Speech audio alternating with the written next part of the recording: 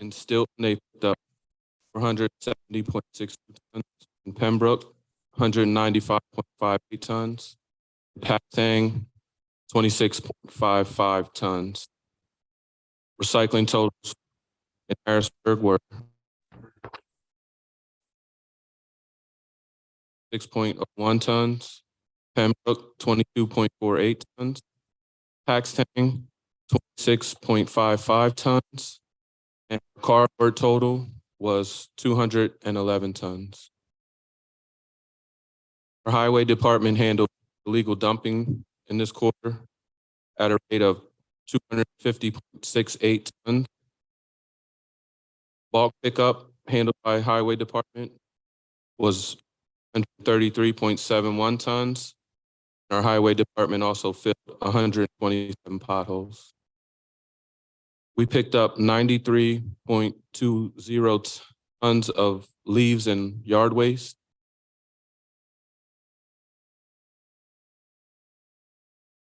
I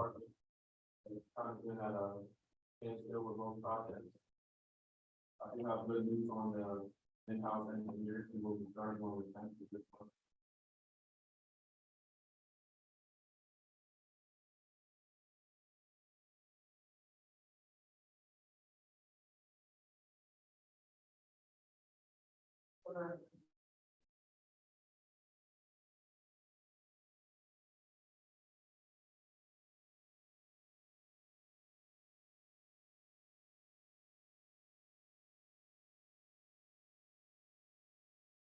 Sure. We put in 134 PA1 calls.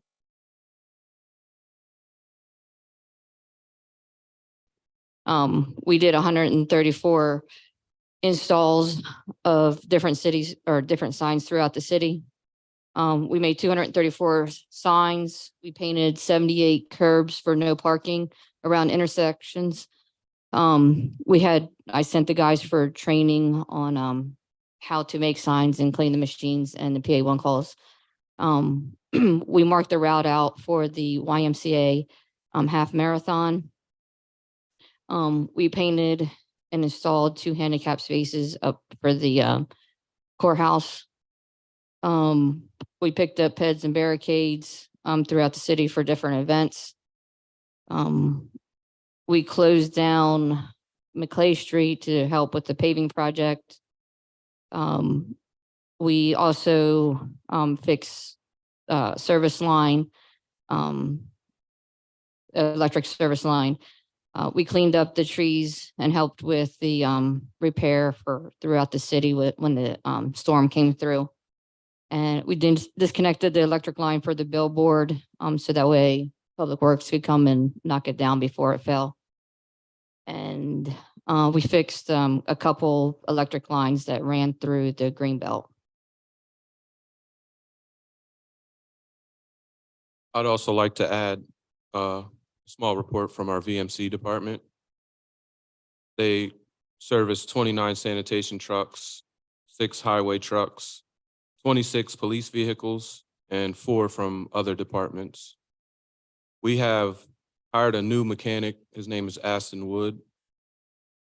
And we were in the process. I know we asked for approval to sell those vehicles.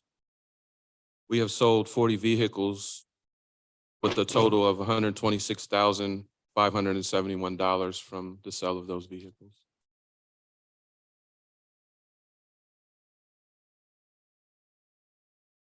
Thank you very much. I'll open the floor for questions. I'll begin with Councilman Rodriguez. Any questions? More of a statement. First and foremost, thank you, Veronica and Austin, for coming to see us this evening and giving us the report. Even in the field, I've heard remarkable, say, raves from the residents on the work you guys have been doing. So kudos to you guys. Veronica, I've heard numerous times about how expedient you've been and, really responsive. So thank you. And Austin, not only have you assisted with things on my own personal block, but I always see you out and about really making things happen for the city. So thank you. Also from the public safety end, we're working on like a cycling safety initiative. So Ms. Veronica, we would love to see how we could collaborate somehow and get maybe just some minor signage up in high cyclist areas but it's something we could discuss further, but keep up the great work. Thank you, guys. Thank you. Councilman Majors, any questions?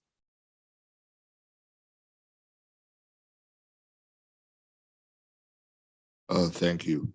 No questions right now, but I do appreciate the thoroughness of the report that we were provided. I guess just one comment on we could trying to see. I don't think there's just one complete roll up of everything at the end, just so because I know it's broken down by week, which is helpful. But if we could just get that one document, maybe I might have it somewhere. I had a lot of papers up here when I got in, so I'll just have to find it, but that was it. Yep. Okay. All right. Thank you. Thank you. Vice President Green, any questions? No, I don't have any questions. Thank you for the report. Thank you for the thoroughness. I also don't recall getting the summary portion, more just a breakdown. Thank you. Thank you. And Councilman Lawson, I know you just arrived. Yes, I apologize for my tardiness. I do not have any questions at the moment because I'm just getting up to speed. No problem. Thank you. Thank you guys for being here and thank you for your report. This concludes the work of the Public Works Committee. We will now move to the Administration Committee.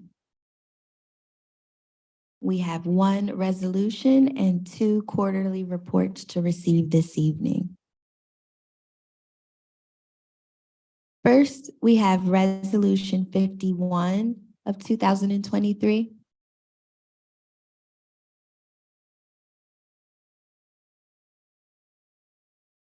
Wait for Mr. Parker to read it into the record. One moment.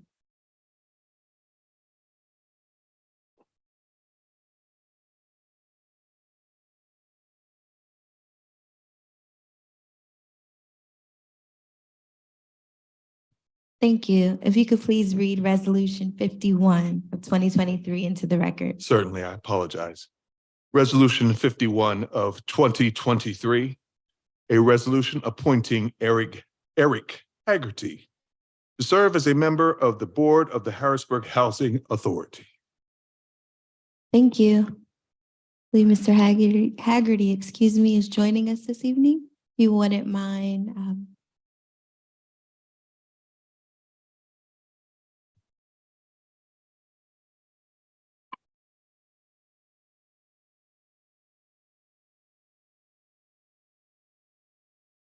Well, likely, I think I have to turn the microphone back on, and if you could speak directly into it, I would appreciate it.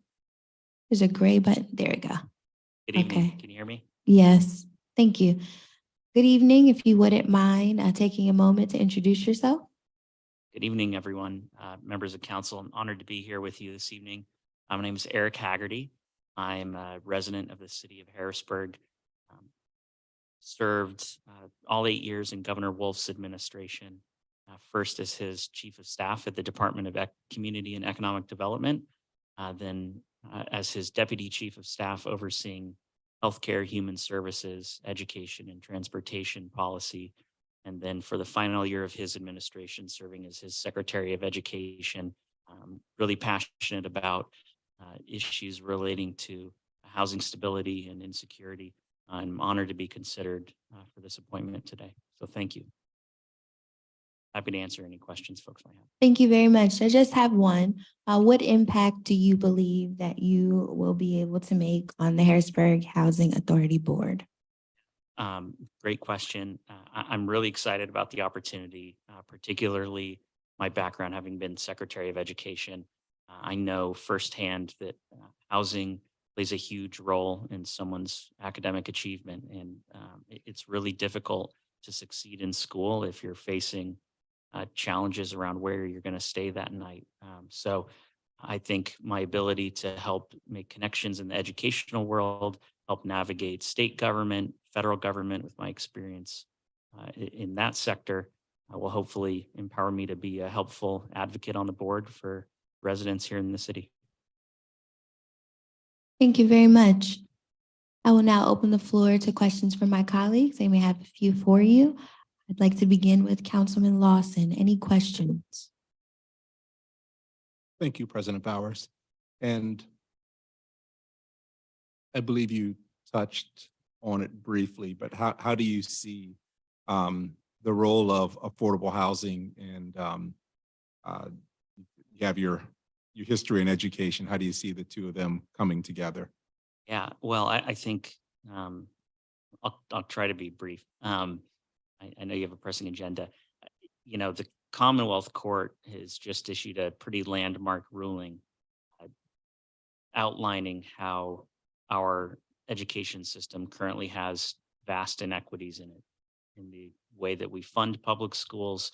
And if you were to put a map of academic achievement over a map of family wealth and family poverty, they're pretty identical maps. And I think it's clear that someone's educational outcomes are influenced in large part by things that happen outside of the classroom oftentimes. And I think it's incumbent on us to create level playing fields and lift people up who are struggling and take care of folks in vulnerable situations, because again, it's really hard to succeed academically and then, you know, career if you're going through really difficult circumstances. So it's a mission of mine to help lift people up that are struggling. And I think affordable housing is a key component of that. And I think it's wonderful that programming like that exists to help people who are in need. Something I'm passionate about. Okay, thank you. That's everything. Thank you. Vice President Green, any questions? Thank you, President Bowers, and thank you for being here tonight. I don't have many questions. I do have one. I'm always curious to find out, how did you hear about the board and what made you want to be a part of it? Yeah, well, I've certainly been familiar with housing authorities across the Commonwealth, you know, through my work prior in Allegheny County, but also at the State Department of Community and Economic Development. And as a resident here in Harrisburg, you know, it's something that I've certainly followed and been interested in. So I've been kind of aware just through my prior work life, you know, of entities like the Housing Authority that do great work on behalf of citizens who need it. Thank you. Councilman Majors, any questions? Thank you. Well, the first question I'll just ask, just in lieu of our colleague who isn't here, who always asks, well, first I'll start by saying hello. Good to see you again. Great to see you again. Do you anticipate any conflicts of interest with your current employment? And if so, how would you handle them? Great question. No, I do not foresee any conflicts of interest. I am about 3.5 months into a new position post Wolf administration, serving as the managing director of Mercury Public Affairs. I have a handful of clients, entities like the Pennsylvania Educator Diversity Consortium, and others who do work with literacy programming in schools, but nothing that I think overlaps with housing per se. And if there ever came a time in which I did have a client, I would certainly make the board aware of that, or turn down a prospective client or recuse myself. Certainly familiar with stringent ethical standards required at the state level, and I would expect nothing different here. Okay, thank you. And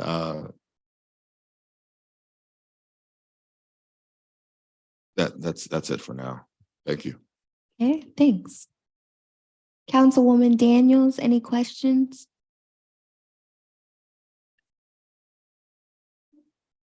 What provision of the public and Indian housing statute do you find creates the greatest challenge for our residents in the city? And that's it for me.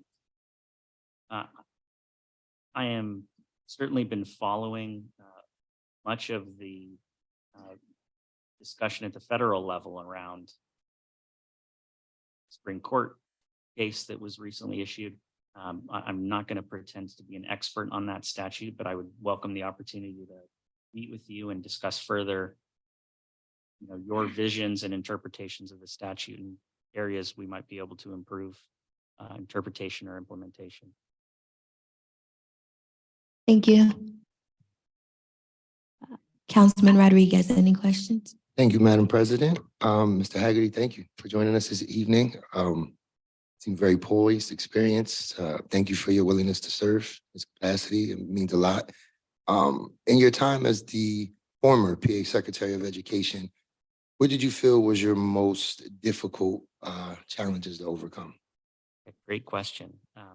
I think certainly throughout Governor Wolf's 8 years in office, both chambers of that General Assembly, House and Senate were controlled by supermajorities of the opposing party.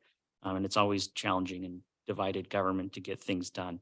And I'm really proud that over that 8 years, we were able to increase education funding by billions of dollars and really make progress, whether it be a new fair funding formula to help more equitably fund public schools, helping get school districts out of their financially distressed status.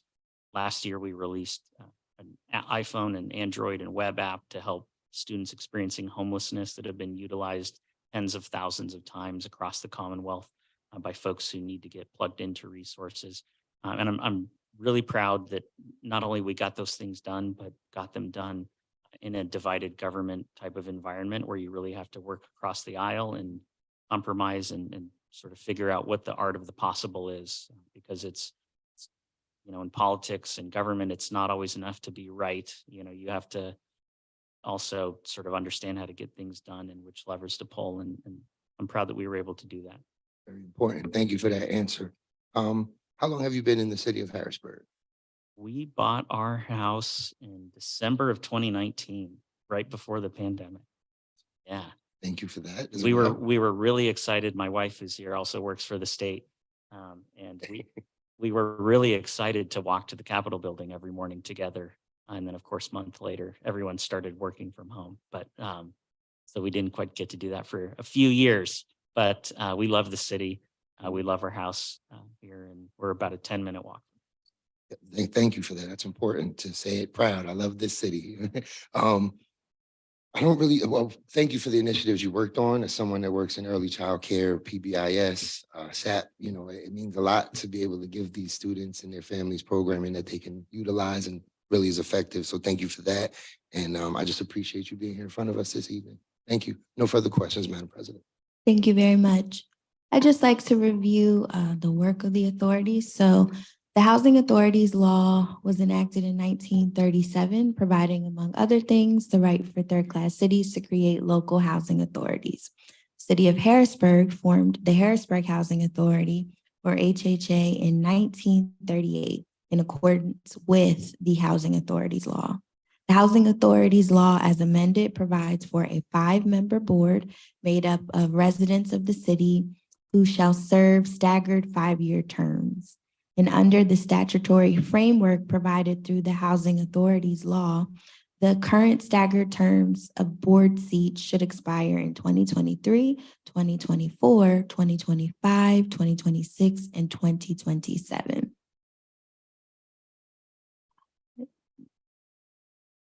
So your appointment shall be for a vacancy occurring on July 1st, 2023, with a 5-year term expiring on June 30th, 2028, just for your reference.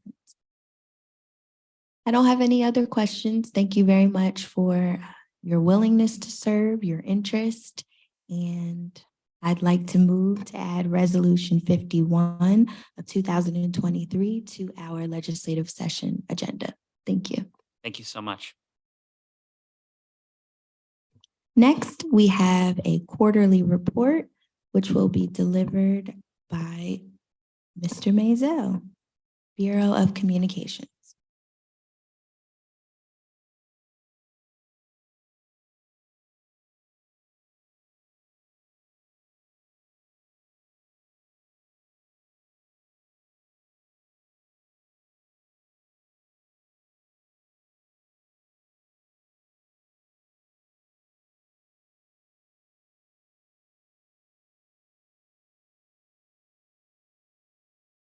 Good evening, Council. This is very quick. I know we have a marathon session tonight, so I would like to just quickly go through this presentation. By this point, if you don't know the members of the communications team, here they are once again. Melissa Mejones Ortiz as our multilingual manager, director. She is our ace in the hole and does not get nearly the due that she deserves as someone who is the main translator in this building. Asher and Emily, you both know, want to give a quick shout out to Asher, who's with us tonight. This is his second day back from a month-long paternity leave, just had his first child, so congratulations to him. Emily she's been with us for about 11 months now and has been just spectacular, and I could not be more proud. I want to get to the main portion of my presentation in just a second, which is the council renovation, which is about to start in a couple weeks. But I did want to highlight our social media work, especially on Facebook, as within the last 90 days, we are shattering all of our social media metrics. And what this means is that the city's message is getting out more than it ever has before. As you can tell, our reach is up 100% from where it was in the first quarter of the year. Our followers have increased 330% on our Facebook page, and our engagement is nearly 200% more than what it was in the first quarter. Again, what that means is people are seeing what is going on in the city. They are reacting more often than not positive. You're not going to please everyone, I understand that, but more often than not, these are positive engagements. The main things that have hit on the algorithm, so to speak, have been the Chutes and Ladders playground. A lot of people were excited about that. And our recruitment for the Fire Bureau. We got a lot of positive engagement about that. So that's good to see. Now, in a couple weeks, we just met with Illuminated Integration, the company which is going to be renovating council chambers. We met with them earlier today, right here. So we have some additional details and news, which I can provide, but they're going to be coming in here starting on July 31st, and they will be doing a full renovation, audiovisual technology, if you will, of council chambers. It's going to be a 2-week project with training taking place the week of August 14th. Everything will be done in time for council's return on August 22nd. The main areas where they will be improving are going to be new microphones, 3 86-inch television monitors, 2 of which will be placed behind where council is sitting right now, and 1 on the wall behind me. We will have an additional, right now we have 3 cameras, and they are only broadcasting in 720p, which is very 12 years ago. We are going to have 4 4K cameras. All of this will increase the presentation for council meetings, both at home and also for people who come to council meetings, because no longer will anyone have to crane their neck to look at a PowerPoint presentation. Everything will be digital on big monitors for everyone to be able to see. The speaker system will be better. The microphones will be able to pick up more. It'll be more clearly, and the technical equipment that we have back there will also improve as well, and we'll be able to just have better quality, which I think is something that has lacked for a long time, and finally age has caught up to the equipment that we have. So this is a necessary change. This is a display of a mock-up design of what it's going to look like from your perspective, council members, and also an idea of what it looks like sitting off to my left with the monitor displays there as well. If you have any additional questions about financials, I'm more than happy to address them, but we're pretty much looking good from where we are this year. We haven't needed to spend a ton of money. There haven't been any unforeseen charges, and that's where we're at. So happy to take any questions. Thank you very much. We're really excited about the renovation. As are we. So I'd like to open the floor to my colleagues who may have any questions for you. I'll begin with Councilman Lawson. Any questions? Thank you, Madam President. No questions at this time. Thank you. Thank you, Vice President Green. Any questions? Thank you. I don't have any questions. Thank Thank you. Councilman Majors, any questions? Thank you. Unrelated to this, but I know at one point we were talking about what the social media policy was for the city. Is there a policy in place, or is it just you all, you folks that have access to the account, manage it in terms of, In terms of posting, yeah, posting and employees? Yeah. Okay. Can you please So you speak get a into the copy. microphone? Sorry.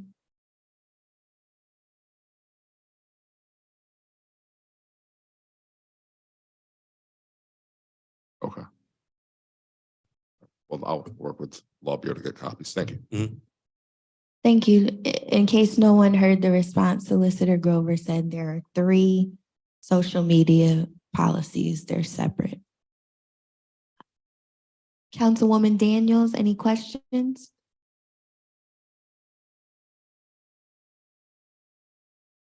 Okay, Councilman, oh, sorry.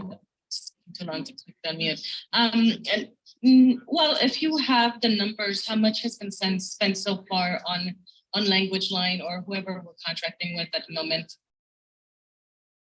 language translation services specifically. Yes. I know there is a $144 annual fee, which we are in the process of paying right now because the subscription to Grammarly, I believe, is the service is up. Outside of that, I'm not familiar with any additional subscription services when it comes to language. I will double check that and get back to you. And for that matter, I will put you in touch with Ms. Mejonas Ortiz, who will be better able to answer that question.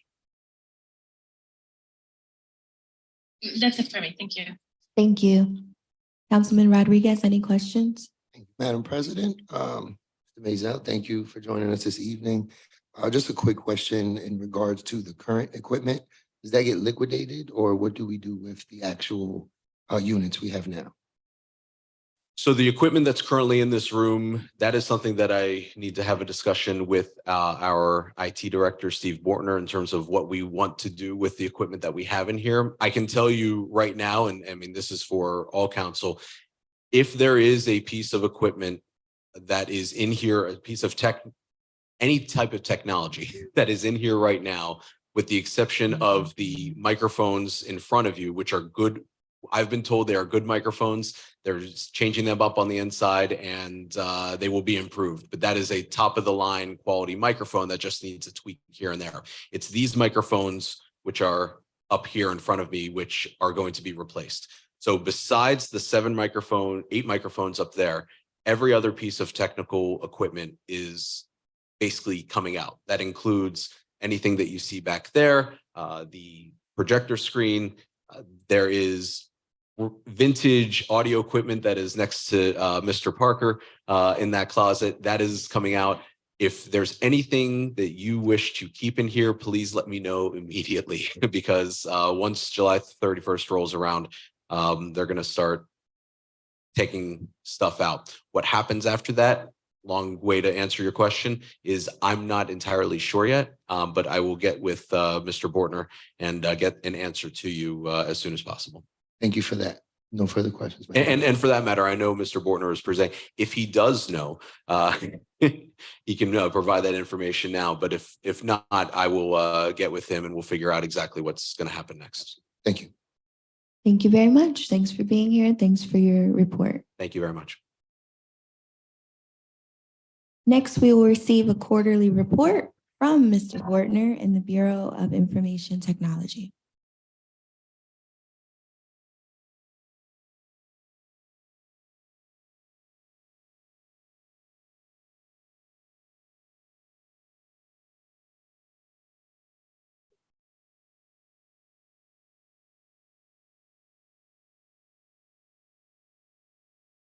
Good evening, City Council. Thanks for having me this evening to kind of touch on what Matt was talking about.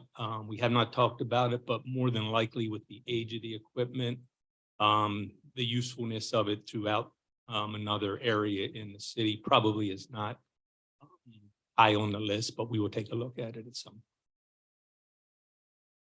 All right, now to get into my quarterly report. As you know, we have an IT support portal, and during the second quarter, we completed 839 trouble tickets, which was down slightly from first quarter. We did move our mainframe computing and storage capacity to our vendor's data center in Omaha, Nebraska. We did that at the end of April. There were a few hiccups after the migration, but all of them have been resolved and things have been running very smoothly. And because of the water damage in the basement, you know, we had to basically redo everything. And as of the end of May, our IT office space, conference room, and training areas are back to normal, which is good news for the project that we're working on. We are fully staffed, which is another good piece of information. So we have no open positions. The big item is our Operation Municipal Migration Project. We still have the 3 mainframe systems to migrate, plus our payroll system. We are working on 4 of the 5 remaining phases, and the human capital management is scheduled to go live in January. Tax billing and collection scheduled to go live in October. Licenses, permits, and codes enforcement scheduled to go live March of next year. And asset maintenance scheduled to go live in January. The one we haven't started on is utility billing and collections. We're hoping to get started with that sometime this quarter. We have about 35 city employees working on the project right now. That will ramp up as we get into some of the end user training later this year. So far, since we started the project, city employees have reported 4,207 hours of time on their timesheets for the project. And the plan currently runs through mid-2020. The budget for the project currently is 1.342 million. The actual expenses is about 880,000. So we have 462,000 remaining to be spent. And that's primarily on the time that the Tyler resources work on the project. And then final item, as far as our budget, our revised budget is 3.11 million. And in the salaries category, we've used 47%, services 43%, supplies 49%, and capital 43%. So halfway through the year, we're not quite at halfway with our spending for the year. And at this point, we don't have any unexpected additional costs through the end of the year.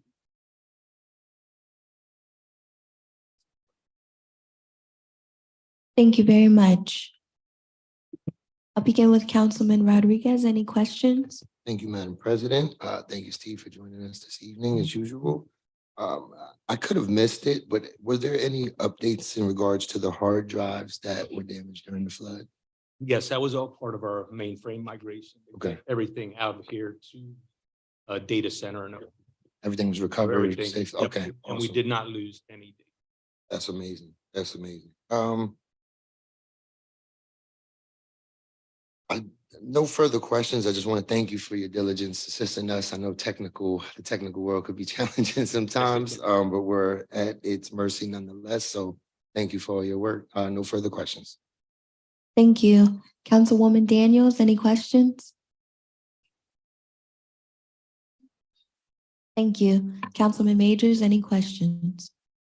The only question is, so based on this, sounds we're still on track for all the contracts for Munis and the transition to occur. You don't expect any delays? The only issue would be if something unexpected Right. comes up. There's a couple of issues we're working on, but nothing that we think will derail any timeline. Okay, great, because I know yes, that's perfect, great, thank you, that's it. Thank you. Vice President Green, any questions? I don't have any questions. Thank you. Thank you. Councilman Lawson, any questions?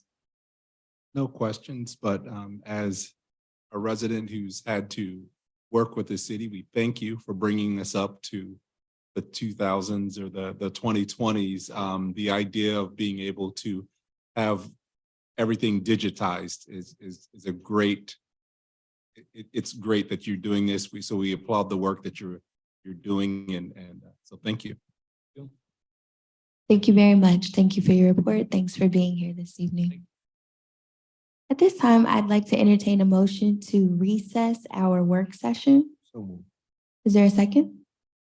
Second. Thank you. It's 6:13 p.m. We stand in recess.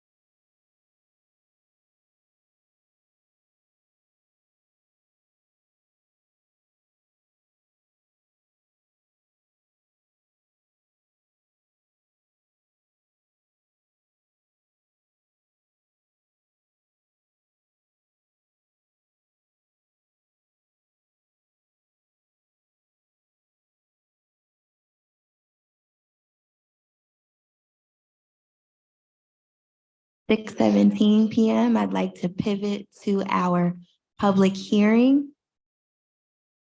So I'm officially calling the public hearing to order at 6:17 p.m.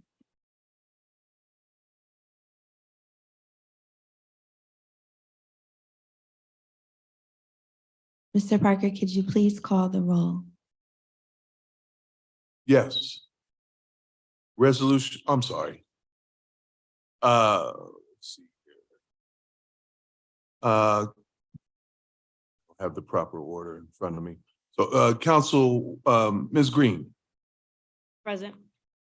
Mr. Majors, Here. Mr. Rodriguez, Present. Ms. Daniels. Ms. Rawls is excused, Mr. Lawson, Here.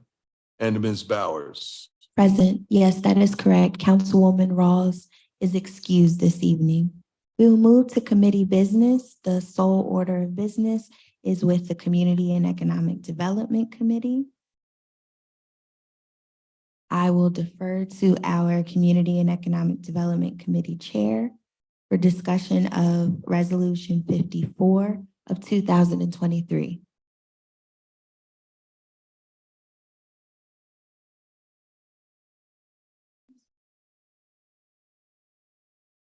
Yes. Resolution 54 of 2023. A resolution approving the fiscal year 2023 through 2027 5-year consolidated plan for the City of Harrisburg Department of Building and Housing Development.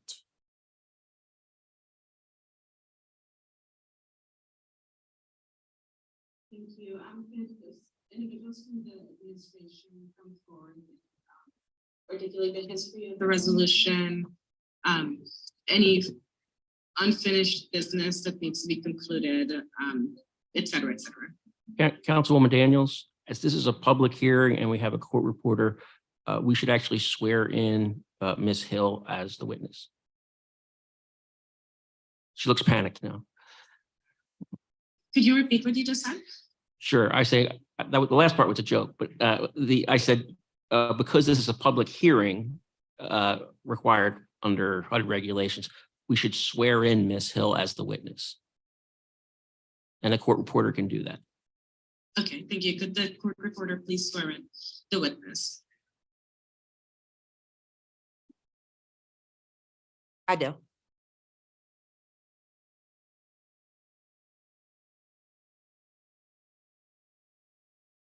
I'll just jump right in. So I'm Denise Hill. I am the Director of Department of Building, Housing Development. Thank you all for the time tonight.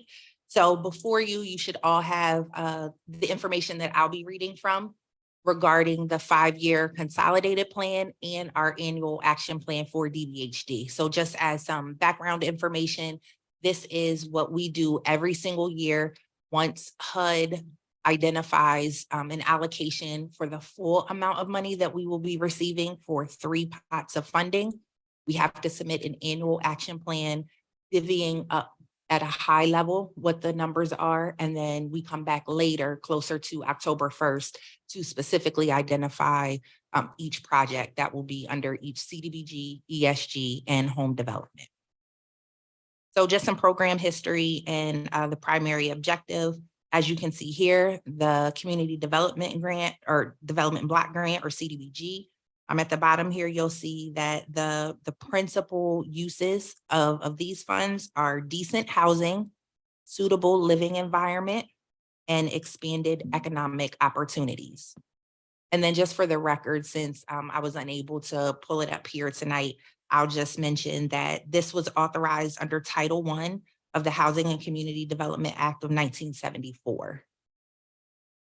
Moving on to the Home Investment Partnership Program, or what we often refer to as home development. This one was authorized by the Cranston-Gonzalez National Affordable Housing Act of 1990. And then I wanted to put emphasis on these funds are used exclusively for affordable housing activities to benefit low-income households. And then the Emergency Solutions Grant, or ESG. The thing I wanted to highlight here is that this assists people to regain stability in permanent housing after experiencing a housing crisis and or homelessness. So more about CDBG, what I wanted to highlight on this next slide are the 3 main ways that the city uses these funds are for public improvements. So a lot of that was along the Sixth Street corridor, we helped to put money towards the ADA accessible ramps on the sidewalks and chutes and ladders.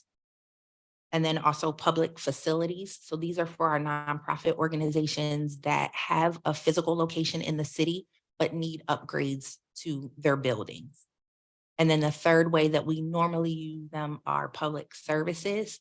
So that's also for nonprofit organizations. That's for case management, wraparound services that are provided directly to citizens of Harrisburg who are low to moderate income.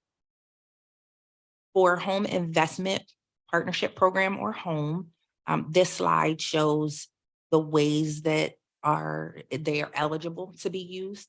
But the last two I'll call your attention to. So rental assistance, it says vouchers there. When a lot of people see that, they think of a traditional rental assistance program or one like we ran through the pandemic. These are specific to Harrisburg Housing Authority. So we aren't able to use the home funding directly for rental assistance to residents. And then lastly, capacity building. I just wanted to mention that we do have a CHODO or Community Housing Development Organization. You'll see later that there is a minimum set aside that HUD requires that part of this home money has to go towards this organization. Now, it would be up to this body to decide if we wanted to do a competitive process to change who the CHODO is. But right now we do have one that's been longstanding with the city that does work. Then moving on to the Emergency Solutions Grant. This slide again shows you all the ways that ESG can be used. And then I'll just call your attention to the very bottom. So ESG funds may be used for 5 program components. That's street outreach, emergency shelter, homelessness prevention, rapid rehousing assistance, and HMIS, which is the Homeless Management Information System. That's the system that we have to use to input information about homeless individuals in the city in order to streamline the services that they receive. On to the next slide.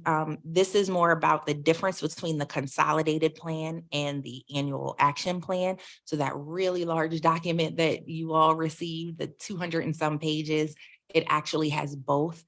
If you recall, annually, you normally get a shorter one because it's just the annual action plan, but we are required every 5 years to do a 5-year kind of forecast of what we would do with the funds that come from HUD. And I did just want to call attention, it's not in your packet, but what we are doing today is different than the CAPER. So the CAPER is the Consolidated Annual Performance Evaluation Report. So basically the annual action plan tells HUD what we are going to do, and then the CAPER tells them if we did it or not. So one looks forward, one looks back.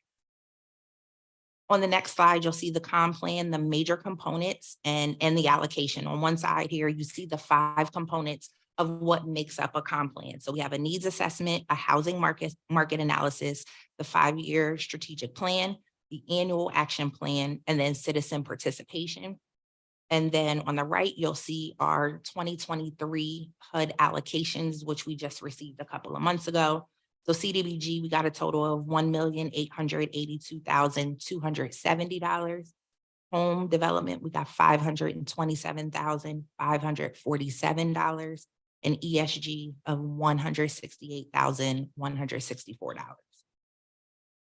Next, you'll see citizen participation, the 4 ways, that is handled through a community survey, which was made available, a stakeholder survey, which was sent out to organizations, and HUD lays out what types of organizations should be contacted throughout this participation. Then a 30-day public comment period, which ends August 7th, and then the public hearing, which we are having tonight. And then moving on to some high level, oh nope, I'm skipping a page. No, I'm not. Okay, some high level citywide population highlights. I just wanted to really identify on these next couple of slides the trends that the city is going. As you can see, our population is trending upwards. Our number of households is trending upwards, and the citywide median income is trending upwards since 2010. So right now, the median annual income for a household in the city is $44,444. Moving on to the needs assessment, you'll see that we did some tracks to show different LMI areas. So as a part of HUD, how you can define where funds go or how much they give us. There can be basically the city as a whole. So if the city as a whole has a high enough low or a poverty rate or amount of households that are at LMI, the city as a whole will be able to be benefited. So that's how they determine how much money we get for public improvements and public services. I just also wanted to mention, and I know I sound like a broken record at this point, but the Metropolitan Statistical Area, or MSA, that is defined by HUD. So Harrisburg City proper has an MSA as given by HUD, but ours includes Dauphin, Cumberland, and Perry counties. So that's how, if you're reading any of these numbers and statistics and they feel skewed, it's because it is not just Harrisburg City proper. Because we're a third-class city and the size of our population, they actually take a general area as opposed to just within our city. And then the last bullet on that slide, you'll see the LMI for this particular MSA that we are in is anything less than $75,450 for a family size of 4. So that just kind of took the median number. HUD defines family sizes between 1 and 8. There's a different number for each. So just gave that middle number there. On the next slide, you'll see some homeowner occupied housing costs. 2 things that I wanted to point out were over 23% of homeowners are cost burdened. And then 465 homeowners are severely cost burdened. So what that means is cost burdened is if a household is spending over 30% of their income on housing expenses, and then severely cost burdened is if they are spending over 50% of their income.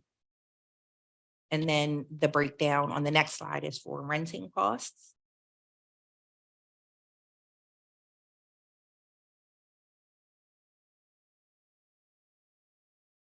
And then we'll move to community input. You'll see for the citizen participation, it was identified by those who responded that the #1 priority from the community that they are identifying as a want or a need for the city is affordable housing. And that's broken down between new affordable rental and homeowner housing, down payment assistance, and then specifically senior housing.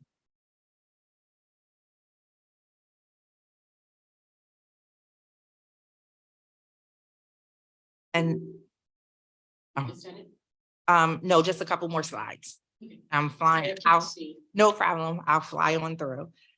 So then just for the 2023 to 2027 comp plan priority needs and goals, you'll see how it is broken out over the different categories. I just wanted to call attention to the very last one, which is our section 108 loan repayment.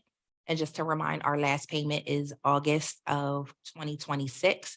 We have allocated an annual amount of $240,000 every year to get that loan paid off.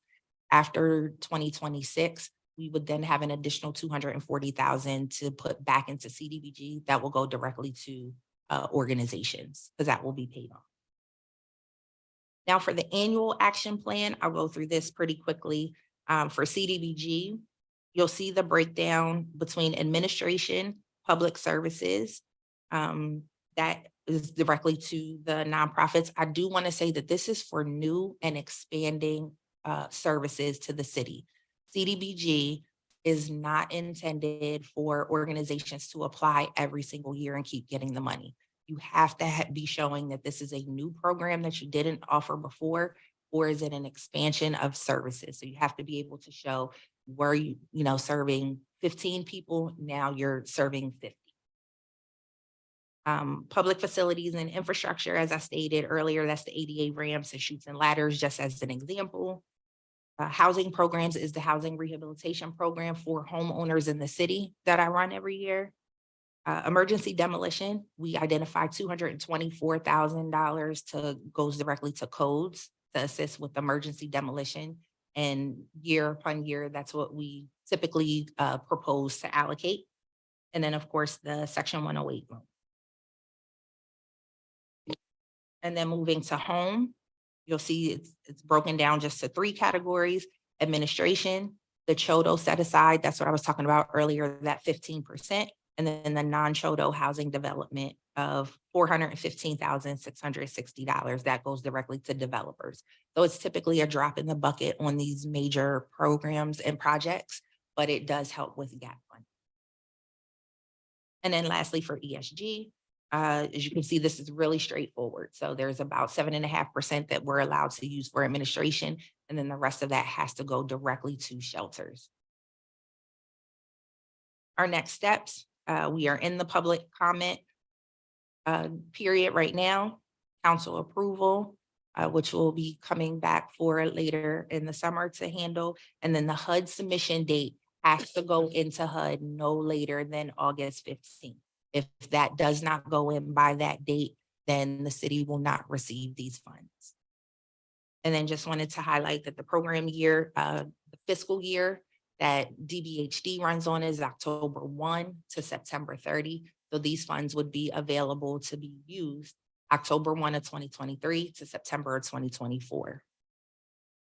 And then my contact information is on the last slide there. Thank you. Are there any material differences between this 5-year period and the last 5-year period in terms of the goals for the funds? Are there any similarities? Is that what you said? No, material differences. Oh, no material differences, no. So open it up to my council members. I believe the first one to my far right is Mr. Lawson. Thank you, Madam Chair. And is it possible, Mrs. Hill, if we could get an emailed version of this, or has that already happened? You should have it. If not, absolutely. Okay, great. Just I wanted to see a few of the charts, and Sure. it would be much easier to see them on the computer. Absolutely. I'd also be happy if it's the wishes of this body, I can ask IT to put it up on the DBHD website for the public as well, since I was unable to view it. Absolutely, please. Sure. Thank you. That's everything. Is that it? Yes, it is. Thank you. Vice President Green, Thank you very much. I don't have any questions. President Bowers. Thank you. I just have one question regarding the allocation for the emergency demolition. I know in the annual plan, you generally project or have a goal of the number of properties on the demolition list that you'd like to see. Do you have an idea of how many could be targeted with these funds?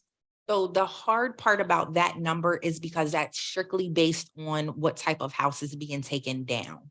So if there are 2-party walls versus Ann Montgomery makes the determination if that's something that it has to be contracted out or if it's something that can be done in-house. But I believe and I can get the verification from Ann, it might be on average, one might be 8,000, but it can go all the way up to 30,000 per house, just depending on making sure it's safe and not having a negative impact on either houses if it's a row house, just making sure that it's done properly. Okay, I think if I'm remembering correctly, through the annual report, they're generally between 4 and 7 that are done? Yes. Okay, thank you. Sure. Is that it? Yes, thank you. Councilman Majors, No questions for me. Thank you. No problem. Councilman Rodriguez. Thank you, Madam Chair. My questions were in regards to making the documents public, so no further questions. Thank you. Solicitor Glover, any additional procedures beyond what Ms. Hill identified?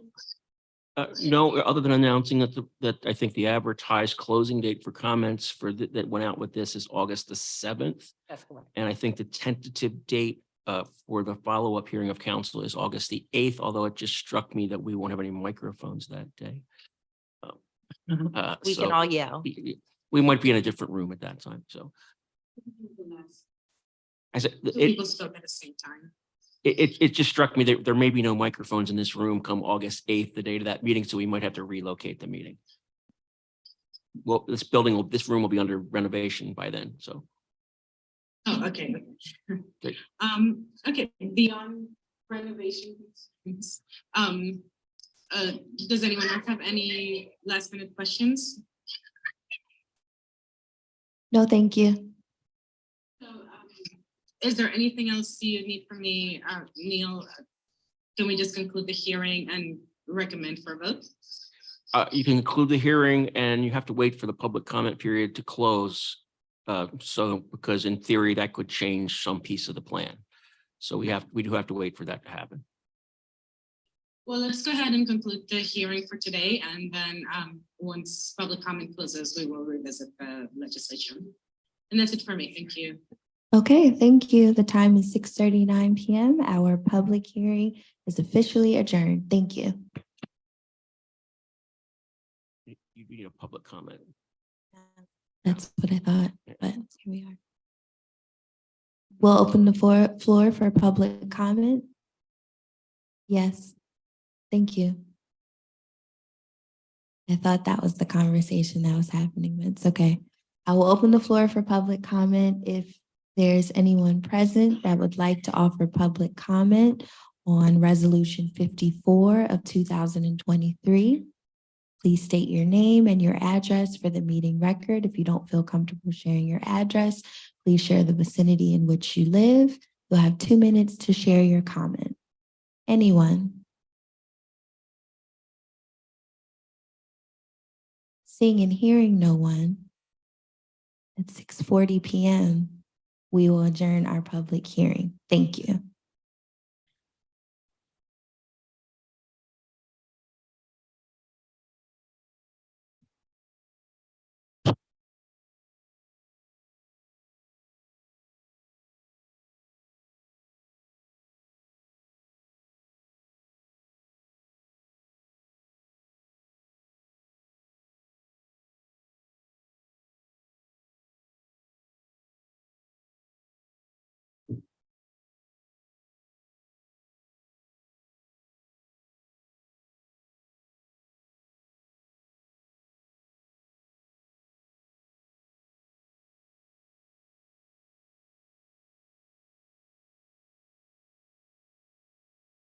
We'll entertain a motion to resume our work session. So move. Is there a second?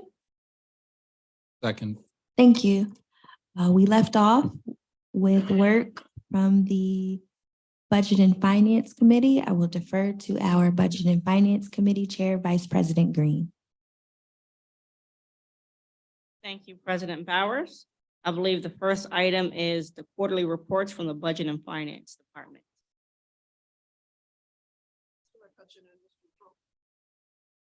Thank you.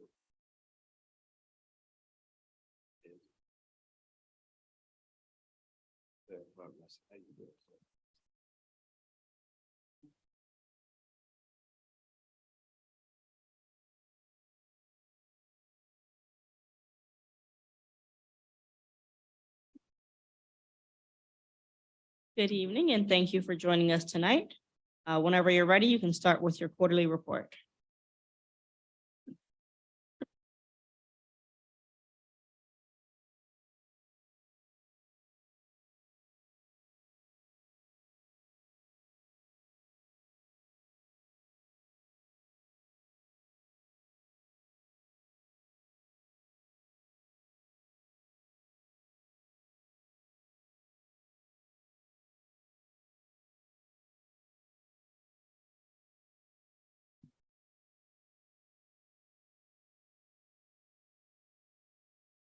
I'm not sure it's properly uploaded, so please excuse me, but one of the schedules is uploaded, so I'll make sure.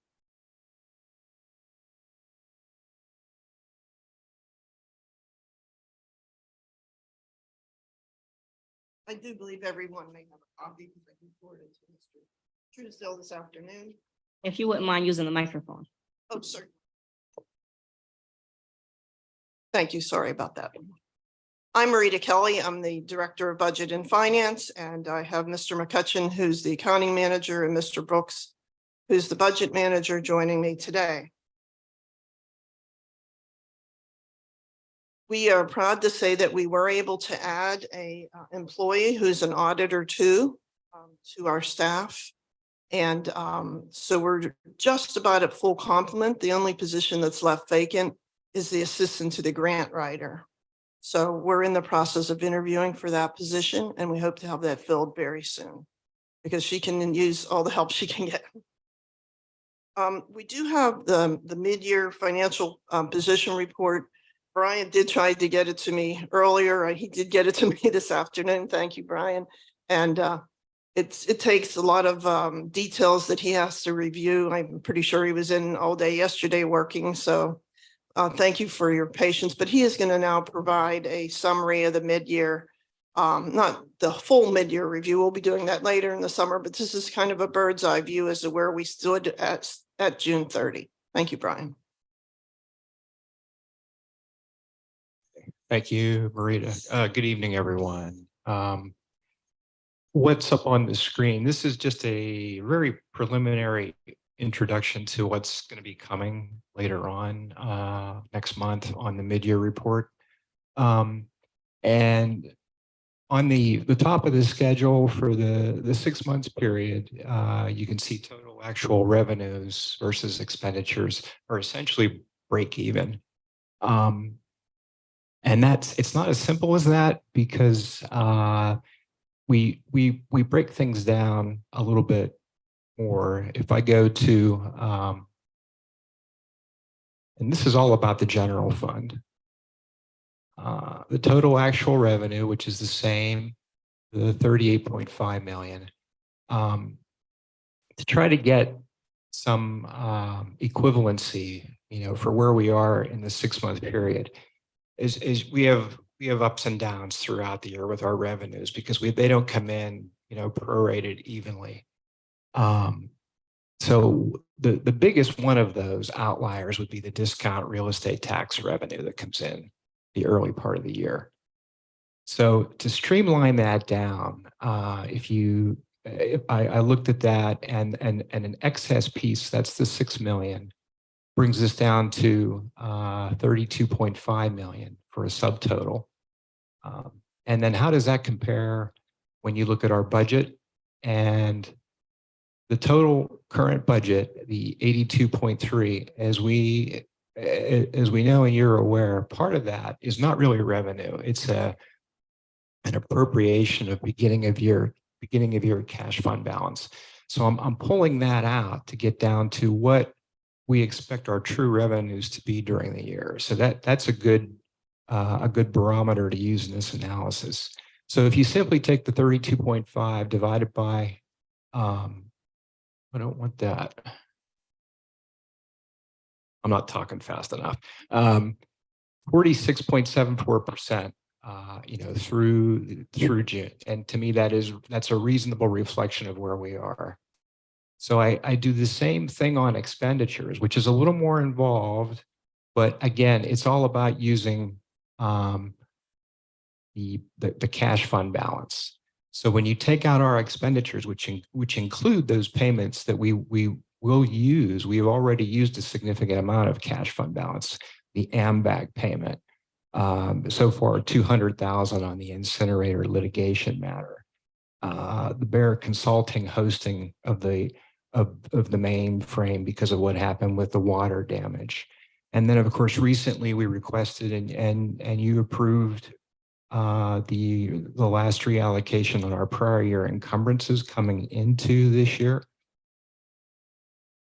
encumbering prior year budget. So that's taken out. And again, using our current budget we have and taking out the fund balance funding portion, it's the same as what I took up above for revenue. Same resulting total, 69.6 million. And if you do the math, it comes out to 41.02%, which is a reasonable comparison, revenue versus expense.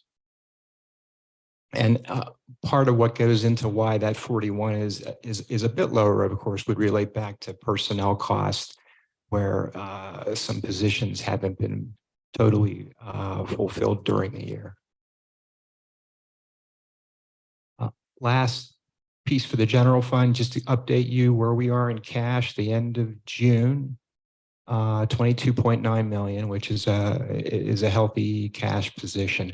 Where we were last year at this time, we were much higher, over 34 million.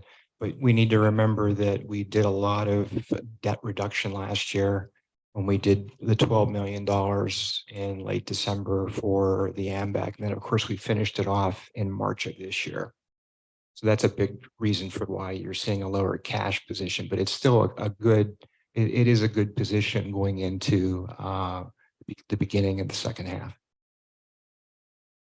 And then real quick, just neighborhood services. This is not as detailed because I'm mostly reconciled through the end of June. We're just coming into this first week of July.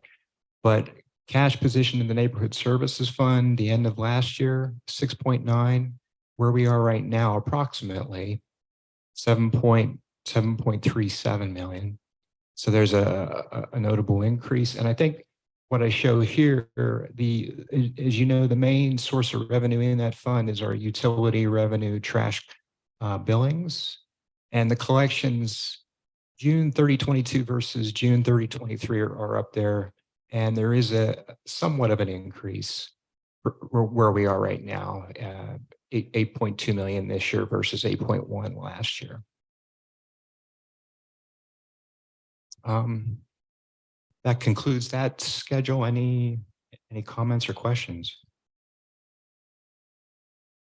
If you'd like to wait until I'm finished, perhaps we could ask the questions all at once. That's up to you, Vice Chair, of course. Yes, we can continue on. Thank you. Okay, thanks. Thank you, Brian. I will say that he jumped through a number of hoops because I said, you know what, it would be really good for City Council to have this before we break instead of after. And so he's spent a lot of time doing, the normal monthly and closeouts plus a lot of other pieces. So we do apologize that we got this to you rather late this afternoon, but we thought it was a very effective piece of information that you will need as you break for the summer and give you some food for thought. And then Mr. Brooks and myself will be working at putting together the full mid-year report with, kind of excruciating details. This is kind of just your general summary, but I am grateful to Brian and Tim for their commitment. Thank you. We appreciate it. It definitely was helpful. Just to kind of get this overview so we know where we stand a little more about the numbers. So thank you. Excellent. Yes, thank you. I just wanted to give you an update on the Tyler municipal migration. I know that Mr. Bortner gave you a general update, but the general ledger implementation is what really has occurred since January through today. And my team's been working night and day to try to keep current with the various pieces. I think you may have my PowerPoint in front of you, I hope. The Department of Budget and Finance continues to work with the IT migration to the general ledger software for all accounting, budgeting, and purchasing purposes.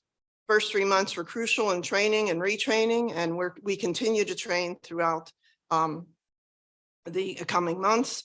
The capital fixed asset system is now being implemented, and that is going to be extraordinarily valuable to the municipality because we'll be able to not only track and examine our fixed assets, but this system allows us to track our inventory. And I know City Council in particular has had concerns about those items under $3,500. Have we been tracking them properly? For instance, tires, batteries for vehicles, things like that, light fixtures and things like that. So I think having this inventory system developed will be extraordinary. And the interesting thing is this particular module allows us to link the inventory system to the work orders that the facilities through Mr. Baker and Public Works, so forth and so on. So let's say Jeff has to replace all the lights on the 3rd floor. When Jeff goes to get that work order, he'll know how many lights he needs to take off the inventory, and then he'll automatically reorder the items to replace those items. So I think you will find that never before have we been able to track I mean, obviously we track fixed assets because that's part of our audit, and Brian's done an upstanding job of that. But Hillary has been working with our team, and we have training tomorrow to really fine tune that piece of operation. And I think that you'll be very pleased with the result. The other item we've been doing is budget preparation for the fiscal year 2024. Tim's been working painstakingly with his team. His team is largely Miss Fountain and Miss Smith Manning and myself. And the budget module training is coming up July 17th. Tim will be doing that training, and he will be having several trainings per day for each department to assure every department is trained properly. Because believe it or not, his preliminary meetings with the departments was to promote a more participatory approach to budgeting, since the departments will be entering their own operating budget information. He wants to make sure that they have the data and the information entered properly. This is for operations only, not for the personnel piece, because as you know, human resources isn't implemented yet. But I will give Mr. Bortner and Mr. McCutcheon credit because they entered all 3 fiscal year budgets for 19, 20, and 21, or no, I'm sorry, 20, 21, and 22. So now it's a little easier for Tim to explain to the rest of the team once they can, the department heads, once they can see what they spent in those interesting prior 3 years. And the department, we hope to have that operating budget finished somewhere around mid-August. That's a good goal, but I'm not sure we'll reach it, but that's our goal, and we're going to make every effort to reach that.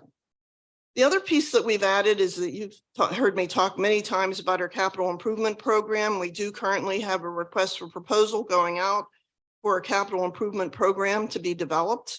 We have that budgeted in our budget. We had hoped to get that out a little sooner, but we're looking at so many different types of software and so many types of what I call cerebral experts who are financial management experts. So these individuals will help us to manage the multi-million-dollar pool of fixed asset infrastructure that the city currently owns. The primary objective is to develop a strategic 5-year capital improvement program. This program will serve as a roadmap for our municipality's capital investments, ensuring the efficiency and effectiveness of resources and the long-term sustainability of our current infrastructure. To move on, just to try to keep this moving quickly, we do continue to answer to our 2 oversight boards, DCD, as you know, through the Strong Plan. We have completed the 4th and 1st quarter, and now we're in the process of developing the 2nd quarter information. Brian will be doing the financials. I'll be doing the operations piece. He and I meet in the middle about the middle of the month after the close of the quarter, and we will be sending that to Madra Clay to make sure she gets her information timely. Our second oversight board is the ICA, and Tim and Brian and myself spent some painstaking hours preparing the 2023 preliminary numbers that were submitted to the General Assembly on April 30th. And now we're going to spend the next 2 months developing the 5-year plan for the 5-year financial management plan for the city, which is due August 31st. You may say, well, that seems late. They were generous enough to move that date back for us so that we could have 7 months of information instead of 4. And I think it's going to be more useful for City Council and for the ICA as well. Also, we're current on our ARPA reporting. We will be reporting for the next quarter, or for the 2nd quarter here in the next 14 days or so. But we are current on everything reported to ARPA. As you know, our grant writer, she's just extraordinary. I mean, the numbers she's tackling is just unbelievable. The CDBG CV alone is nearly $14 million. And she and Parks Facilities have done an outstanding job of moving those parks projects forward. We have the PCCD grants, as you are aware, and doing some wonderful work with that. We'll be talking about those with our reallocation in a few minutes. And of course, CCD, RACP, gaming grants, she's just doing a fantastic job. And then to close my segment of my report, we are currently at 34.8% for our budget, our expenditure budget. Everyone received a copy of that. I actually printed out the copies for all departments and made sure that Mr. Truesdale had those. We have the money set aside for the CIP study, so I think that's a large reason. And also, we were late in hiring the auditor too, because it just took us some time to get that position hired. But I want to thank you very much for your time. I'm sorry my presentation wasn't up on the screen, but I know you have it in front of you, and I'd certainly entertain any questions. And then Mr. Brooks will be generous enough to present the next segment once you're ready to introduce it. I just wanted to give you an update. Thank you. All right, thank you very much for your detailed report. Thank you all for the work that you do. I can tell you've been busy over the last 6 months. I'm going to go ahead and open it up to my colleagues with any questions. I'll start to my far left with Councilman Rodriguez. Thank you, Madam Chair. Thank you to the team for being here with us this evening. Ms. Kelly, where exactly are we posting and or promoting the assistant grant writing position as well as the management positions for some of the GVI initiatives? Yeah, the only position I have right now is the assistant city manager. Assistant city grant writer position. We have posted that on a number of sites, and we have a couple of very good interviews. There's one woman in particular that we're very pleased with. We still were interested in posting on some of the grant sites, which I recently discovered for Rebecca, so she's going to be promoting them there. I also suggested that she promote them through GFOA PA and GFOA National, which is the Government Finance Officers Association of Pennsylvania and the GFOA of the United States and Canada. Thank you. No further questions. Quite welcome. Thank you. Councilwoman Daniels, any questions? Thank you. Councilman Majors, any questions? Not at this time. Thank you. Thank you. President Bowers, any questions? I don't have any questions. Thank you. Thank you. Thank you. Councilman Lawson, any questions? No questions. Thank you. Thank you. I just have one question. How are we doing with our audit? I know that we were still working on it, so if we can just get an update on where we're at with the audit process. Very close. We have a draft of the financials. I've done the responses to the prior year single audit findings, also the management letter comments, so forward them to Boyer and Ritter. And I actually wanted to distribute that information out last week, but my chief auditor, the partner there, he recommended that he doesn't want to double up or duplicate sending out information initially and then having to resend it again. But we are close. I'm finishing up the management discussion analysis, the MD&A piece this week, and I've also started to work on the statistical section and have employed the use of the new staff member we have to help me get that done. So I'm hopeful by the end of next week that we ought to be in a completed draft state that will be much liking for my partner at Boyer and Ritter. Thank you very much. And if you don't mind, and speaking of Mr. Wilderson from Boyer and Ritter, I did have an opportunity to speak with him about the 2022 audit, and he felt very comfortable that we would be able to migrate directly into that audit as soon as we're able to get this one finished. I can't guarantee it'll be finished in September, but I think we're in a position where we can hit the ground running. He now has the auditor 2 position. He now has the accounting assistant position. That's Alicia. She's been here for a while. And now he also has Miss Fountain and myself. So I think that hopefully we'll be able to get back on track. I will take responsibility for the timing of this year's the Munis project, because it's so heavily burdened, and he had the 14 years of experience. He spent, as I just told you, a significant amount of time ending those 3 years of budgets. He spent some time doing the closeouts. I know you don't want to hear me bellyache, but I will say that we steadfastly have made every effort to stay on track. And I personally have pulled him off multiple times for other projects that have come up that are critical as well.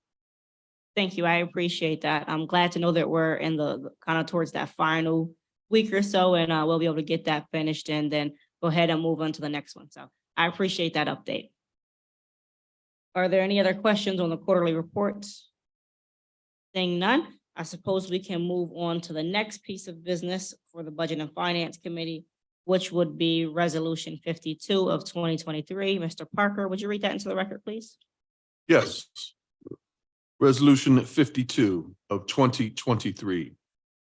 A resolution approving the third proposed 2023 operations-related budget reallocation. Thank you. And if you all would like to start with your presentation, we're ready when you are.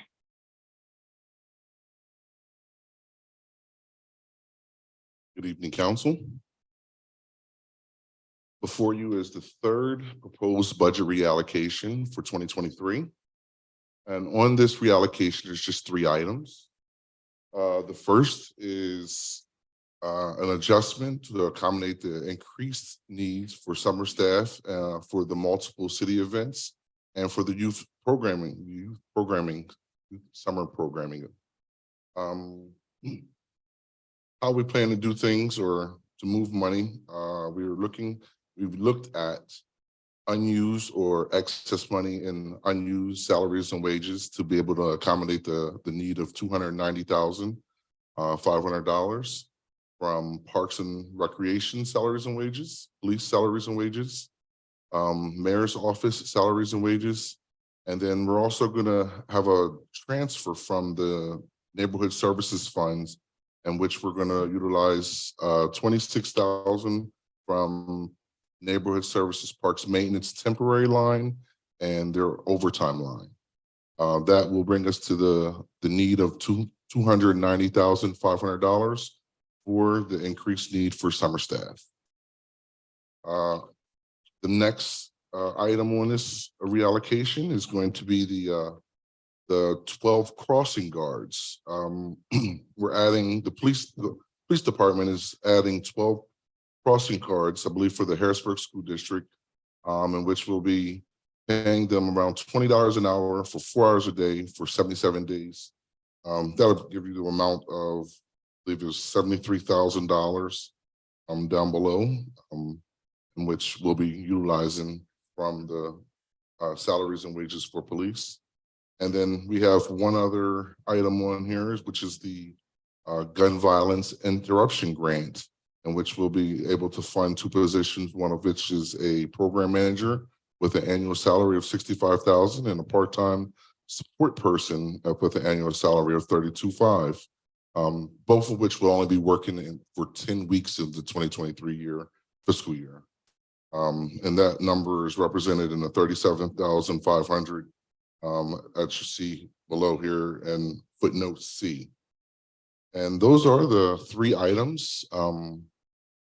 What else you see here is the transfer from neighborhood services, since it's from one fund to the other. We have the transfer from $55,978 from neighborhood services going to the general revenue up in that amount.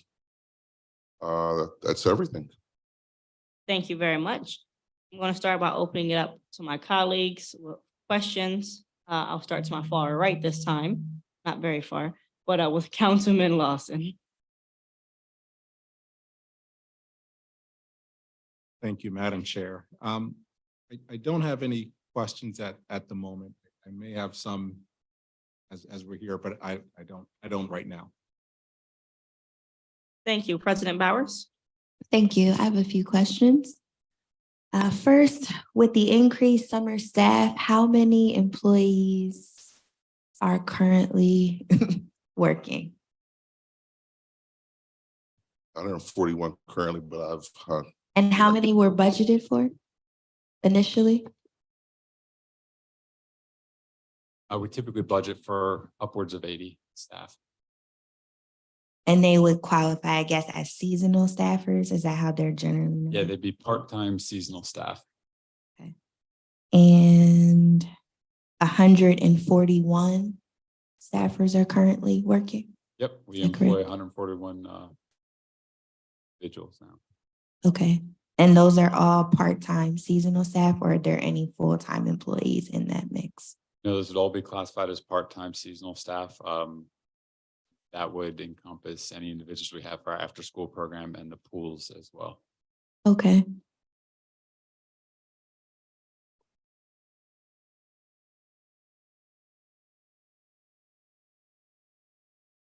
Do we know what caused the influx of applicants? Was it just new interest, or what do you think? Or was it a situation where everyone that applied was basically hired? I like to blame all this on Matt Maisel. It's completely his fault. So, we've had a lot of outreach. We've had a lot of communication with the public. We've had a lot of interest in our summer programs. We've expanded the programs. We have additional need for additional staff to take care of our additional load that we're seeing. We have more kids in our programs this year than I've ever seen before. We have a PowerPoint presentation to show you some of the additional programming and options that we offer our residents and the kids. So we can show you some numbers on increases in every single park across the board as far as our summer programs. And then, we typically have 6 program sites. We now have 8 program sites, but we offer more items or more things to do at the pools after school and then throughout the summer as well. So. My final question, I guess, for you with the summer programs and increased staff there, I guess from an evaluation standpoint, since there are so many new,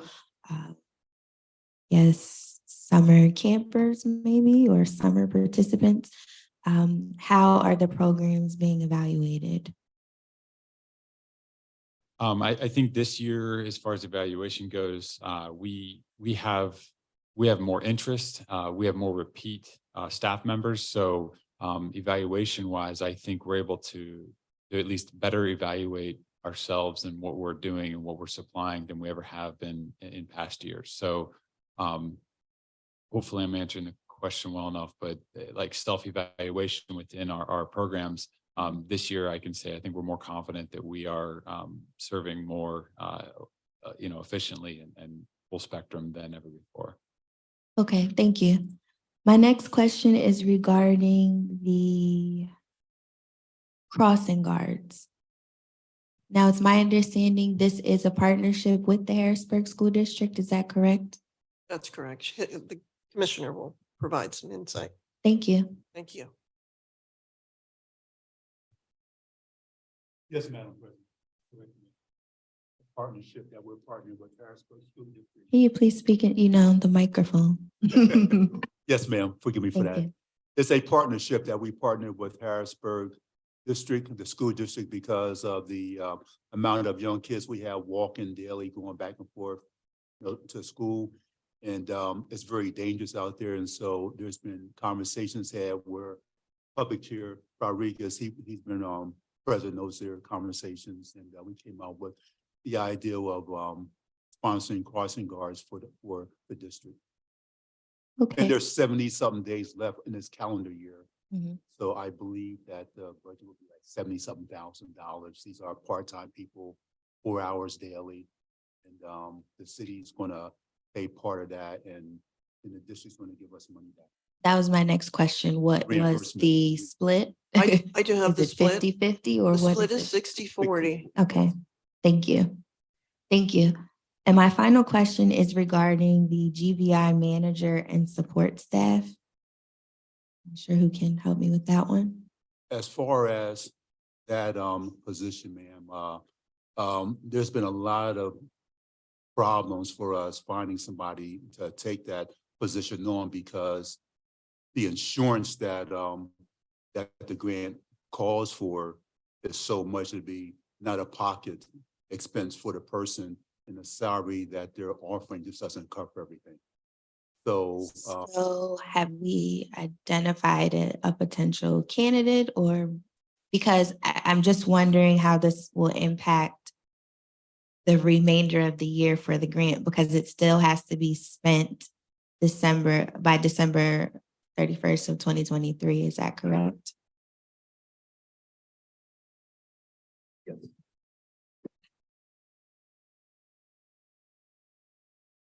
Hello. Hello. Currently, yes, the grant is through the end of this year. We did submit a project modification request that would include an extension on the funding through June of 2024, the end of June 2024. Okay. I guess I don't have any other questions. Well, maybe one.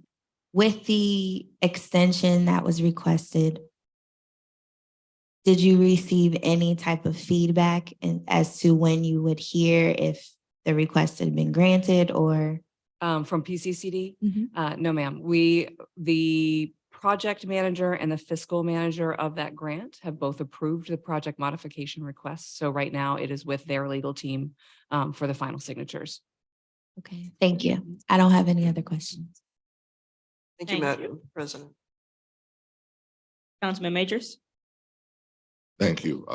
Just with respect to the question, President Bowers asked about the split, that's 60-40, city 60, school district 40. One, the answer is no. Two, the mayor negotiated this directly. But three, there are two agreements that are still in draft, one with AFSCME and then the one with the school district. So this is coming now in anticipation of a final agreement. So right now it's 60-40. And the reason it has to be fully funded now is because the city code says the controller is not allowed to sign a check for a position that's not funded through December 31st. So the city, this number fully funds it, and then therefore it's a reimbursement with the school district. Okay. But to say the ink's not dry would assume there's ink, and there's not really ink yet. Okay. So this is based on direct negotiations from the mayor. Okay. Right, but I think everyone agrees what the terms are.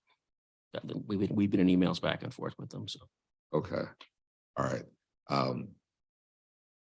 Question then for me is, and I don't know how much you get into it. Why are they falling under the police and not under another department? I will say historically, we have done this in the past, back in the 80s and early 90s. It was under police, just is from a historical perspective. I was the budget manager at the time. So I don't know if they just followed that same pattern or how they proceeded. Yeah, But it'd be great to get more clarity from, of course, but but I'd give you a little history. thank you. Anyone else that wants to speak to that or? In the 90s, we had the crossing guards, but I think it's due to the training, and we're the only qualified entity to train them right now. School district isn't. Okay. All right. I was just curious as to why the crossing guards fell under the police and not under like public works or any other department within the city. But given that there's still negotiations apparently going on, I'll hold for that. With respect to the increased complement of staff for the summer, again, based on President Bowers' question, so again, was it that we just hired everyone? That wasn't clear. That applied?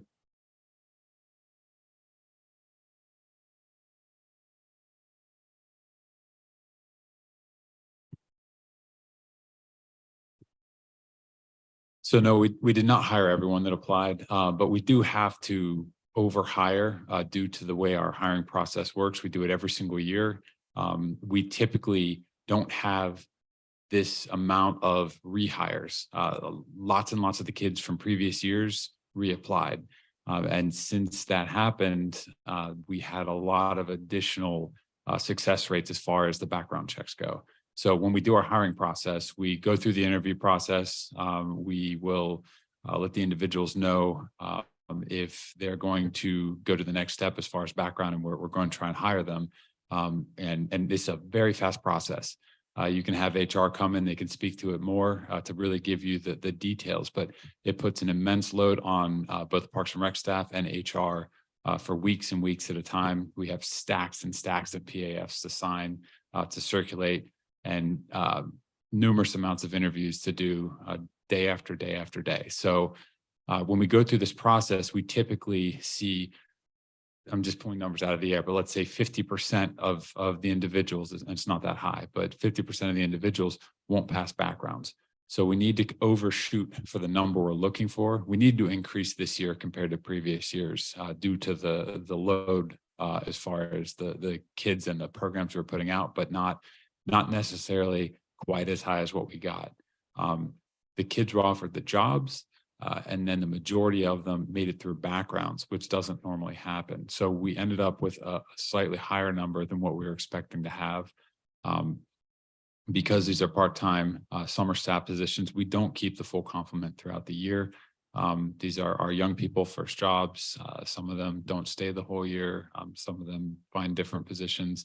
But then, you know, a lot of them do have a great success with us throughout the year. So as a long answer to your question, we did not expect to have 140 staff members this year. We wanted more than our typical 80-some staff members this year, and we hired for a lot more as we normally do. But because of the amount of young people that were with us last year that came back to be hired again, we had a lot more of a success rate as far as the backgrounds go, which we don't know until after we've already given them that initial offer to say that we'd like you to come work for us. Okay, and how are we ensuring everyone is gainfully employed throughout the summer? Like, based upon the programming that is being made available, because that's over 70% more than what we budgeted for.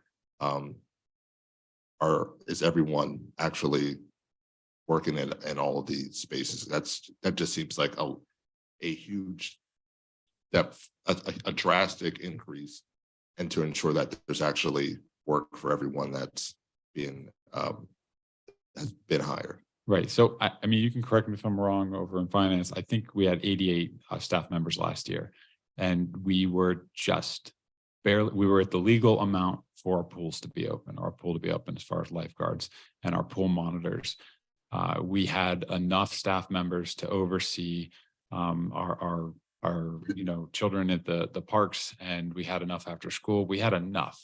We weren't comfortably staffed, but we had enough to do what we had to do. So yes, they are absolutely all being gainfully employed. Okay. Sorry to cut you off, but we still have a lot of stuff on our agenda. Sure. Can you give us a breakdown of where those employees are? So if they're with the pools, they're with the parks, get a breakdown of that. It doesn't have to be right this minute if you have Absolutely. that information that can be provided. Yep. It is a little liquid because if we have a lot of pre-registrations at a certain park, we'll move staff to that need, but predominantly. I'm not, this has to be broken down by park. It could be if we have X amount in parks, X amount in pools. Okay. That would be great. And then just try to get a better sense. Are these also residents of the city of Harrisburg predominantly? Or are they predominantly? Yes. Okay. And if we can get just high level breakdown on that. I just don't feel like we normally get a presentation from Parks and Rec. I have a presentation for you if you'd like to see it. Yeah, so we'll get that later, but thank you. No further questions right now, Vice President Green. Thank you. Councilwoman Daniels, any questions? Just a request, if you could post some semblance of the summer program curriculum online, that would be great. Absolutely. Thank you. Councilman Rodriguez. Thank you, Madam Chair. I agree, Director Baker. I have not only family members, but a lot of my students are employees, and they come to summer program. That Mr. Ralph, we got 200 kids in the park this year, and it's a great thing, and that's one park. So I do understand, and be able to provide them with an opportunity to not only stay off the street, keep them occupied, keep them busy, let them know about the infrastructure of the city of Harrisburg, and potentially they too will become directors of Parks and Rec and commissioner of police and etc. So kudos to you guys. And in my opinion, I feel as though it's responsible management. We don't need these dollars here. So send them over here. Let's keep the kids occupied. Let's keep them employed. It's something we've been kicking and screaming about for quite some time. So kudos to you guys for figuring it out. I do look forward to the logistics down the road, see how the summer actually finales. But I mean, thank you guys. And with the crossing guards, I feel as though also another thing we've been kicking and screaming about, let's have real collaboration with the district. Why don't the city work with the district? We've said it for decades, and we found a way to do so. So, I mean, kudos once again. It wasn't an easy lift. As Commissioner stated, I was in many of those meetings, and sometimes it's unrealistic on what the ask could be. But, you know, to be persistent and continue and actually get it done, I'm excited to know that my children can go to school and not really be in danger of being snatched up, or, you know, Miss Jenkins on 15th Street could send her kids to Cougar Academy, not have to worry about unfortunate things happening. I've been in so many meetings where attempted, you know, snatches have been happening, but also some were successful, unfortunately. And it's just something, if we can deter, why not? I appreciate it. And then with the GVI manager and support, anything I can do to assist, please let me know. I know there are quite a few people that would be happy to receive employment with those two titles. Is there any training specific to those roles currently? The commissioner or Ms. Adrian? So like if we found someone, would we have training already ready to go, where we can get them on board, training process, and really get the GVI started? Or is that something we need to work on?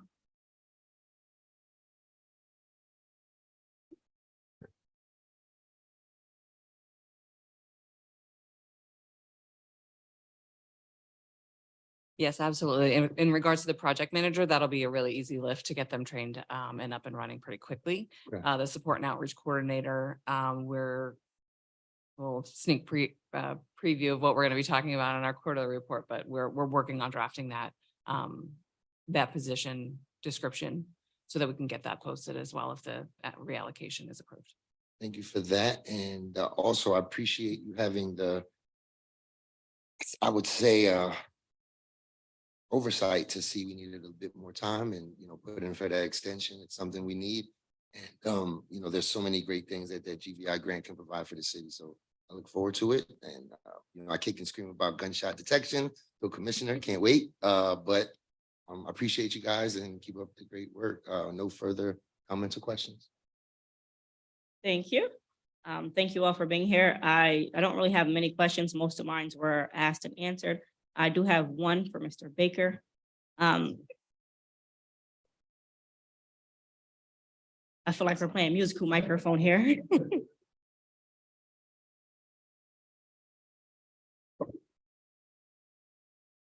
For the part-time summer employees that were hired, are all of them youth, or are we just on the majority of them youth? Like, do we have retired school teachers? Like, can we just get like kind of an understanding of who we have as our summer part-time staff? I know we always describe them as youth, but I know that can encompass anyone. Yes, absolutely. They are not all youth. We absolutely, every once in a while we'll find some real talent. We do get some teachers during summer break. Those are absolute gems to find. We have a certified behavioral therapist. We have individuals, and they don't work in those capacities for us, but those are the education that they have when they come in, and they'll do you know, camp counseling and leadership positions within the parks. But we have all different walks of life. We have retired individuals. The majority of the staff are youth, but you name it, we possibly can employ someone in that area. Thank you. And then just kind of a comment. It's exciting to hear about the expansion of our summer program, about the summer programming, about the number of youth registered, the number of youth and adults we were able to employ. But as far as timing, I feel like this should have come down sooner, because at some point, somebody had to know that we made 141 offers before we had 141 hires. So even to have that heads up beforehand, say, hey, you know, we've extended this many offers, so this might be coming down if we're able to get through this many background checks. Understand that typically we might not be able to get as many people hired because of backgrounds or people getting the offer, they're not accepting the employment. But I kind of feel like at this point, if it doesn't get passed, it's like Harrisburg City Council fired some kids. Let's be honest. That's the way it will come back. And so I don't appreciate being put in that position. I can't speak for everyone on council, but kind of just that communication heads up will be appreciated, because all of us, I think, are excited to know that our programs are growing, that our city youth and our residents are able to have these different opportunities to engage and learn and participate in activities with their city. But when it comes to the business side of it, there is a certain way that things have to be run. And I think we all know that. And so making sure we have that communication, because no one just found out today or Friday or Monday, whenever this came down, that we had 141 employees and we only budgeted for 88 or 81 or somewhere in the 80s.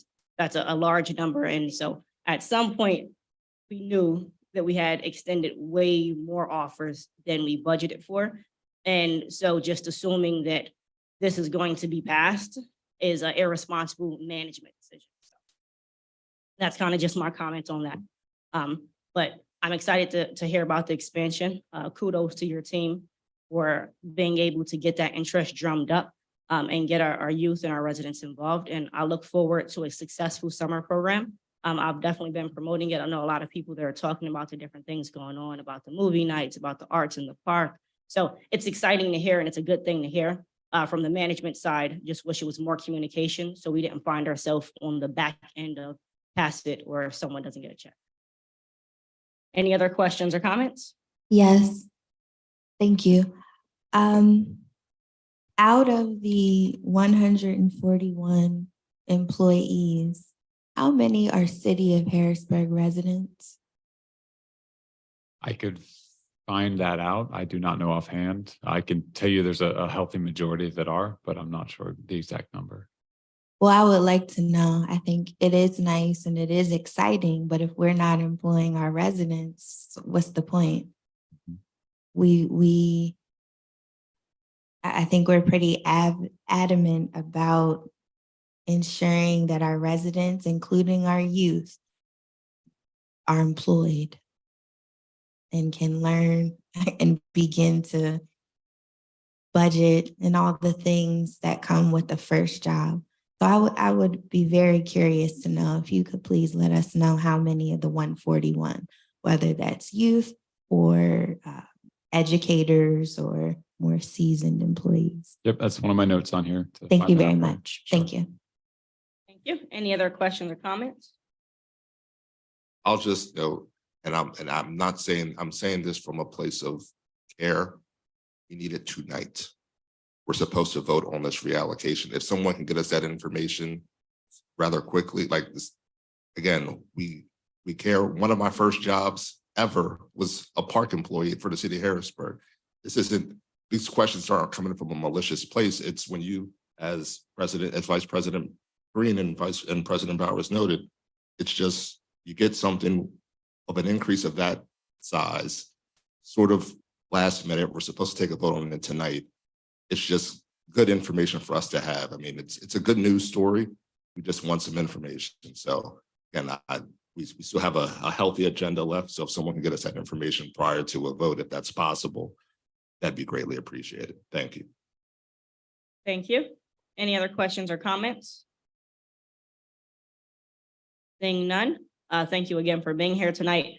I'm going to recommend this is moved to the legislative session for a vote. Hopefully we can get that information beforehand. Thank you very much. Thank you, Madam Asha Green. I think we are grateful for your time and for allowing us to present the Department of Budget and Finance and provide a summary for our second quarter and first quarter activities. And we're working diligently to continue to implement the Munis program, because you've made an enormous investment, over $1 million. And so we want to make sure that that is, you receive a high return on your investment. Thank you. Thank you. We look forward to that, as well as the CIP project. And that is all for me, President Bowers. Thank you very much. We will now move to the Parks and Recreation Committee.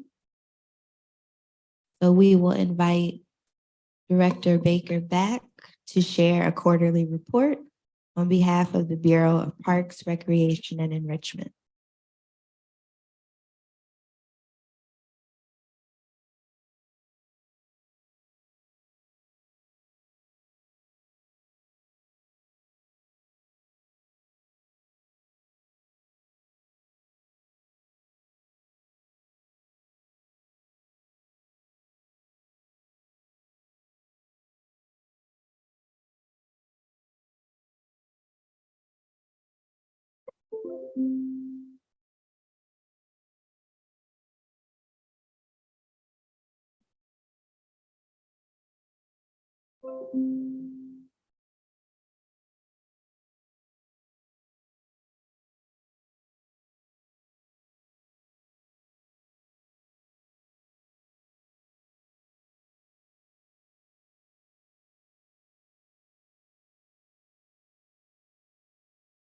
Good evening, City Council.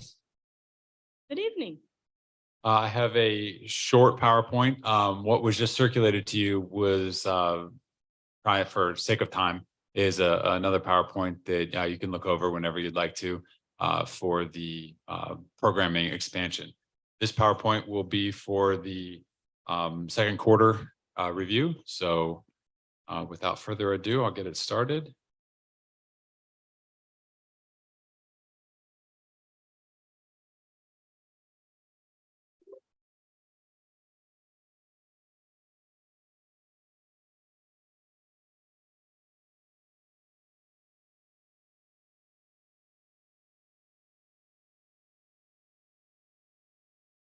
All right, so here's some numbers on some of our larger projects.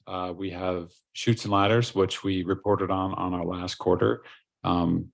This project is complete now. You can see the total amounts that we spent and then the funding streams down below that total in the middle column.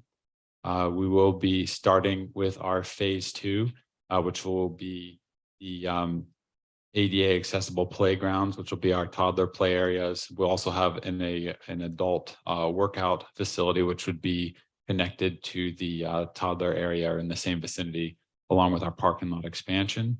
Again, in the middle column, you can see the total costs expected for the project with a breakdown in the funding streams for that project. The Parks and Recreation open space plan, you can see the cost proposed for that. And then over to the right will be the funding streams for that open space project. As we've discussed in the past, the open space project will be to give the city a long-term idea of the need for parks and in which areas they'd be most useful. And then this would allow us to open up additional funding streams after we have those long-term plans mapped out. And then you see the Penn and Dolphin Playground and the cost there. You can see what we've done so far, and we were just waiting for a few more things to finalize that project. The Wilson, 7th and Radnor, the additional parks you see down here, play areas. Again, that's all funded by CDBG CV funding. And then Jackson Lick would be, again, CDBG CV funding as well. Those projects will hopefully start here in the near future, but we have not started any sort of construction as of yet. This would be the facility side. As far as the large projects go, we have the public safety building fire panel.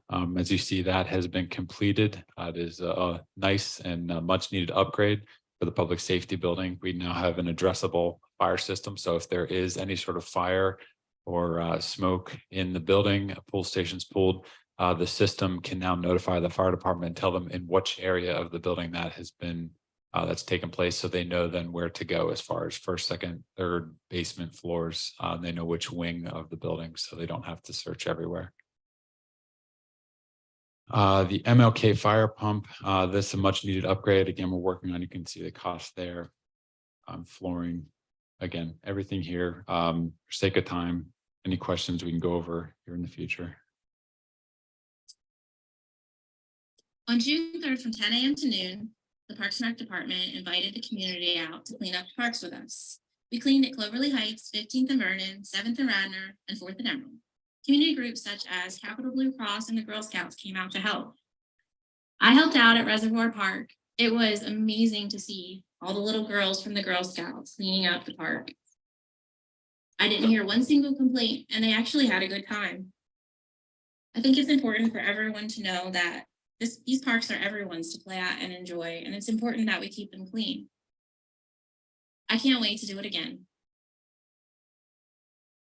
Just a quick testimonial on some of our cleanups. Here's a short video from the new Chutes and Ladders playground.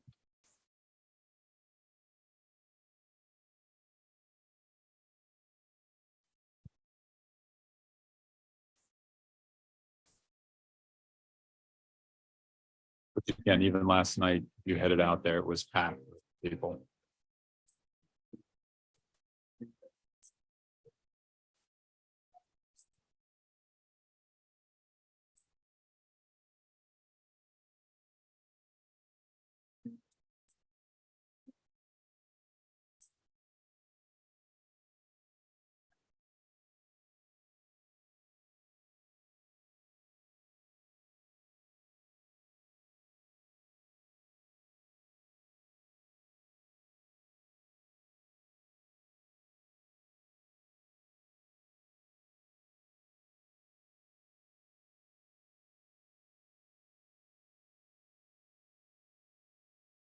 The 55th Annual Arts Fest was held on May 27th through 29th along Riverfront Park.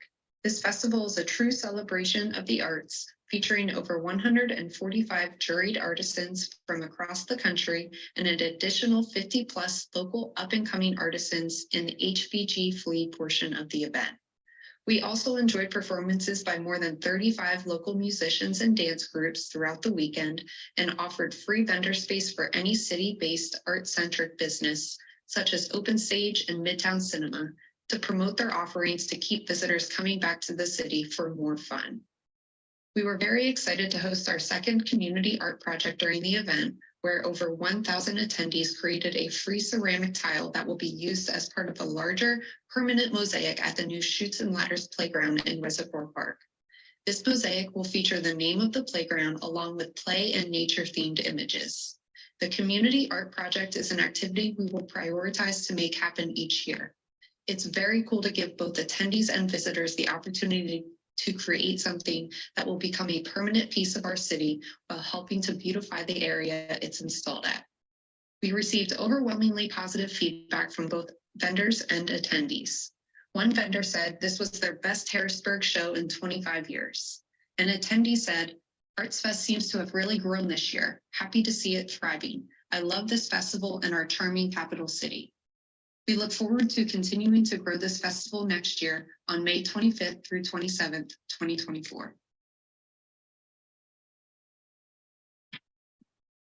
This short clip from the Arts Fest.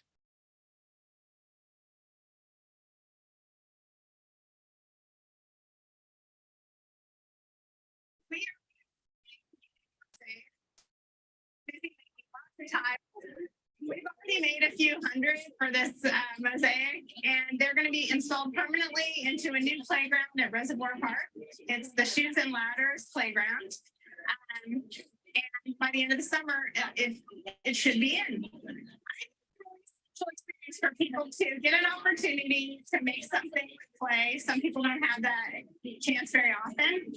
And it's especially exciting to see that clay tile they've made, that becomes a permanent part of their community. People are bringing their kids and they'll ultimately play in the playground. And it's just a really nice way to foster community pride, I think.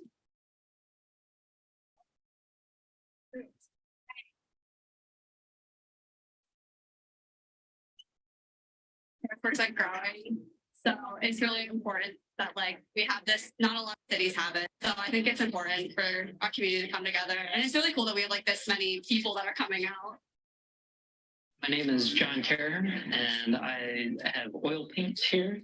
So that's been the majority of my work for the last 10 years. For inspiration for my work, I've worked through a lot of dreams, visions, imagination, and then I love spending time in nature. So I draw a lot from dreams and nature, essentially.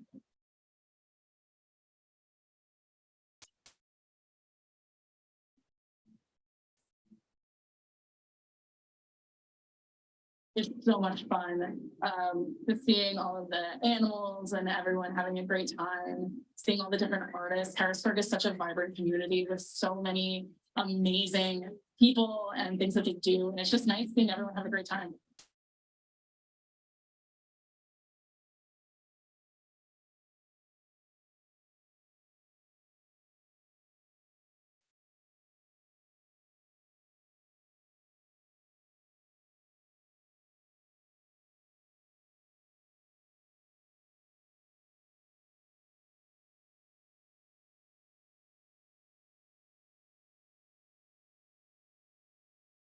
The energy, the joy, there's such a diverse crowd here, and like this city is so embracing of different, and it's kind of a rare attribute to have. And like you can tell the love and energy and time that they put into this, and they really foster vendors and salespeople on top of like that creative, art.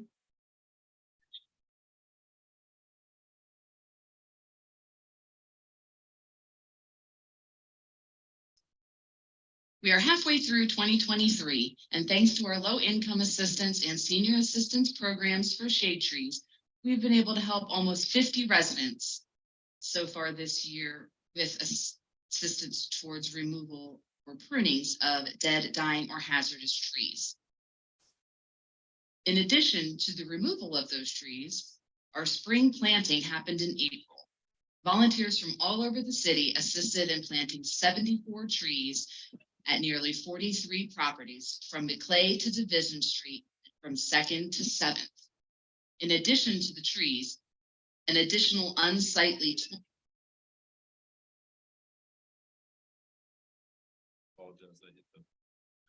Box. Apologies, that was my fault. This is just expanding upon the tree program, so you can see the stats in there, but for sake of time, we'll keep moving. Unless I broke it. I think I broke it. 21 properties had stumps removed, thanks to the city.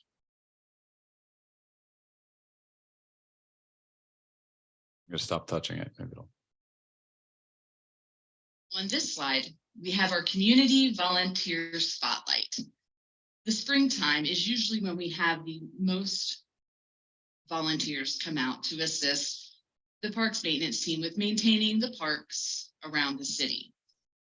Plantings, painting of City Island and Harrisburg Park, trash pickup along the river, and elsewhere. These volunteers are a huge asset to the city, and we could not do it without them. And it's great to see so many companies and groups come out year after year to give back to their city.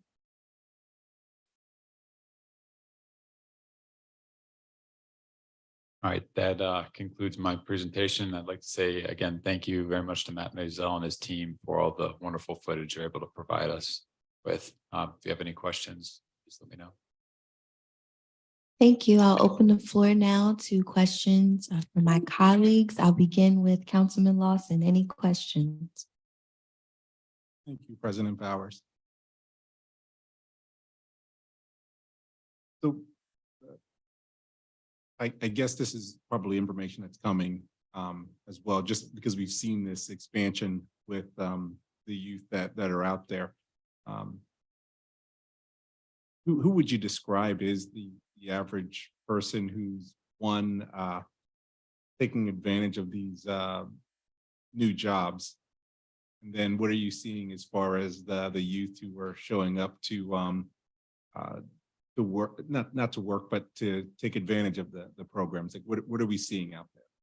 They're residents. We have a large majority of our staff is all Harrisburg City resident. I just want to say all. A large majority is Harrisburg City resident youth.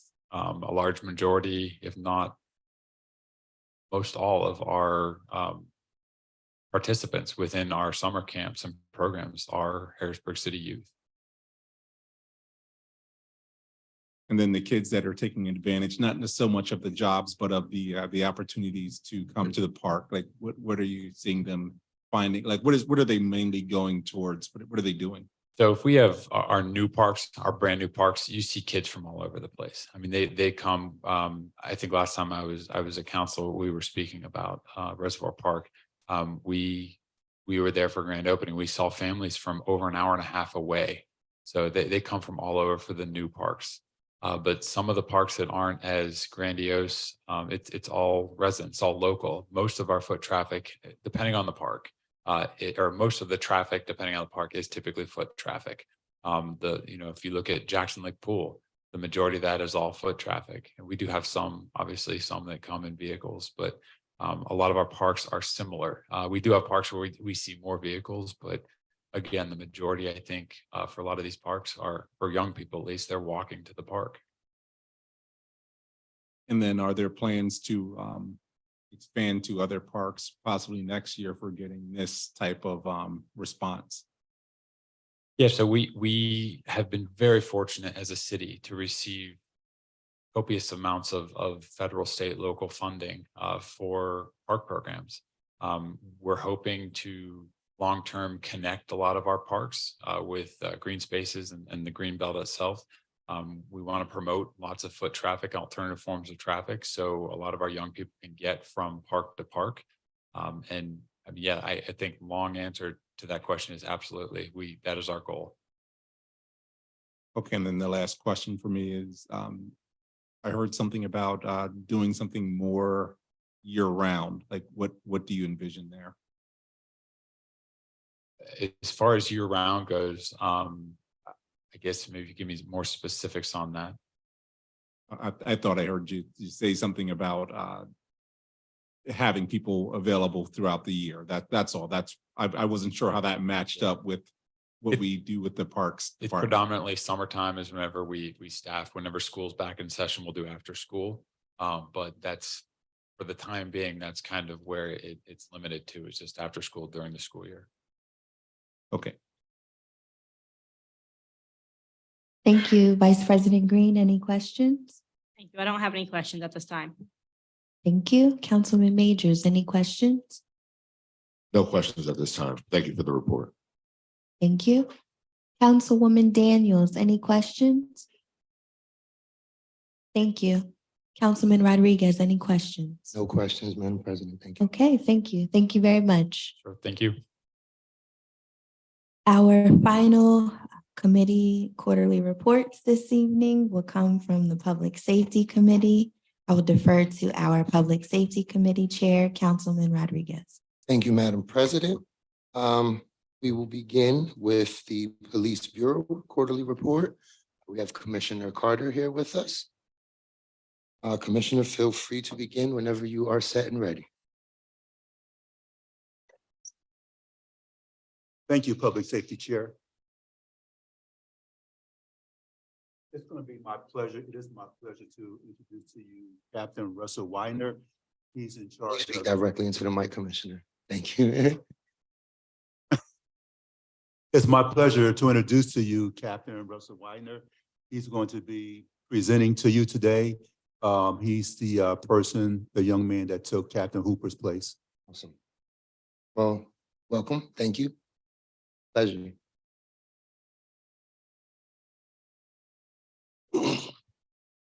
Okay, so I'm going to try to speak directly into this mic. This is my first time before you individuals. And if I stumble along the way, just give me a measure of grace. Okay, so we're going to start off with the Madam President. Yes, council members did receive a hard copy of the report. Okay, so we're going to start off with budget and grants. Starting with the grants, the Bureau earned 3 PCCD grants between 2022 and 2023. The violence intervention and prevention, the local law enforcement, and the gun violence investigation and prosecution grant. So currently the violent intervention and prevention funding the implementation of the group violence intervention strategy reallocation submitted June 27th of 2023 for the project manager, which we spoke about earlier, and for the support and outreach coordinator, which we also spoke about earlier. Then we have the project modification request submitted to the PCD on June 21st of 2023 with their legal team for signatures, okay? Extension for funds through June 30th, 2024. Okay, the GVI incident reviews held. We have 5 of those. The next one is scheduled for July 12th of 2023.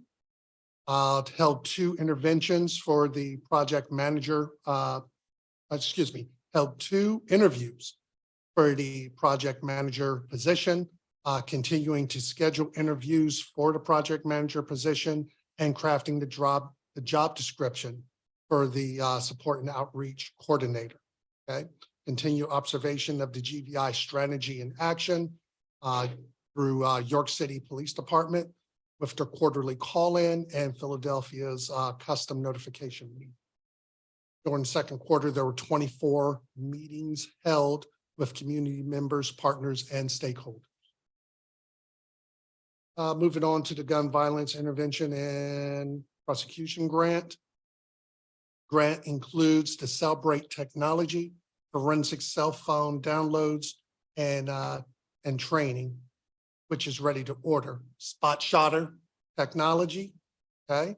2 meetings held, locations of gun-related violence sent to the spot shotter on January 1st, 2021 through June 14th of 2023 to identify areas in the city for spot shotter technology placement. Then we have the porch lights, ring doorbells, and light bulb replacement. Heart of the Hill was identified as a partner organization, and we're looking for an uptown community organization to partner with at this time. Okay, and the overtime for saturation details, 12 details conducted, funding a forensic investigator position, not possible at this time due to personnel numbers. Local law enforcement support grant, okay? Initial discussion with PCCD was in April, not awarded as of today. This will include the license plate reader for the vehicles, 2 mobile readers identified, the FARO technology, crime scene preservation, quotes received, and for the mental health, wellness, and also funding for the chaplain, for Chaplain Lathrope, the retention bonus, and mental health resiliency program services for officer wellness and body worn camera replacement. And significant savings for the city, the amount of $350,000. So now we're going to move on to the criminal investigation division side. We'll start with Vice. So the Vice units have been very busy. They have 53 cases assigned. They seized 394 grams of crack cocaine, 60 grams of cocaine, 88.5 ounces of marijuana, $83,079 in US currency, 28 weapons. They conducted 19 search warrants and made 22 arrests. Adult offender section, detectives were assigned 52 cases. Juvenile offender section, detectives were assigned 107 cases. Forensics processed 181 crime scenes, collected 125 pieces of evidence, processed 195 videos, and 28 FIS cases were entered. That's fingerprints. Moving on to Community Service Division, which is the division that I head up. The animal control officers responded to 327 calls for services and issued 6 citations as a result of animal investigations. In the second quarter, the community policing unit handled approximately 262 calls for service.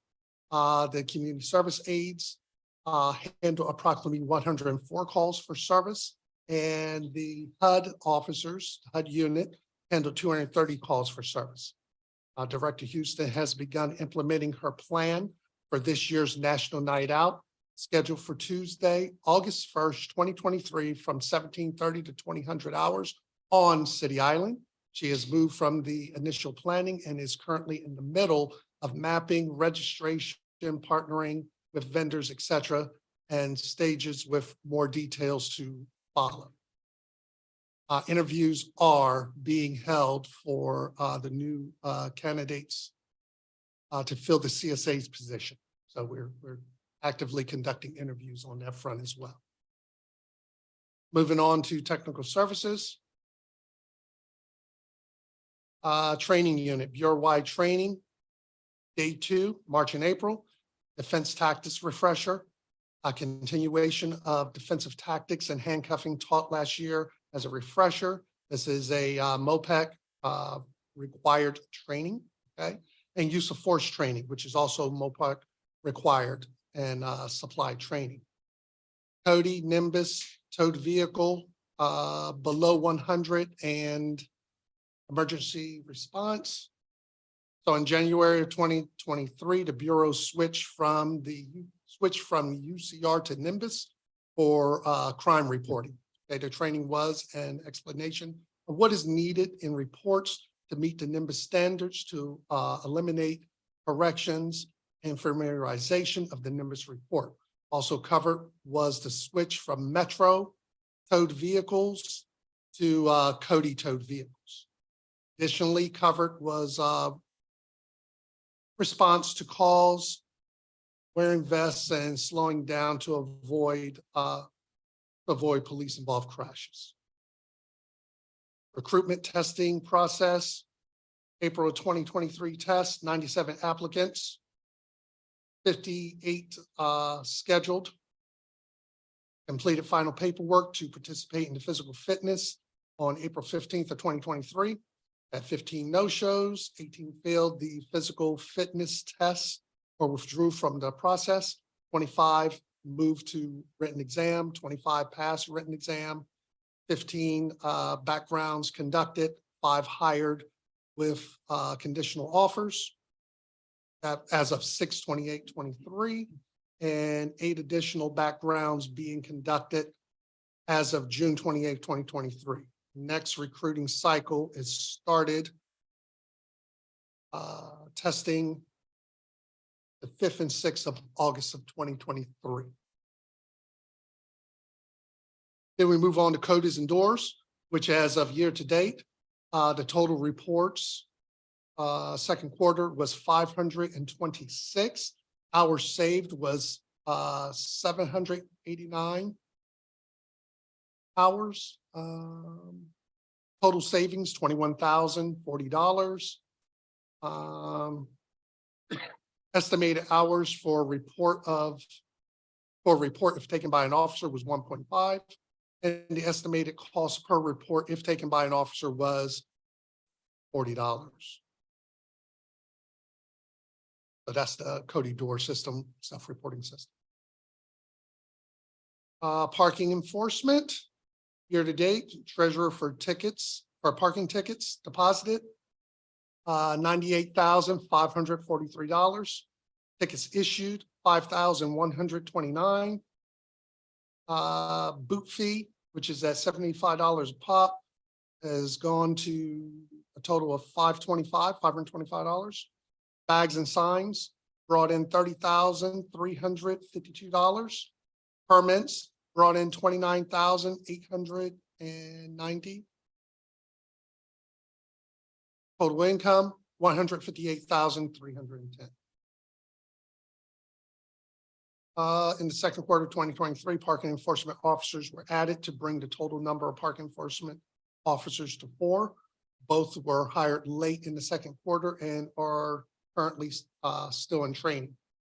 Fleet manager, acquired quotes for the outfit for the upfitting of incoming new leases for 2023 to purchase and upfitting of this year's patrol vehicles. Plan for the replacement of leases through this calendar year. Stripped old patrol cars ahead of stripped old patrol vehicles headed to auction. Use the parts collected for the upcoming vehicles averaging $5,300 in savings. Accreditation. So on June 28th of 2023, actually on the 27th, the Police Bureau received their final on-site inspection by a team from the Pennsylvania Law Enforcement Accreditation Commission, PLEAC. The inspection reviewed 3 years of proofs of compliance and over 139 standards plus in-person interviews and physical inspection of our facility and equipment. Professional accreditation shows the Bureau's dedication to ensure that we met all state and federal legal requirements and best practices for the police agency. The Bureau has once again met or exceeded all requirements for accreditation. Harrisburg Bureau of Police is one of 149 police agencies currently accredited with PLEAC. We are proud to hold this impressive distinction and are committed to continually improving our policies, training practices, increasing public safety, and achieving the best outcomes under the law for our citizens. New hires. Record Centers Data Tech, one position filled, and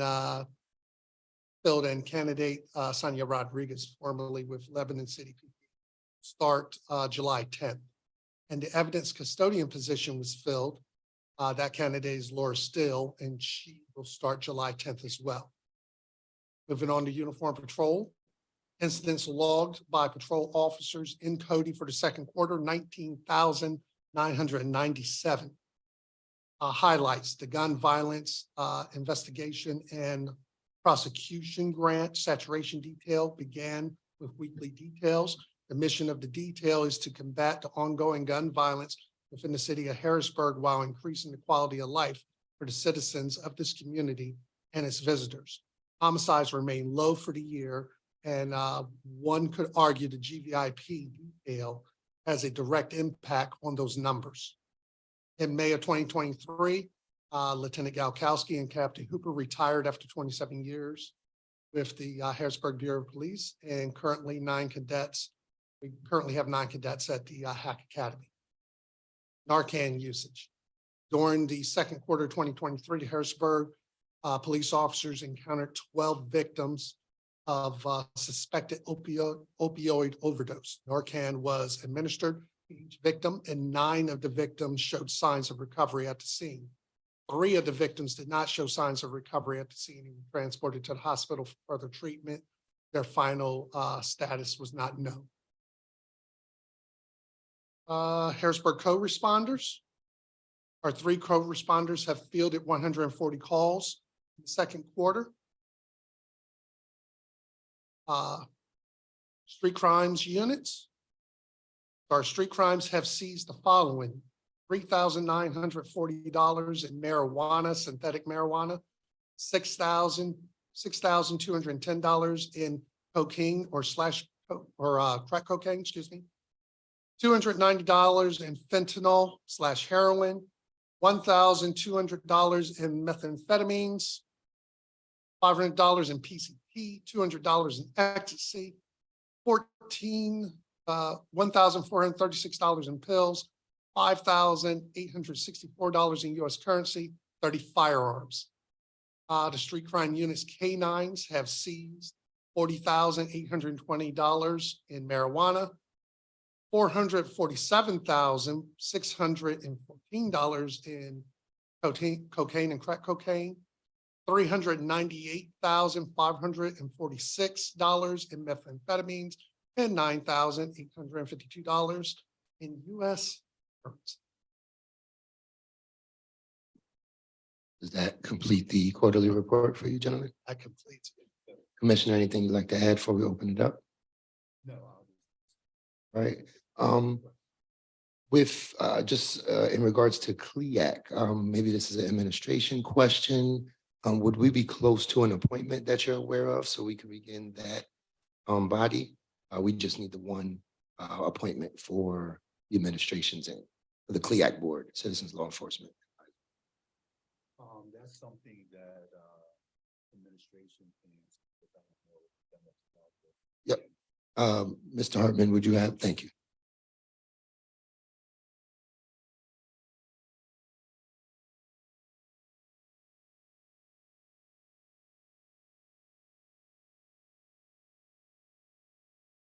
Thank you, sir.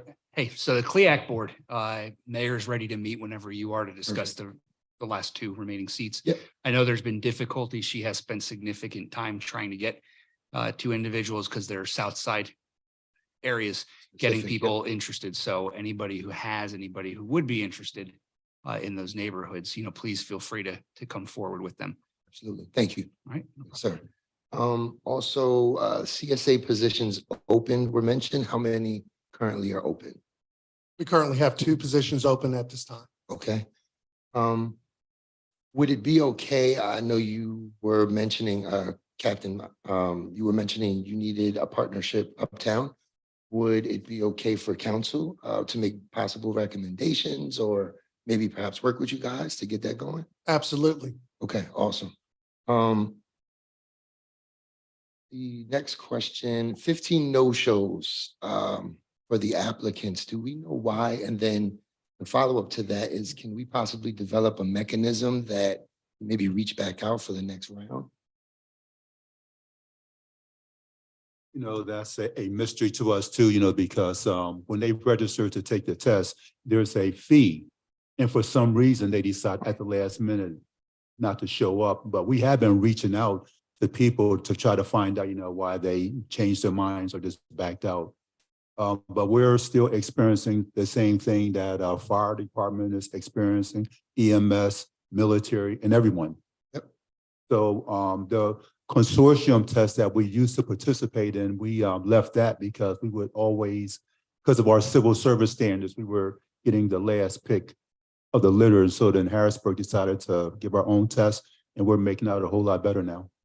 Awesome. It'd be great to see some sort of mechanism for follow-up because, Commissioner, we have some of the best trained officers on the street and they can't wait to snatch them up. So, if we can perhaps get them in the initial processing, maybe we can retain them and let them know how great of a position it is. But nothing further from me. I'll open up the floor to my direct right, Councilwoman Daniels. Any questioning? No.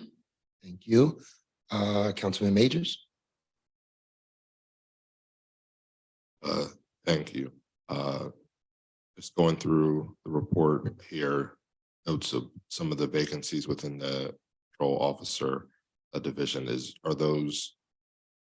are we looking to be able to try to get those filled by end of the year? Or That's a good question. We just got finished hiring 5.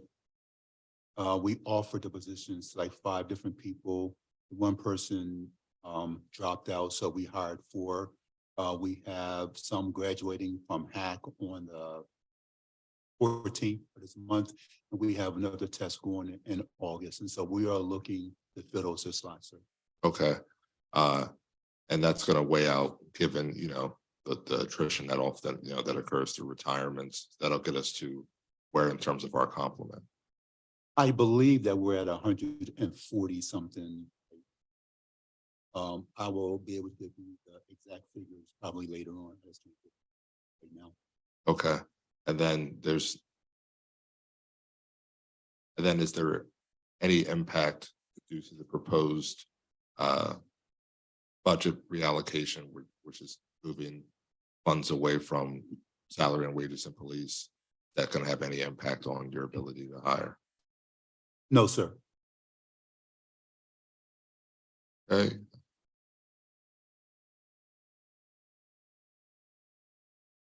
The other question I initially had, Councilman Rodriguez already asked about the open vacancies within CSA. So no further questions at this time. Thank you. Absolutely. Madam President?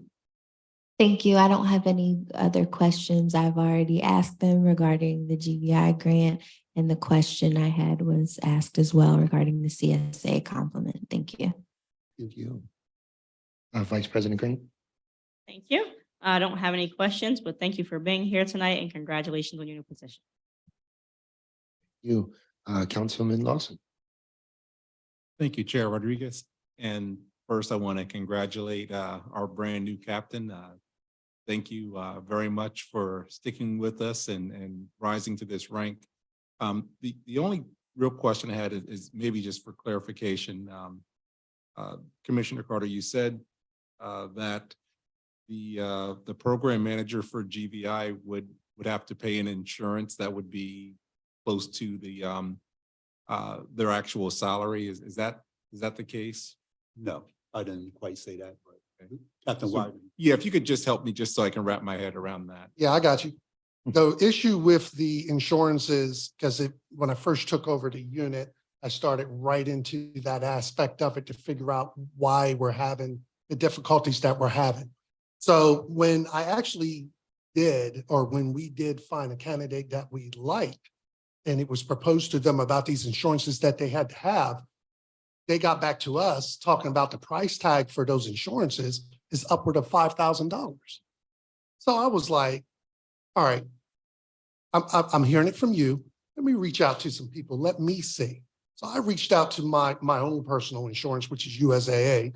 And then I reached out to Allstate, which is insurance I've had for 20 years before I switched to USAA. And they're all telling me the same thing.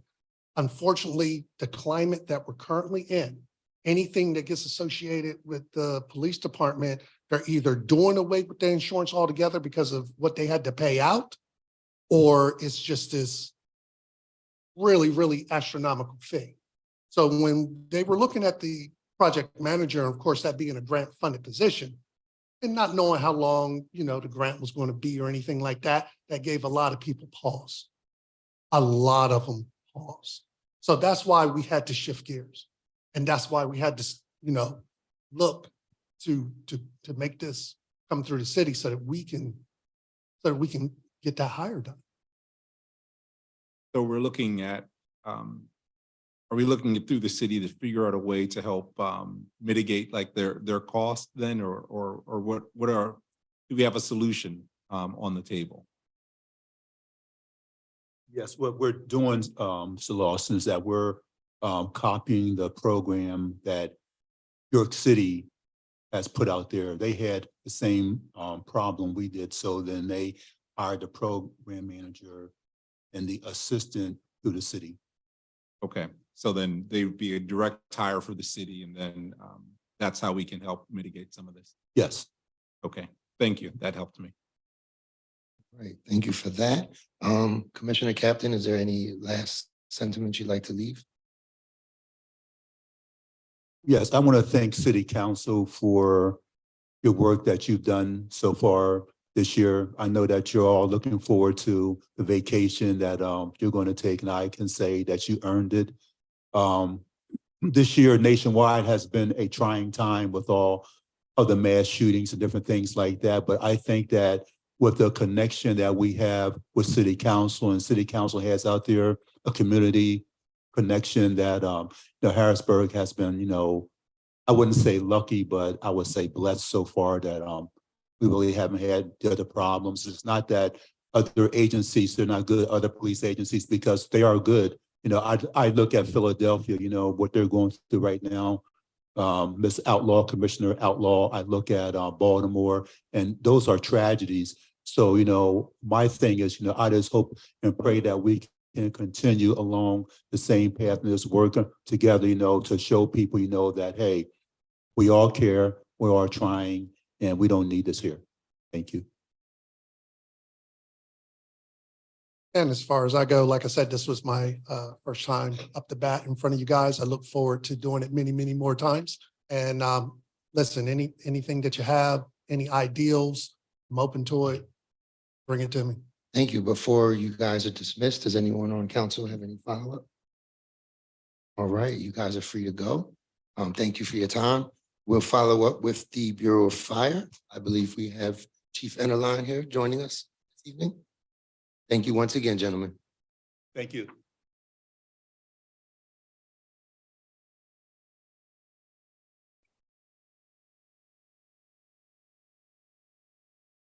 Chief, always a pleasure.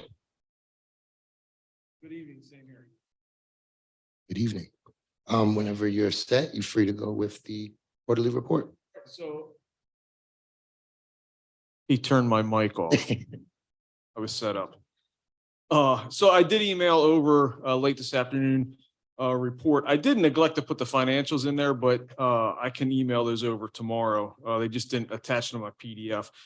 A high level look at the second quarter of 2023. We just conducted on June 24th our entry exam for firefighters. We had 92 candidates take the exam, which was held uptown.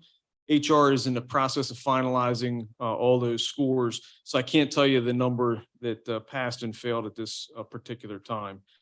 And I totally neglected and overlooked. Additionally, no fire deaths in quarter two. So quarter one, quarter two, no fire deaths for the city of Harrisburg. We are on a very good trend as far as fire fatalities and fire injuries go. We lost a firefighter to a resignation effective last Friday, June the 30th. It is actually a happy thing for us. Firefighter Michael Stender was sworn in to represent the 108th district in the State House of Representatives. So we're very proud that one of our own is now in the State House fighting not just for the city, but for firefighters, police, and EMS in general. He has a phenomenal background and he will do well. Continue to assist our mutual aid partners. We had 113 mutual aid runs in quarter two, which is up fairly significantly over 2022. And that's just, again, and I'll say this every time I'm down here, due to that dwindling number of volunteers that we see, that's crippling the service that is provided outside the city of Harrisburg. We're working with Harrisburg Housing Authority. It's great to see a gentleman here from the Housing Authority. We're working really closely with them on they're renovating the Lick building. So we have that entire building to do very specific training for high rise. Just last week, our guys were hanging off the side of it, doing high angle rescue stuff. You'll see smoke coming out of the building on occasion, fake smoke, but you'll see some smoke coming out of the building, doing drills that we just can't do in a normal property that we get prior to demolition. So we're excited to partner with them. We're also working on a significant training event with the police department that'll be combined police and fire training later on this year at the facility as well. Our personnel complement currently stands at 96 fire officers and firefighters and 1 civilian administrative assistant. I should note we do have 3 members deployed to active military duty. We have 1 member that's on long-term light duty due to a shoulder injury. We have 1 member that's on long-term light duty due to an off-duty injury. A lot of duty, off-duty, off-duty injury. And we have another member that will be beginning light duty due to an off-duty injury this month. So unfortunately, we're down just from that complement standpoint, 6 firefighters, and then with the addition of firefighter Stender, we're down technically 7 on the street. And we hope to get everybody healed up and get them back out and working. Currently, the budget is trending within our budget projections, which is great. We're a little over where the average for the city is, but we're trending at, as of June 30th, at 47.9% of our budget.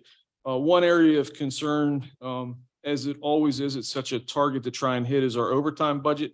But I feel that that will level out with the addition of the 4 new hires that just hit the street. Doesn't mean we're not going to see overtime.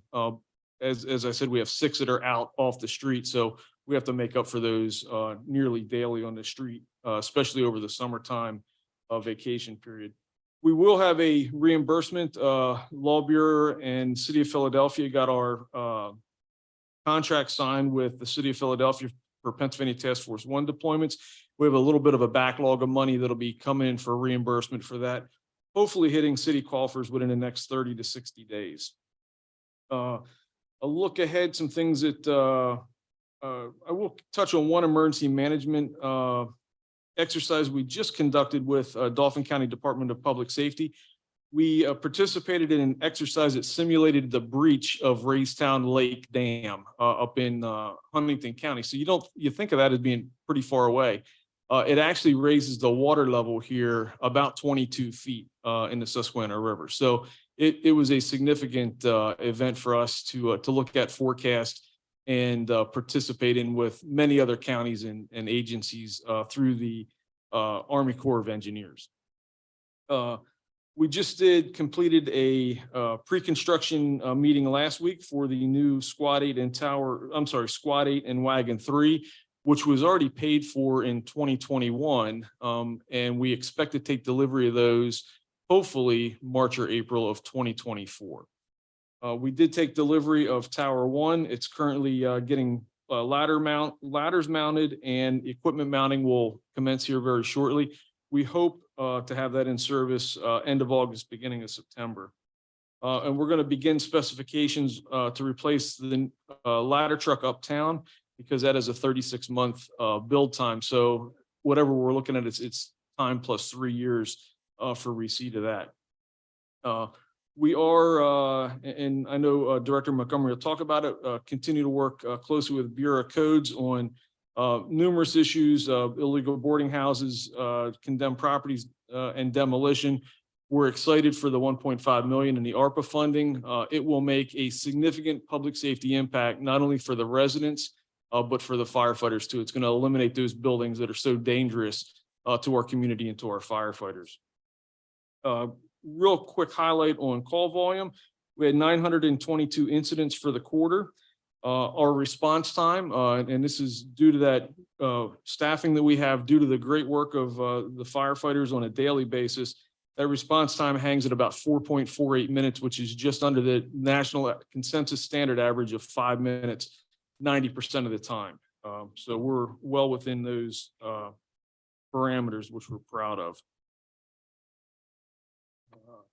And real quick, June was our busiest month. We had 349 runs in June. That was due to the storm that came through. I believe it was a Saturday night that really wreaked havoc on parts of the Uptown and Midtown. During that particular storm, I believe there were 40 some calls for service here in the city. And I think pending any other questions, that's all I have. No, actually, I lied to you. Thought you were done. I'm not. I wanted to just highlight training, and I did neglect to do that the first quarter just because we're getting our training programs ramped up. Just a comparison look at where we are currently. From January until June of 2023, we've logged 10,000 hours of training across the Fire Bureau. In comparison, in 2022, we only logged 14,000 hours. So there's a whole bunch of things that go along with that. Number one, we have one dedicated person now, the Deputy Chief of Training, that is taking care of getting those trainings scheduled, looking at a vast array of training to bring into the Bureau, some of the things that we're doing that we wouldn't have had the capacity to do. And additionally, making sure that the reports for those particular training events that are conducted are recorded and documented. And that was one of the things that we have lagged in for many, many years. And that's starting to see the fruits of its labor, which will help us when we look at reevaluating our ISO rating here in the next couple of years. Thank you for that, Chief, which will help with property value, et cetera, et cetera. So congrats. And also congrats on the 4.8 minute response time, which is huge when we're speaking about considering saving lives. Years ago, you helped my family, so I'm aware of how quick you guys can be. And also, we were in the 13th Street hub, I believe, in the middle of a training, and I seen how fast those guys got up and just disappeared in a matter of seconds in the middle of a training. So Trust me, they don't want to sit at training; they want to go on calls. Absolutely, but the adrenaline, you could just feel it. So thank you guys for your time. I have no questions, so I will open it up to my far right, Councilman Lawson. No questions. Thank you. Thank you. Appreciate your service. Thank you very much. You're welcome. Madam Vice President Green. Thank you. I do have one question. First, thank you for being here tonight. Thank you for the very detailed report. Feel bad for all the trees, but thank you for the very detailed report. It's only 67 pages. My question is about the report. What system did you use to run this report? Because it's very rare that we get a report with this much detail. So, well, it is the Fire Bureau, so we like to keep you very well informed.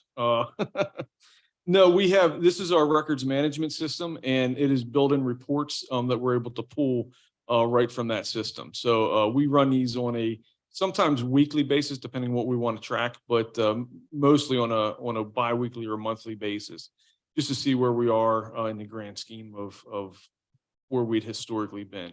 So, and it's building a data set that was very unreliable for the past, since 2003, when we switched to our former reporting software. Thank you. I appreciate it. Thank you, Madam President. I don't have any questions. Thanks for your report and thanks for being here this evening. Welcome. Councilman Majors. Thank you. The report is, very detailed and as you mentioned, I mean, just seeing the number of calls we run outside the city is very insightful. And I'll leave it at that. We've had some other offline conversations. So thank you and thank you, Councilman. Thank you, sir. Councilwoman Daniels. Thank you. Any final sentiments you'd like to leave, Chief? No, one thing I did leave out because I was trying to rush. We did apply for a $50,000 grant last week, which closed on Thursday, which will be used to leverage some general fund money that is in our budget this year to replace some more fire station doors. So if you see how the two fire stations on 6th Street, 16th Street look, we hope to replicate that same door in the rear of at least one of those stations. And we believe we'll be able to do that if we receive the award from the Commonwealth. Awesome. Thank you. Thank you for your time and you are free to go. All right. Have a great night. Absolutely. You do the same. All right. And we will continue the work of the Public Safety Committee by having the quarterly reports by the Codes Department. I see Director Montgomery here. Thank you, Director, for joining us. Thank you, City Council. Absolutely. You can begin whenever you're ready. During this period from March 1st to June 30th, we've addressed 2 nuisance properties, coordinating that with City Fire, Police, and Mercantile. We've identified the potential loss of experienced code officers within the next 3 to 5 years and have planned discussions with administration regarding viable options to minimize the impact of this loss. We filled the new data analyst position with a current employee who started the new role last week, June 26th. We also filled a vacant code officer position with a new employee who will start July 17th. We are still advertising for 1 vacant code officer position. We've upgraded 2-way radios, the walkie-talkies, by utilizing the police department's used radios. There was no expenditure with that. With the demolitions, 6 properties were demolished during the second quarter, which brings that to a total of 12 demolitions to date in 2023. Citations issued, 567, progressive inspections completed, 539, stop work placards issued, 103, court hearings, 182 hours, right to know responses, 82. Construction projects that were completed during the second quarter. Some of them were 600 Woodbine, 4 affordable townhouses were completed. That's up by the, that was part of the YMCA Camp Curtin project. 209 South 17th, a new restaurant opened. 808 South 26th, new storage facility completed. 1800 block of North 2nd, there's 4 separate buildings. Each building had multiple unit apartments, and they were complete renovations. Revenues received in 2023 year to date was over $1 million.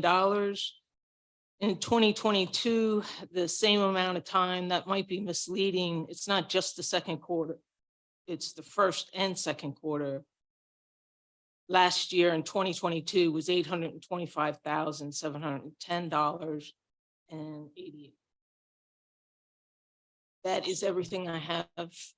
If you have any questions. Thank you for glad that. to answer. Director Montgomery, I appreciate your time and joining us this evening. I'll open it up to my colleagues on council, starting to my immediate right. Councilwoman Daniels, any questions for Director Montgomery? Not right now. Thank you. Councilman Majors? Thank you. With respect to the potential loss of code officers in the next couple of years, is that due to, what does that do to? Retirement. Retirement, okay. All right. Thank you, thank you. I assume that I just didn't wanted to hear straight from the source. So is the plan to train individuals within the system, or that's also work to identify, recruit new staff? So we're actually looking at a different way to structure how the code officers get their certification. Right now, to get the complete certifications, it would take 15 years. And they're all fairly new. The ones that are retired are the ones that have the bulk of their certifications that are required. So we have planned meetings with administration to try to address that issue. You said 15 years to get there, so all the certifications? That has been the structure, yes. That's through the union. Okay. Wow, okay.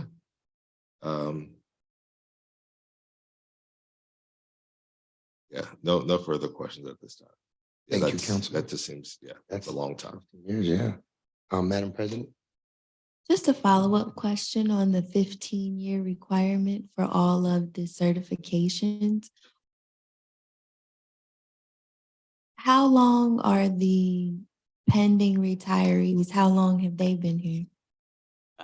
One of them within the 5 years would be me. I've been there 17 years. So Now- out of those that are retiring, how many have all of the certification? I'm just curious. About 40. Okay. All right, thank you. I don't have any other questions. Thank you, Madam President. Madam Vice President Green? Thank you. Just one question. As far as the demolitions, were they all in-house demolitions or did we contract any? So 2 of them were contracted out. And 2 out of the 6 or 2 out of the 12, sorry. So 2, well, so a total of, I was looking at the total of the 10, 2 of them, total of the 12 for this total year, 2 of them were contracted out. Thank you. That's all I had. So it was 10 in 2 bid outs. Thank you. Councilman Lawson? Thank you. And along the same line, we have 12 demolitions done as of today. I don't remember offhand. How many did we figure we would shoot for the year? 25 we were looking at. So we're We're about there. right about Out on there. pace. Yeah. It gets dicey if it starts to get bad weather and cold early. Because of repairing the party walls. So, but we're shooting for 25. All right. So then with that in mind, are we then running a little behind because of weather, or are we kind of on pace? It's just something that you can't really predict. I mean, we're on pace right now, but if the weather got bad early, like in early November, you know, that's when things could really slow down. Okay. All right. I Thank you. start looking for properties that don't have party walls. Right. So, So you're still on pace. It's just a matter of you may change your priority. Right. If the weather goes. All right. Thank you. you're welcome. Thank you, Councilman. Director Montgomery, is there any final sentiments you'd like to leave council with before you go? No, I appreciate everybody's work and that's about it. Council, any final questions for Director Montgomery? All right, you are free to go, Director Montgomery. Thank you for joining us. Thank you. And we will continue to work at the Public Safety Committee by inviting the Health Office up for their quarterly reports. Director Wright, thank you for joining us as always.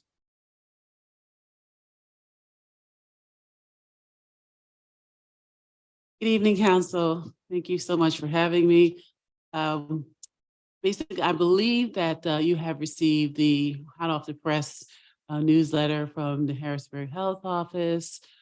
This is an initiative that started 2 months ago with our first issue, and this is the latest issue for July and August. And I've gotten very good feedback from, our customers in the community, from the restaurant community, from your peers and from council members as well. So that is greatly appreciated. Basically, as I mentioned before, the newsletter is focused on food safety and health safety and public safety information for the consumer as well as the professional. This particular issue has been expanded to include your general food safety messages, healthy lifestyles, healthy community messages, and also I've introduced some information in regards to environmental health and sustainability and so forth in the community. I do want to take a quick second to show my appreciation and acknowledge John Nelson, who is the architect of this newsletter. We work on the content, but he really does a great job with the layout. He is having a baby. Well, the baby is due in 3 days. So I know he wanted to come to the meetings. I've been encouraging him to join us.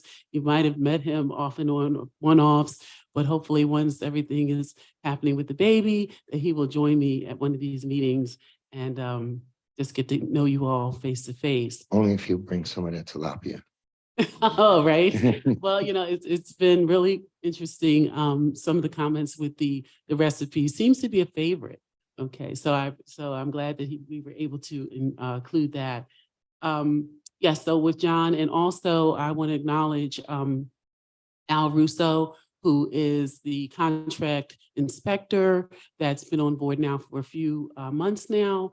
And actually the 4th of July festival that we just had, he was out there assisting and bringing his expertise, working with the food trucks and, really incorporating some of the Department of Agriculture experience that he had in some of the processes and things that we're doing with the mobile food units. So that is greatly appreciated. Let's see, as far as the financials is concerned, I meant to put in the financial statement, but you just briefly had a Zoom meeting with Rebecca Vollmer and with the grant administrators. As you all know, I have the FDA grants through the Retail Standards Program, with which the $213,000 over the 3 years.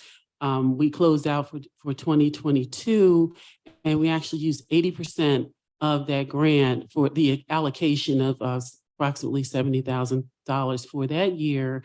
And I have been given permission to roll that over. It is a floating, I guess, for lack of a better word, a floating grant. So we are in the communication for me to just put together a new proposal to do revise the spreadsheet and the budget narrative so that the scope remains the same, but I'm able to reallocate those dollars into 23, 24, 25. So that's the plan for the funding. So we're on track to do that. So yeah, the residual funds are done. Trying to think we did a lot of partnering, of course, some of the accomplishments. There was actually Environmental Justice and Healthy Community Summit, which encouraged me to put more information in the newsletter regarding like community health and environmental health and safety. So I also, in the training opportunity, I want to mention that there's a new certification that was received from the National Environmental Health Association for hazard analysis and critical control point food safety analysis. So some of our customers who have special processes in place have to have what they call a HACCP plan. So we, John and I and Al and I, we all kind of, and Tony and I kind of put together a sample HACCP plan for one of the local restaurants that's serving sushi. So that was our first foray into that level of training. And we look forward to doing more of that specialized inspections. The number of inspections that were done year to date, we're at like 106. During the quarter, we had about 45, and 10 of those were actually Tony. And the follow-up inspections, we had 4 of those for non-compliance. We had 1 closure. We had unusually large number of consultations. We had about 16 consultations this quarter, and most of those were related to new businesses, new entities trying to start up food trucks and just trying to get involved in some of our events. There's been a lot of increased interest in component this year, and just trying to get people set up with that. I think that, that window had closed for some of our, potential vendors, but for next year, we put together the packets and information for them to have it for 2024. So we'll see where that goes. We had about 4 major complaints. There were 6 joint inspections with the code officer, Matt McKinley, that we worked together on doing some of the mixed use buildings where there's apartment buildings and also retail. And again, that's that for that number. As far as, let's see, joint partnerships, those continue on. So we are partners with the Penn State Health Community Coalition, and also we're members of the patient navigation team. I'm on that particular team for Penn State Cancer Institute. They've asked me to remain on for next semester. And part of that outreach initiative, I met with the board at Broad Street Market, and we're interested in providing healthy food and general overall health and wellness information with a focus on cancer prevention at the market. So the market right now is working on some renovations and some improvements.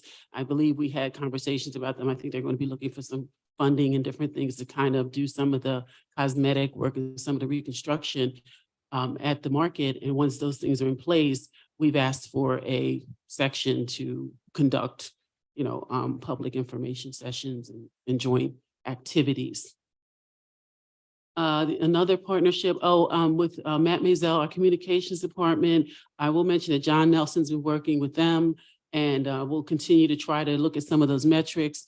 John and I have talked about increasing social media reach and frequency, starting looking at things like Instagram and some of the other outlets for social media contact. And I guess new Twitter, whatever Elon Musk is going to be doing, whatever that's going to look like, we'll probably be engaging in that regards as well. And also looking at the website. I know that Matt was saying there was a lot of increased traffic, and we want to make sure that the health office is being properly represented and contributing to that overall, increase in traffic for social media. Another initiative that we talked about with the communications office is doing a healthy outreach event with the local barbershops. I am meeting with the Cancer Coalition President, Colonel Williams. His name is Colonel Jim Williams, and he works with the Prostate Cancer Coalition, and he was interested in speaking with us about doing a project they did back in 2017, where it was like a safe space. So, prostate cancer, along with several other chronic diseases, affect Black males disproportionately. So the conversation was trying to get a safe space, if you will, for men to come to congregate together to discuss health issues and kind of build that camaraderie and create an environment of communication in that regard. So I'll be meeting with the colonel to kind of look at doing something like that and kind of putting the city's name on it and kind of owning some of that initiative and tying into all that information about special I guess being proactive as far as if you have a chronic illness, what are you eating? How are you cooking your food? How are you storing your food? Those people are more susceptible to any type of foodborne illness because their immune systems are already compromised in many cases. So we're going to be focusing in that kind of niche area and tying in some of that, healthy community and health and wellness and those conversations into food safety. So that's the strategy to kind of continue to stay within the scope of the dollars I've been given. I want to also acknowledge, Rebecca has been great. She always says, "Oh, you're running the whole thing," but she's been wonderful, and assisting me in kind of keeping things together. So I appreciate her as well. The code office has been we've been partnering, doing well, obviously working with Ann, working with the commissioner. I just feel we're kind of out there, the health office is kind of out there, but we're touching so many different things. And one of the residents asked me about the newsletter, was like, well, it looks like you're promoting business, I'm like, well, yeah, we are, and, it's not just about, health, but we are the healthy places to eat and it is an economic, impact. We're providing safe places for people to eat and enjoy themselves. So with all of that being said, if there's any questions, anything that's happening, I think there was a conversation about some initiatives in regards to getting food access. Obviously Harrisburg is a food desert, and I'm so tired of hearing that term, but it is a reality. And my position has been, I always support any type of, discussions and things and plans in relation to providing, healthy food for our community. I do think, Councilwoman Daniels, she had brought up, a possibility of having something available to, supplement and promote, healthy food in the local stores in different areas. My thoughts are, there should be some focus in those areas. We just want to make sure that whatever is decided, that is sustainable, that it's, maintainable, that is appropriate, and that is effective. And that we have the appropriate amount of, I guess control is not the best word, but we do want to be able to monitor and be able to, have that input and have some kind of, oversight as to, whatever is being done, that we're accomplishing our goals of providing safe, healthy food and options for our residents, and whatever that looks like, I'm open for it. And, as long as this makes sense, it's good for everyone involved, and it will work well. So Thank you for that, I Director Wright. appreciate I appreciate you being so thorough and honest. Open up the floor to my colleagues. I'll start to my immediate right, Councilwoman Daniels. No questions. For that, Councilman Majors. No questions at this time. Thank you. Thank you for your report. Madam President. I don't have any questions. Thank you for being here and thank you for your report. Vice President Green. Thank you. I don't have any questions for you. Councilman Lawson. Thank you. I don't have any questions at the moment, but I do appreciate your innovative approach as you work through your position. Just hearing the things that you are doing, ideas that you proposed, I really appreciate what you're doing for the city. Thank you. Ms. Wright, do you have any ending or concluding sentiments for council?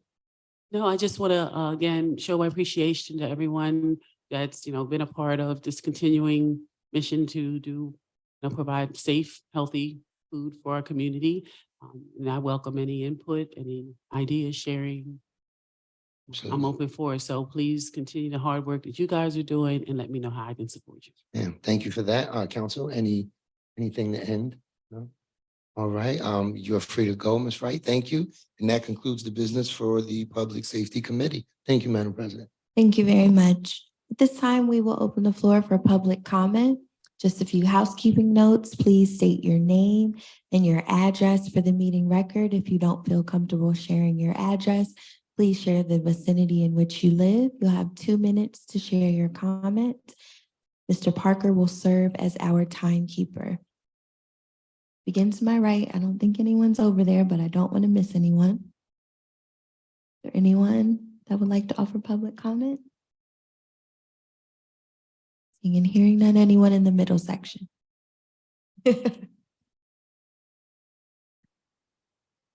Hi, my name is Sheila Bennett, and I am here for Resolution 51-2023 for Eric Haggerty, for him to be able to serve on the HAA Harrisburg Housing Authority Board.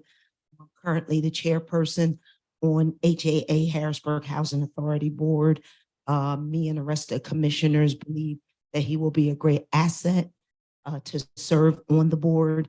And we are asking Mr. Rodriguez, Mrs. Daniels, Mr. Majors, Mr. Lawson, Vice President Ms. Green, and of course, Mrs. Bowers, the president, to nominate Mr. Haggerty to serve on the board with us. Thank you.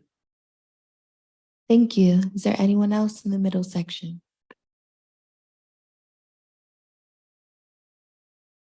Good evening. I think my knees went to sleep. Madam President, member of council, my name is Brian Hudson. I live at 4741 Great Oak Lane.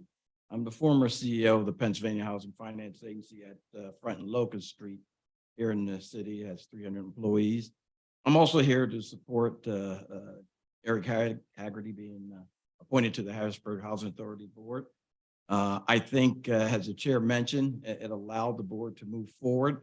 And some of the things they're doing right now, as many of you know, they've already received a neighborhood planning grant, which for $500,000. The next opportunity is to restructure and received a major grant from Department of Housing and Urban Development to restructure Hall Manor and Hoover Homes. So this is a fantastic opportunity for the city, but we want to show HUD that we have a full board in process. So we hope to bring at least one more additional name before you also when HUD visited. I think they've been here twice already. But I'm excited. In my tenure at PHFA, I've always wanted to bust up those two projects. So now we have an opportunity, and I know it's home to a lot of folks, but that's concentration of poverty as far as I'm concerned. That should be spread throughout the city with better quality housing. And that's why HUD created this program. What Eric brings to the table, and I've known him his service through the Wolf administration for years in my capacity as CEO of the Pennsylvania Housing Finance Agency, would be very helpful as we restructure and take advantage of these opportunities for the Harrisburg Housing Authority to get into the game. He has a background in education, as you saw from his resume, as well as a strategic planner. So I think that will bode well for not only for the city, but we have a fantastic opportunity before us, and I'm looking forward to helping the city improve our housing. So thank you for the opportunity. Thank you. Is there anyone else in the middle section that would like to offer public comment? Okay, seeing and hearing no one, anyone to my left?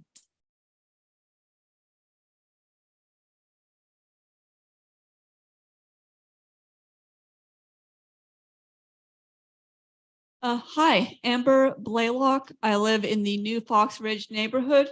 I'm here, first of all, to say thank you for the progress made on pedestrian safety in our school zones by the crossing guard program. I would like to shout out the Parks and Rec Department for talking about the foot traffic that's going to our parks and the importance of connecting them through the green belt. I'm here to continue advocating for cycling safety initiatives in the city of Harrisburg, and once again to highlight the importance of safety improvements on State Street. I also want to remind everyone that State Street, has this school zones on it, but also that that's where school board meetings are, and that we have people like me who would like to try and participate and attend school board meetings more, but who have some difficulty getting there because it's not very cycling friendly. And it's just really important to remember it's important to remember just how much more connected Harrisburg can be with cycling infrastructure. We have a city that's really great for cycling. If we put a little bit more love into it, we have a city that's a very good size for cycling. And I really believe that better infrastructure is something that is going to have its effects seen in a number of areas. We're going to see increased public health because people are getting more exercise. We're going to see more traffic to local businesses because people, maybe they'll decide to bike to the local grocery store instead of driving over to Giant, which can help support food desert issues. Obviously, when I took a look at issues with the Harrisburg School District, I saw a lot of attendance issues, mentioning people, kids who are having trouble getting there. Kids can bike, they can't drive. Thank you. Thank you. Is there anyone else to my left that would like to offer public comment?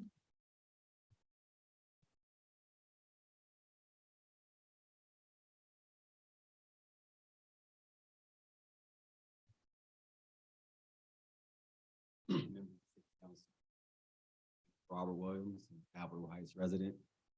I just had a couple questions. My first question I addressed to a couple of members and I didn't get a clear answer. So I was wondering if I can get it. You guys or the solicitor. My first question was in regards to the 8.8 million revenue replacement. I wanted to know why the NSF fund money, while the neighborhood service funds money couldn't be spent, the 8.8 million couldn't be put towards that. Wes explained to me that it was two different funds, and I know they borrow from each other. So I was wondering why that 10.9 million that's missing from the NSF fund couldn't be replaced with the ARPA fund.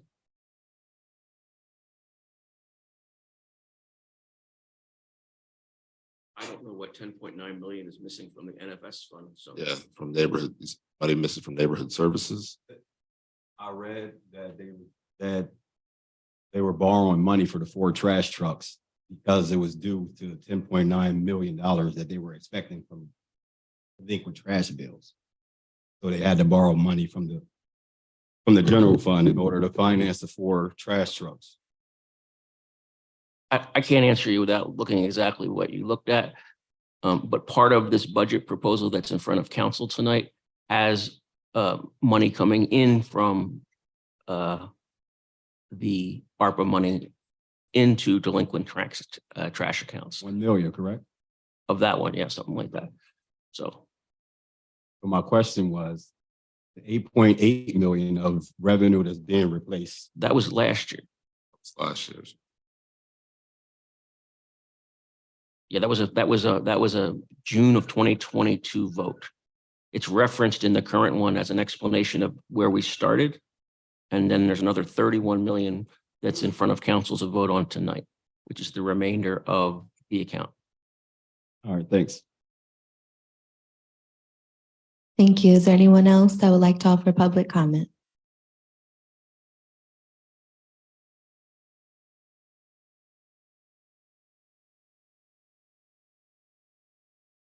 Good evening, Council. My name is Joe Robinson. I reside at 2009 Bradley Drive, representing the Martin Luther King Leadership Development Institute, as well as several organizations that I've been in partnership with, where we again are here on behalf of, in support of this partnership on the pass this bill related to the American Rescue Plan.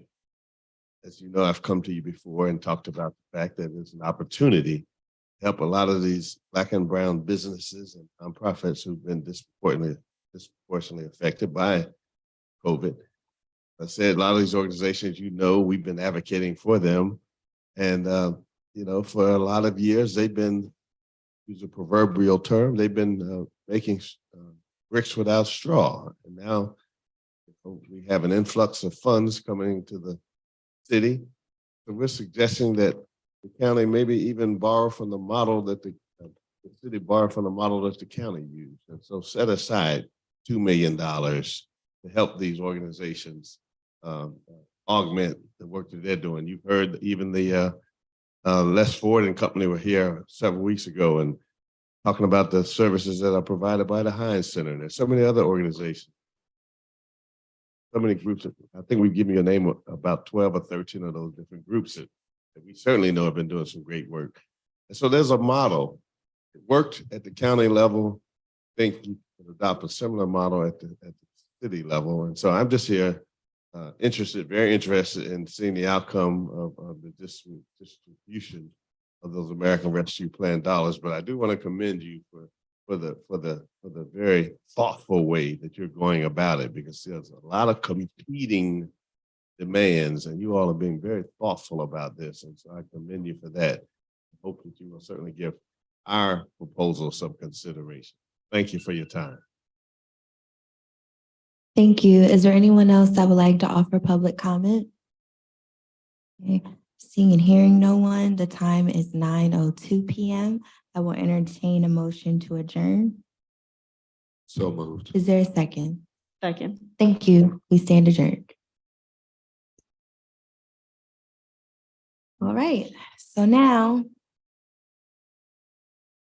We will briefly go through caucus of our legislative session agenda before officially calling the legislative session agenda to order. I will call the meeting to order. Mr. Parker will lead us in roll call. The invocation this evening will be led by Councilwoman Daniels. I will lead the Pledge of Allegiance. We will veer from our printed agenda for communications. We will not have any communications this evening. We will reserve recognition of Downtown Daily Bread's 40th anniversary for when we return from our summer hiatus. We will then open the floor for courtesy of the floor, followed by approval of minutes. These minutes are from the legislative session that occurred on June 27th, 2023. We do not have any ordinances for first reading.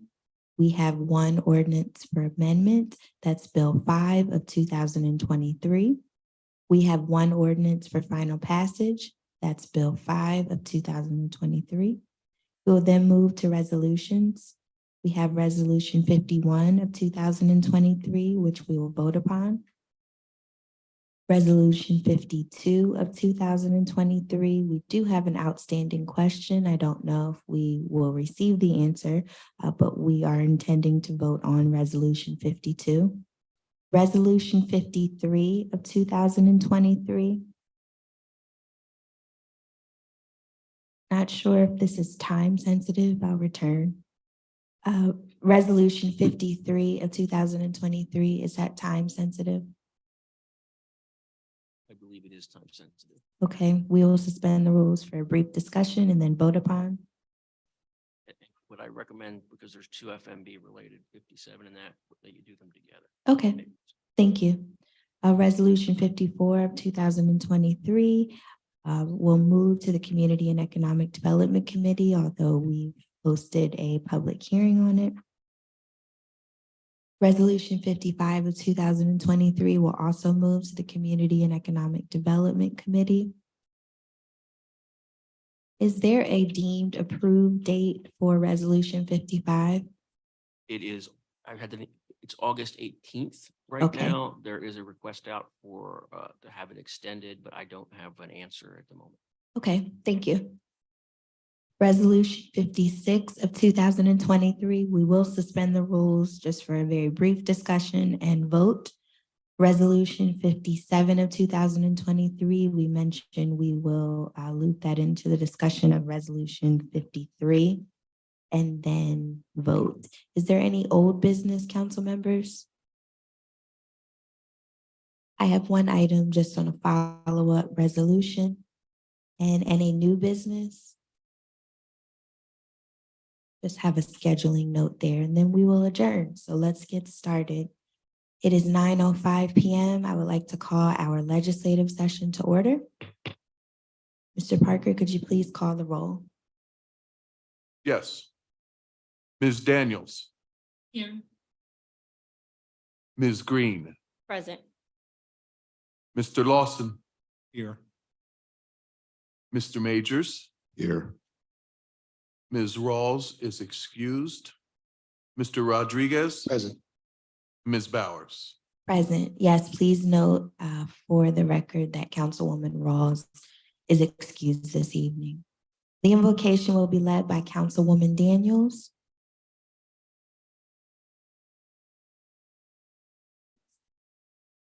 For all of our residents who, who are experiencing hardship at the moment.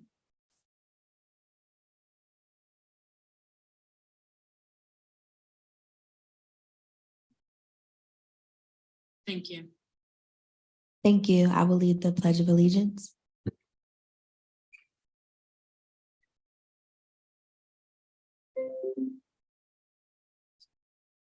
To the republic for which stands one nation, under God, indivisible.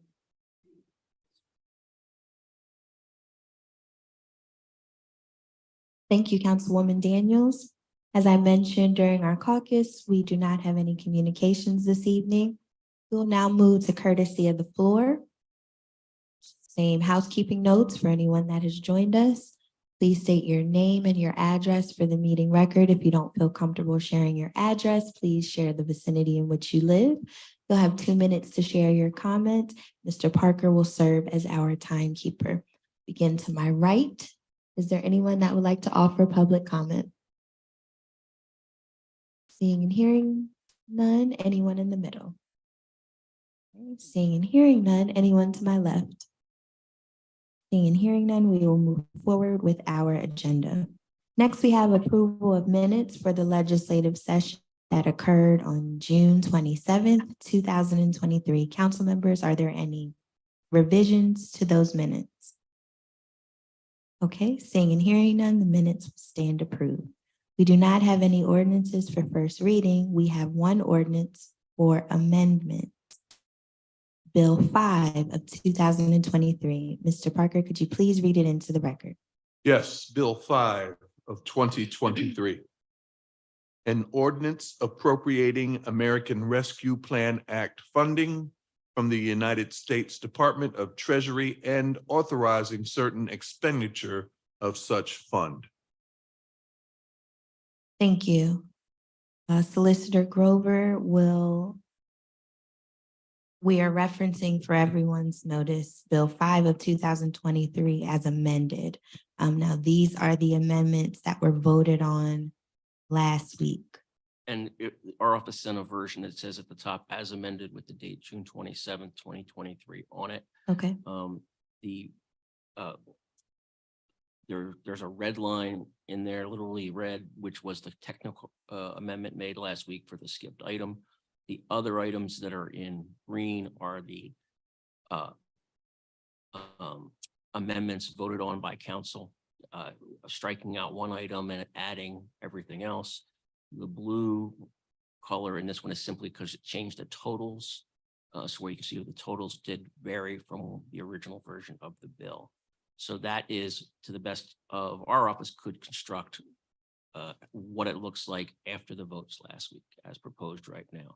I will note there was one additional amendment voted on, which was not a particular line. It was an intent related. That they asked us to write intention language from the conversations and notes of council.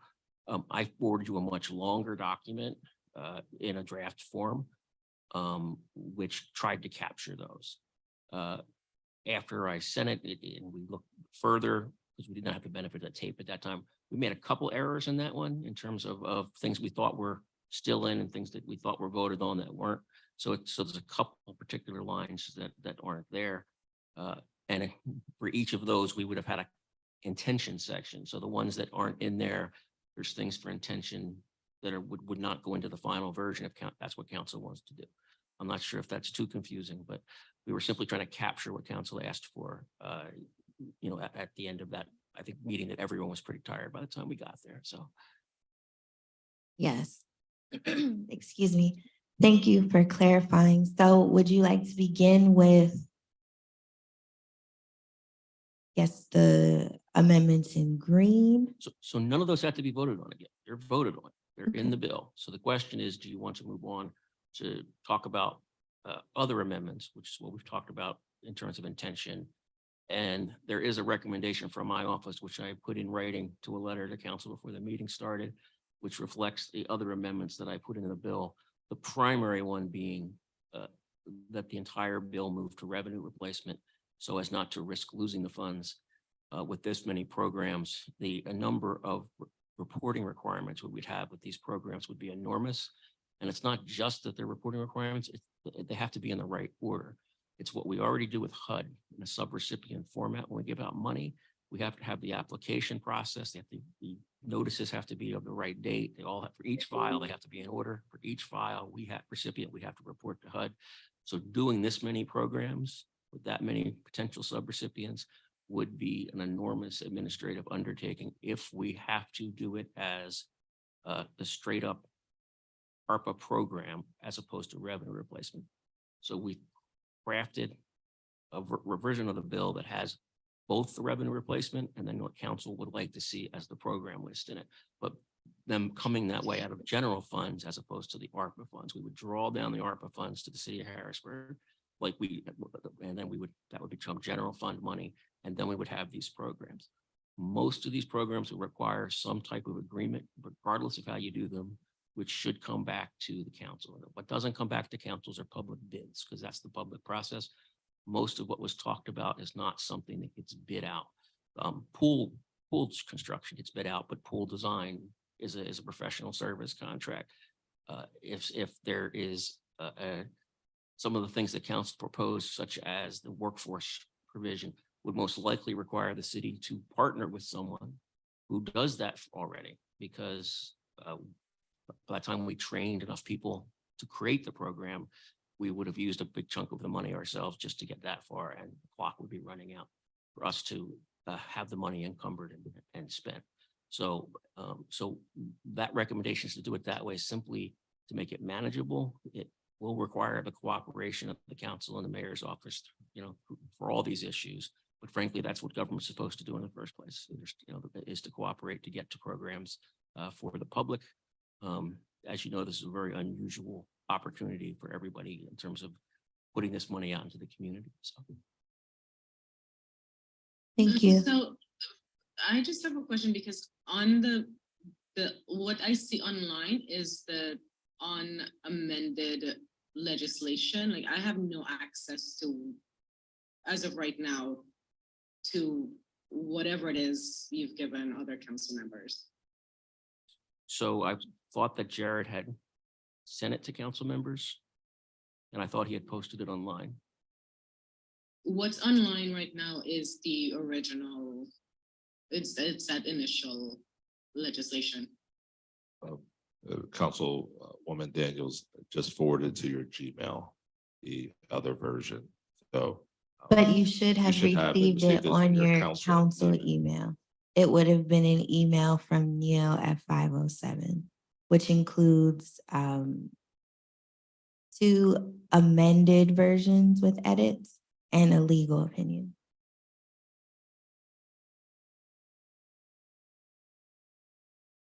And the longer version was what I sent early hours Monday morning, I think it was. Thank you. If you could please review the intent language.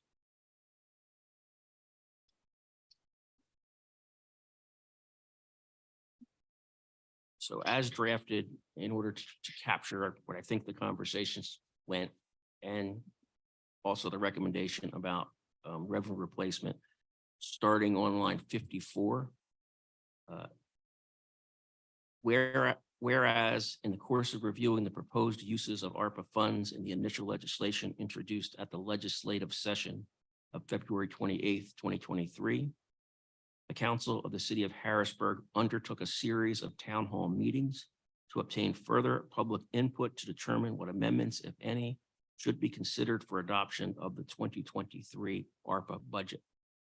And whereas the intent of this budget ordinance is to, 1, appropriate all remaining ARPA funds to use as revenue replacement, 2, authorize and direct that those revenue replacement funds be transferred to the city's general fund to provide for programs, capital projects, and associated administrative cost at such time and in a manner to comply with the applicable federal regulatory restrictions and formulas to determine annual eligible revenue replacement entitlement.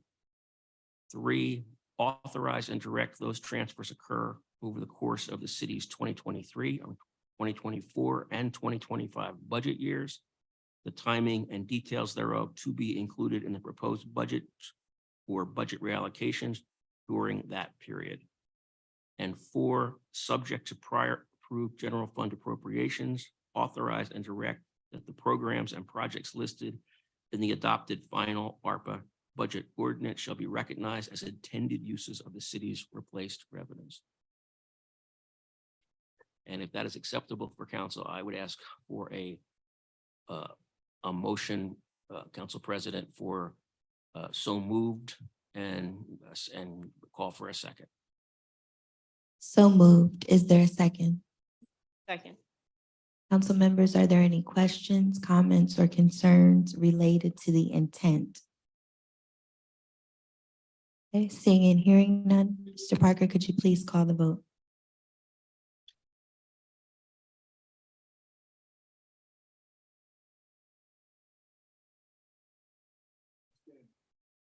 Ms. Daniels,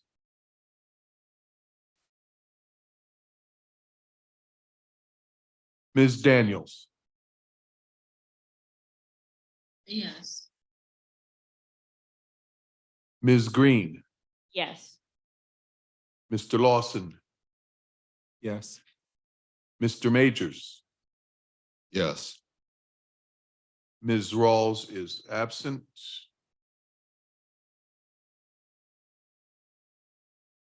Mr. Rodriguez, Yes. Ms. Bowers. Yes. We have the amendment passed 6, 1, 2, 3, yeah, 6 yeas to 0 nays with 1 absence. Thank you.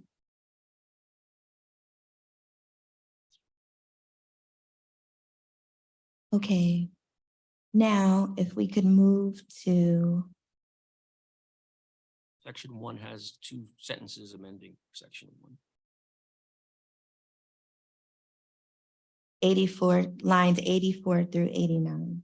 Is that correct? Correct. Okay, if you wouldn't mind sharing those. This is still in reference to legislative intent. In order to ensure that all ARPA funds shall remain available for use in an efficient, cost-effective manner, the intent of this budget ordinance is to use all remaining ARPA funds awarded to the city for revenue replacement. The city shall adhere to the legislative intent of the final ARPA budget ordinance and address the approved priorities, programs, and projects listed herein for proposed general fund and capital budgets and budget reallocations. So moved. Is there a second? Second. Thank you. Council members, are there any questions, comments, or concerns related to this legislative intent outlined? Could it be read again and a little louder, please? Certainly.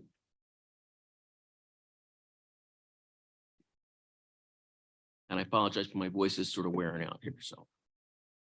In order to ensure that all ARPA funds shall remain available for use in an efficient, cost-effective manner, the intent of this budget ordinance is to use all remaining ARPA funds awarded to the city as revenue replacement. The city shall adhere to the legislative intent of the final ARPA budget ordinance and address the approved priorities, programs, and projects listed herein for proposed general fund and capital budgets and budget reallocations. Thank you. Again, council members, are there any questions, comments, or concerns related to the legislative intent? Okay, seeing and hearing none, Mr. Parker, could you please call the vote? Yes. Ms. Daniels, No. Ms. Green, Yes. Mr. Lawson, Yes. Mr. Majors, Yes. Mr. Rodriguez, Yes. Ms. Bowers. Yes. Second Amendment regarding legislative intent in Bill number 5 has passed with 5 yeas and 1 nay with 1 absence. Thank you. We will now move to section 3 under the appropriation, beginning at can you begin at line 94? I would, and I'll just note Because where the it's- changes are. Thank you. So coronavirus state and local fiscal recovery funds, SLFRF, from the total remaining, and striking the word of, funds awarded to the city of Harrisburg equal to the sum of $31,450,625, more or less, shall be appropriated for revenue replacement. And then that strikes out the previous language which was said, and authorized for eligible direct uses as follows. After that, there is a new provision. Upon adoption of this final ARPA budget ordinance, the sum of $200,000 shall be immediately available for transfer and use as general fund revenues without further approval of council, the initial administrative cost of personnel, equipment, goods, and services deemed necessary to commence staff hiring and planning for programs and projects with such departments and bureau budgets as may be determined by the mayor. The use of additional funds shall be subject to prior approvals in the normal course of business for the appropriation of general fund revenues and budget expenditures. Thank you. Council members, oh, excuse me, so moved. Is there a second? Second. Thank you. Council members, are there any questions, comments, or concerns related to section 3, lines 96 through 103? What's the rationale for this one? So once money is moved over, if it's revenue replacement, it has to come back it's not appropriated yet. It has to come in a general fund appropriation that comes back before council. The $200,000 is so over the summer, they can start the work of some of the program directors they would need to hire, getting computer equipment for them in those, particularly in DBHD, which has most of these programs, and then moving over project managers in Parks and Rec, which have part of the programs. So basically we let them start doing it and not have to wait till September when they're back in order to do it. It also goes to that other provision we talked about earlier tonight. If they hire a program manager under the city code, it has to be funded through the end of the year for the controller to be permitted to sign a check. So it basically was an estimate of what it would take. And it is a rough estimate for the positions and the equipment to get to the end of the year for this. But it basically would let work commence in July to get people on board and start ordering equipment. So that's the rationale.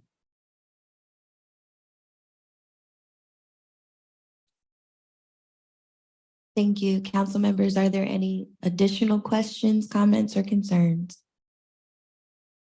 Okay, seeing and hearing none, Mr. Parker, could you please call the vote? Yes. Ms. Daniels, No. Ms. Green, Yes. Mr. Lawson, Yes. Mr. Majors, Yes. Ms. Rawls is absent. Mr. Rodriguez, Yes. Ms. Bowers. Yes.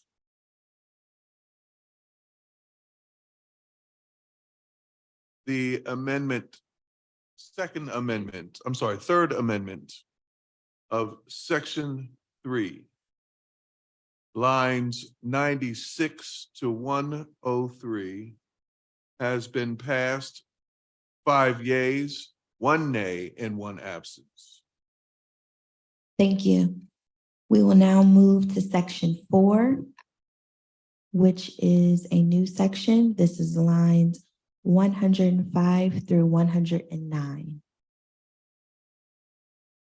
So for section 4, this is where you get down to the actual programs. Most of the actual programs, what's listed here is what council voted on last week. These are the sections they already listed. But there's a new beginning to the section.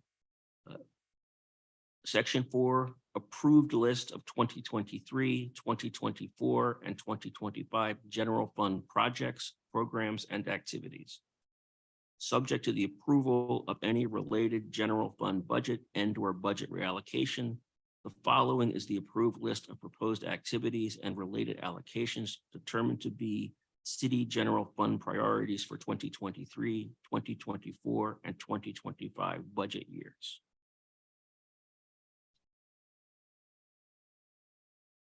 So moved. Is there a second? Second. Thank you. Council members, are there any questions, comments, or concerns related to the introductory clause for the programs? Okay, seeing and hearing none, Mr. Parker, could you please call the vote? Yes. Ms. Daniels,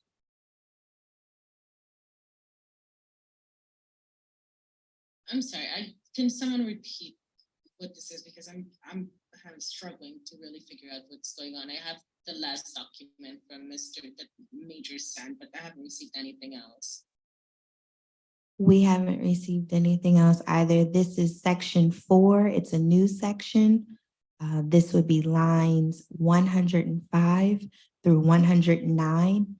It is just an introductory clause to the programs that we voted on last week.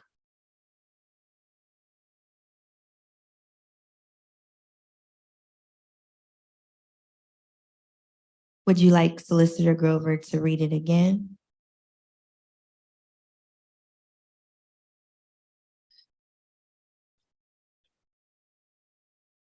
I don't. Why is this an amendment?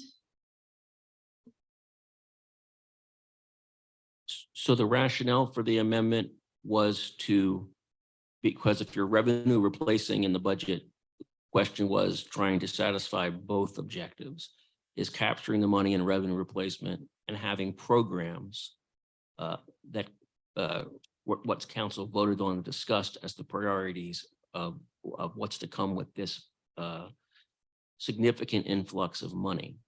The reason it's broken out over 3 years, it goes to some state level rules about how much percentage of money can be in a general fund balance at a given time.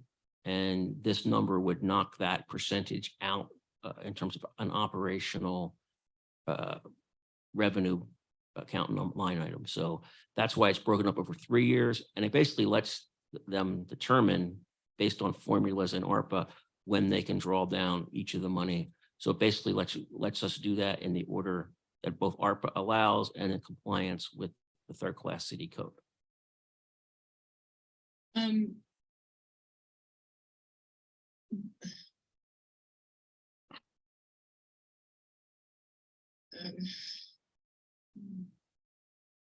don't know how to vote on that because it sounds to me, I don't understand why we would be having an ordinance that's inconsistent with our state requirements. So like, why is there an amendment to say that we're going to be consistent with our state funding requirements? Because I don't understand. well, that's not what it is. This is a federal budget amendment, so it's not a general fund amendment. But the result of it would put the money towards the general fund, and it tries to anticipate the mechanics of how to do that.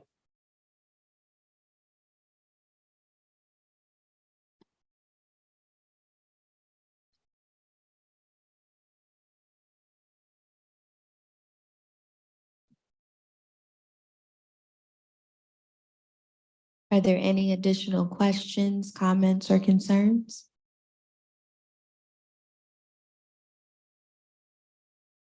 Okay, seeing and hearing none. Mr. Parker, could you please call the vote? Yes. Ms. Daniels, Can you call other people because I can't really make a decision on this. This is very sloppily done. Ms. Green, Yes. Mr. Lawson, Yes. Mr. Majors, Yes. Mr. Rodriguez. Yes. Ms. Bowers. Yes.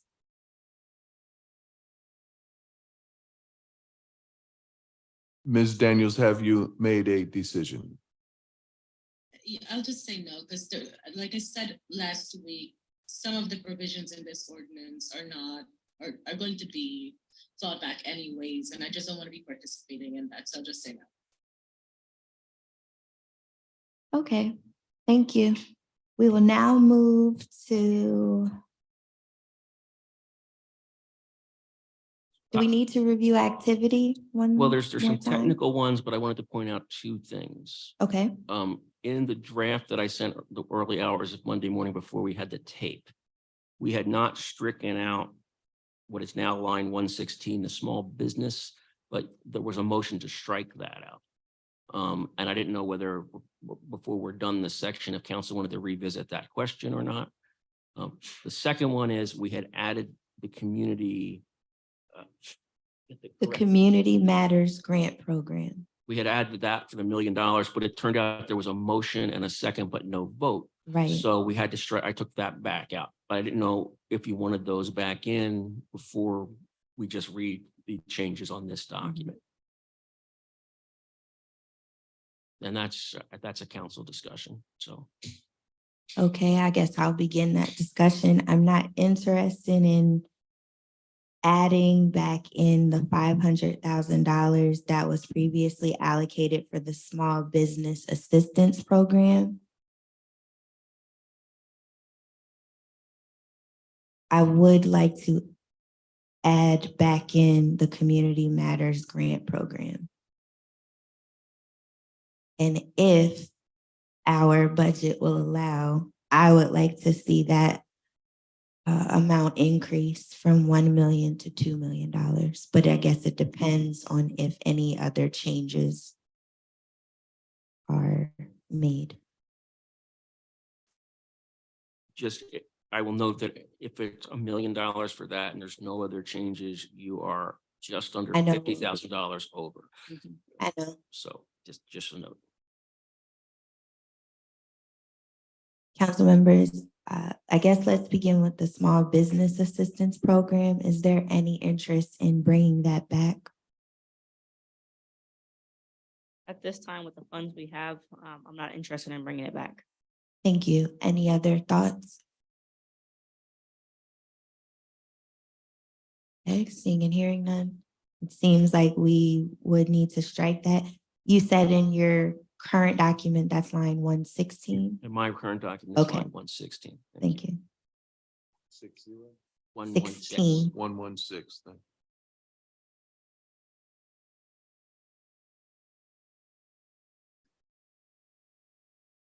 Okay, so now let's visit the Community Matters Grant Program. So the language that is not in here, but was sent over the weekend was after Bridge Housing Program, which on my document now is 130. We had Community Matters Grant Program, $1 million. And then there's a corresponding comment section, which in the weekend, the one from Monday would have been section H, which we would have to, or section G, which we would be adding back in if that's what council wished to do. Okay. And that would be under section 5, additional provisions. Yes, 5A has a series of. 5A subsection G, that would be line, I'm assuming on your document, that's 168. It was, but remembering that also had the thing that you just did not add back in. So that section, there was a section for the small business comment in there as well. But we would have to read this back in and add it into the formal document. Yes, I just wanted to make sure I had the appropriate one. So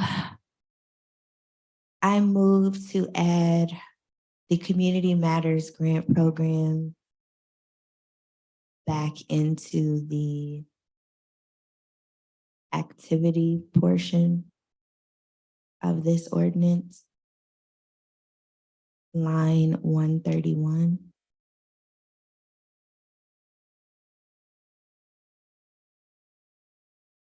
I would like the amount to be $2 million, but I don't know right now if anything else outlined will change. So I'm not sure if we have that. So we can start at $1 million. I think we can accomplish that. What was the number that we were short? It would be just under $50,000 more than you have left in the account. So something else would have to go. Or do we raise it to 1 million, 2 million minus $50,000 essentially? No, if the 1 million takes. No, we well, can't do it. Okay, I thought you said. Yeah, it would have to, something else would have to be struck from the document. Shall we go through the remainder of the programs to make sure that everyone is comfortable with the allocations and then revisit the number? I will withdraw my motion to determine what funding is left. So we have the administration allocation for 1.2 million. We know that we have to have that. Next, that's under Section A, Harbor Administration. Section B is titled Public Health and Economic Impact Programs. First, we have the Affordable Housing Program. The allocation is $8 million. Everyone is fine with this program and allocation? Okay. We struck the Small Business Assistance Program, and that allocation was $500,000. Next, we have the Tree Removal Program and Pruning for Seniors. The allocation is $500,000. Is everyone comfortable with this allocation and program? Okay. Next, we have home repairs. That's the allocation is $5 million. Is everyone comfortable with the program and allocation? Okay. Next, we have the Delinquent Refuse and Disposal Bill Assistance. The allocation is $1 million.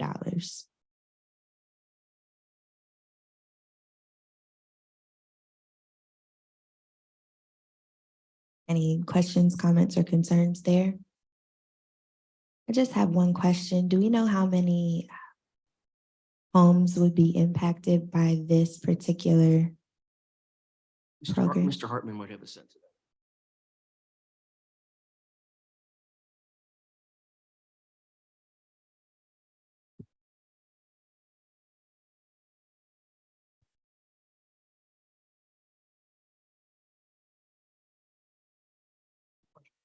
I was just curious because I don't know if it came up through any of our discussions, how many homes would be impacted by the Delinquent Refuse and Disposal Bill Assistance? Let me go pull the spreadsheet up right now on my computer. Okay. I can tell you the amount of accounts. Okay. Then there would be obviously an eligibility screening. That part of the administrative cost would be Denise's office to handle the screening. But I will tell you the dollar amount and the amount of counts Okay. that are generally covered in that limit, but then obviously we have to run against Denise's system. Okay, thank you. I think we can move through some of the other items while Mr. Hartman shares that information. Next, we have a replacement of the South Harrisburg pool. The allocation is $8 million. Is everyone fine with this program or replacement of the pool and the allocation? Okay. Next, we have the ADA accessible playground equipment, and the allocation is $1.5 million. Next, upgraded fire radio system. The allocation is $900,000. Next, we have the demolition of blighted property. The allocation is $1.5 million. Next, we have the Healthy Corners pilot program. The allocation is $150,000. Any questions, comments, thoughts? Yeah, so my thoughts, at least coming up, and looks like we're gonna have to come up with at least $50,000 from somewhere. And I'll say that the two programs that I'm looking at, if we need a reduction in order to ensure that our numbers are allocating we have to maybe potentially taking Healthy Corners down to 100,000, so that'll keep us within compliance with our numbers, or which is also coming up here shortly would be the senior programs. Don't want to make a motion, but those are the two that I'm looking at. And those will get us to that'll get us to be in line with how much funding is available through ARPA. Thank you. Any other comments on Healthy Corners? We'll be fine reducing Healthy Corners, as it will be a pilot program that we're looking to to get started and see how it goes. And then looking to continue to fund it out of other funds if necessary. Thank you. Any other comments on Healthy Corners? Just to kind of reiterate what Vice President Green said, because I understand the need to balance, but I do believe that doing this as a pilot and seeing if there's something that we can grow is important here. And maybe just keeping our minds, and I know it doesn't go into a document, but keeping our minds open when it comes time for budget reallocation, if we see that there's some positive movement, to just look at funding it with another source, and that may be next year, but if that's where we have to go, I just think it's important that we not forget about trying to find ways to get healthy food into the community. Thank you.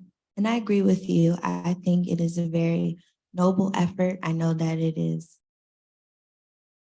food accessibility is a topic and issue that has been near and dear to several council members' hearts, and I share the intent. However, I don't think that, I'm not sure of the feasibility. So I would move to strike the program completely. Perhaps, as Councilman Lawson noted, we can revisit the pilot from a budgetary standpoint, but with this funding, I'm not really sure if this is the best use. If that's an actual, is that a full motion? Yes, I move to strike the Healthy Corners pilot program with the allocation of $150,000 from the ordinance. That would be line 126. I will second that. Council members, are there any questions, comments, or concerns related to the motion on the table? I will say, the reason why I support striking this is not because of the program itself, but understanding that it's going to take a lot of administrative work to craft and implement and monitor the program. But also, rather than just reducing it down to $100,000, I do believe that in the end, we're going to need some more administrative costs to run these ARPA programs, period. So I think it's time for us to also take a look at that. Now, I do understand that as we move forward, we will be looking to monitor our spending and possibly reallocate money further down the line if we're underspending in certain areas, to make sure that we're able to utilize the funds in the most effective and efficient way. But I would definitely support this, and that's kind of my reason why. Thank you. Any other questions, comments, or concerns related to the current motion? Okay, seeing and hearing none, Mr. Parker, could you please call the vote? Yes. Ms. Daniels, No. Ms. Green, Yes. Mr. Lawson,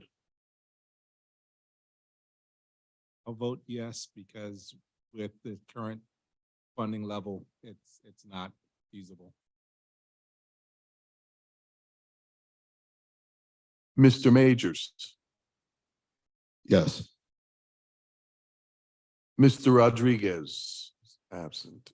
Ms. Bowers. Yes.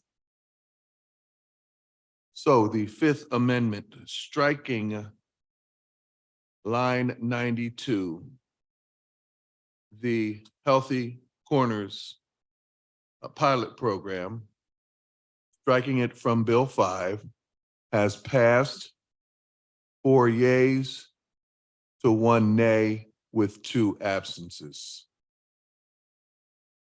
Excuse me, thank you. You're welcome. Next, we have the, oh, I'm sorry, you have the numbers. This is for line 120, the delinquent refuse and disposal bill assistance. So for residential accounts, right now, before it being screened, it's 3,620 total accounts. And the dollar amount, and this is not made up, $1,999,544.01. That is the amount that was brought into delinquent between March of 2020, and we actually extended it out to get maximized dollars, March 2020. Oh, okay, so it's March, so the months of eligibility are March 2020 through March For 2023. that, and that we were doing to figure out how to get people the most amount of help we can that are in need. Because what we did notice was, especially as inflation started to hit towards the end of the pandemic period, that there was some bit of escalation in some of these delinquent accounts. Thank you for that information. Council members, are there any questions, comments, or concerns related to line 120, the delinquent refuse and disposal bill assistance? Any follow-up questions there? No? Okay. Next, we have the Workforce Development and Internship Program. The allocation is $1 million. Next, Senior Programming. The allocation is $250,000. Okay. Bridge Housing Program. The allocation is $1 million.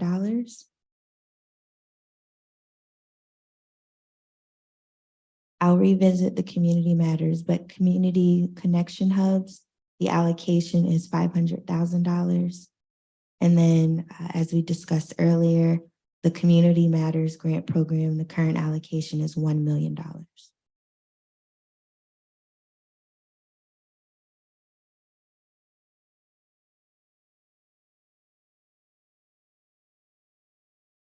Okay, so are there any further amendments to the activities outlined? We do. So we had, I withdrew my initial motion because I wasn't sure if the other programs were, we would be moving forward with those. So I moved to add the Community Matters Grant Program to the ordinance at line 131.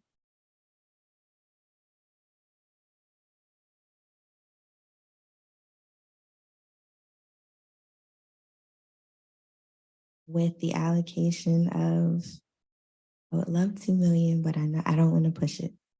So $1 million. And I will second. Thank you. Council members, are there any questions, comments, or concerns related to the motion on the floor? No, I will say that although it's starting at $1 million, as we look to monitor the programs and our spending as time goes on, there is the potential to increase that depending on if we would underspend somewhere else. But I definitely support this. Thank you. Any other questions, comments, or concerns? That was line 131. Yes. Okay, seeing and hearing none, Mr. Parker, could you please call the vote?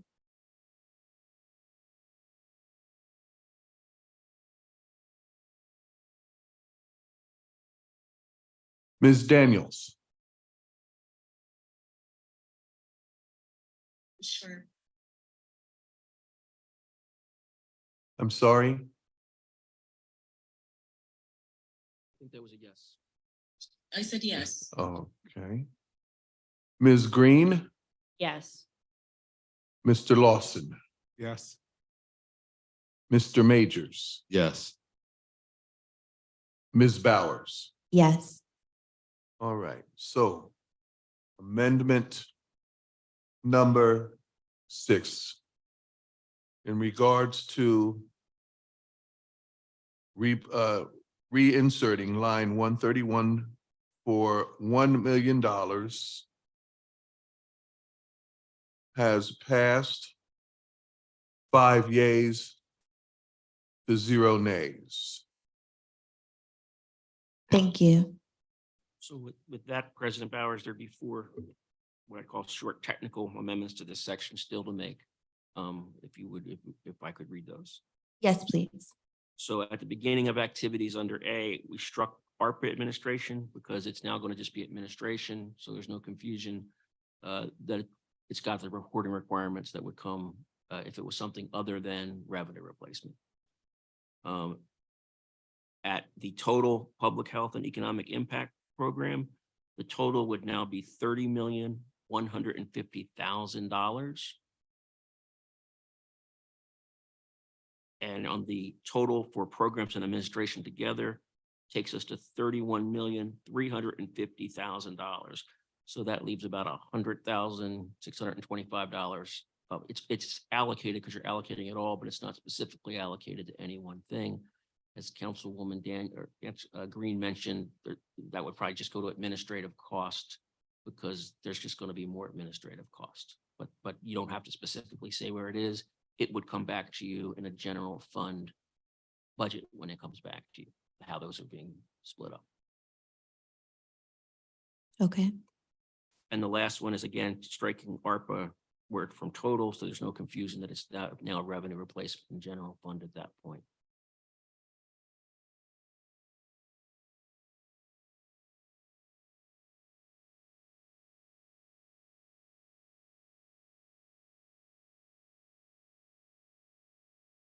That was the last one for that section? For that section. Okay. So moved. Is there a second? Second. Thank you. Any questions, comments, or concerns related to the technical amendments to the activity section? Yeah, could you repeat that more loudly, please? Certainly. For at the beginning under heading activity, on my version, it's line 113, striking ARPA from before the word administration to eliminate any confusion because it's going to be revenue replacement that these activities come under. It's going to come under general fund. So just striking the ARPA reference there. Then in the total for the public health and economic impact programs, the total is $30,150,000. Under the total for programs and administration, the total then becomes $31,350,000. And then after the word total for that section, again, striking ARPA because of the change to these will be general fund expenditures at that point for these programs.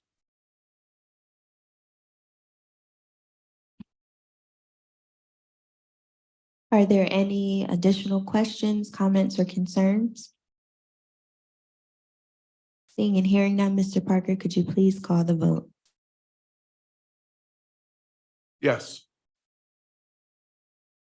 Ms. Daniels, Yes. Ms. Green, Yes. Mr. Lawson, Yes. Mr. Majors. Yes. Ms. Bowers. Yes. Amendment number 7, technical amendments, line 113, striking ARPA reference has passed 5 yeas to 0 nays with 2 absences. Thank you. We now move to section 5, the additional provisions. And I would propose to start with simply a motion when we're for the first changing the section number and the first 2 lines. And then I would propose if it's council preference to go through each subparagraph one by one with a vote, unless you want to do the whole thing at once. While I realize it's tedious to go subparagraph by subparagraph, but I think it's clear that way. Things don't get lost. Thank you. So renumbering section, what was section 4 to section 5, additional provisions. Then a new section A, capital A, for the list of activities in section 4 of the final ARPA budget ordinance, following reflects the legislative intent for specific activities. So moved. Is there a second? Second. Thank you. Council members, are there any questions, comments, or concerns related to the new section 5, additional provisions, and the new section A? Could you repeat that? please? The new, It's the new section 5, additional provisions. And new section A. Seeing and hearing none, Mr. Parker, could you please call the vote? Ms. Daniels, No. Ms. Green, Yes. Mr. Lawson, Yes. Mr. Majors, Yes. Ms. Rawls, I'm sorry, Ms. Rawls and Mr. Rodriguez are absent. And Ms. Bowers. Yes. Amendment number 8. Amending, adding a new section 5 with additional provisions and a new section A. This amendment has passed 4 yeas, 1 nay, with 2 absences. Thank you. Next is a new subsection A, replace South Harrisburg Pool. Funds for the replacement of the South Harrisburg Pool are intended for replacement. Requests for proposals for related professional services for design professionals should require multiple design options and include an option for pool replacement.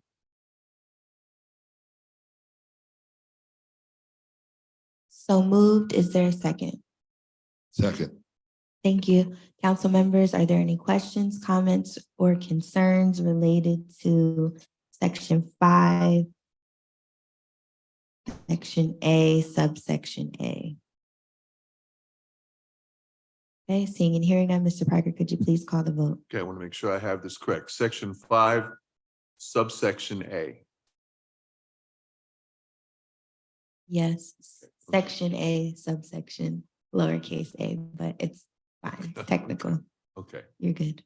all right. Ms. Daniels,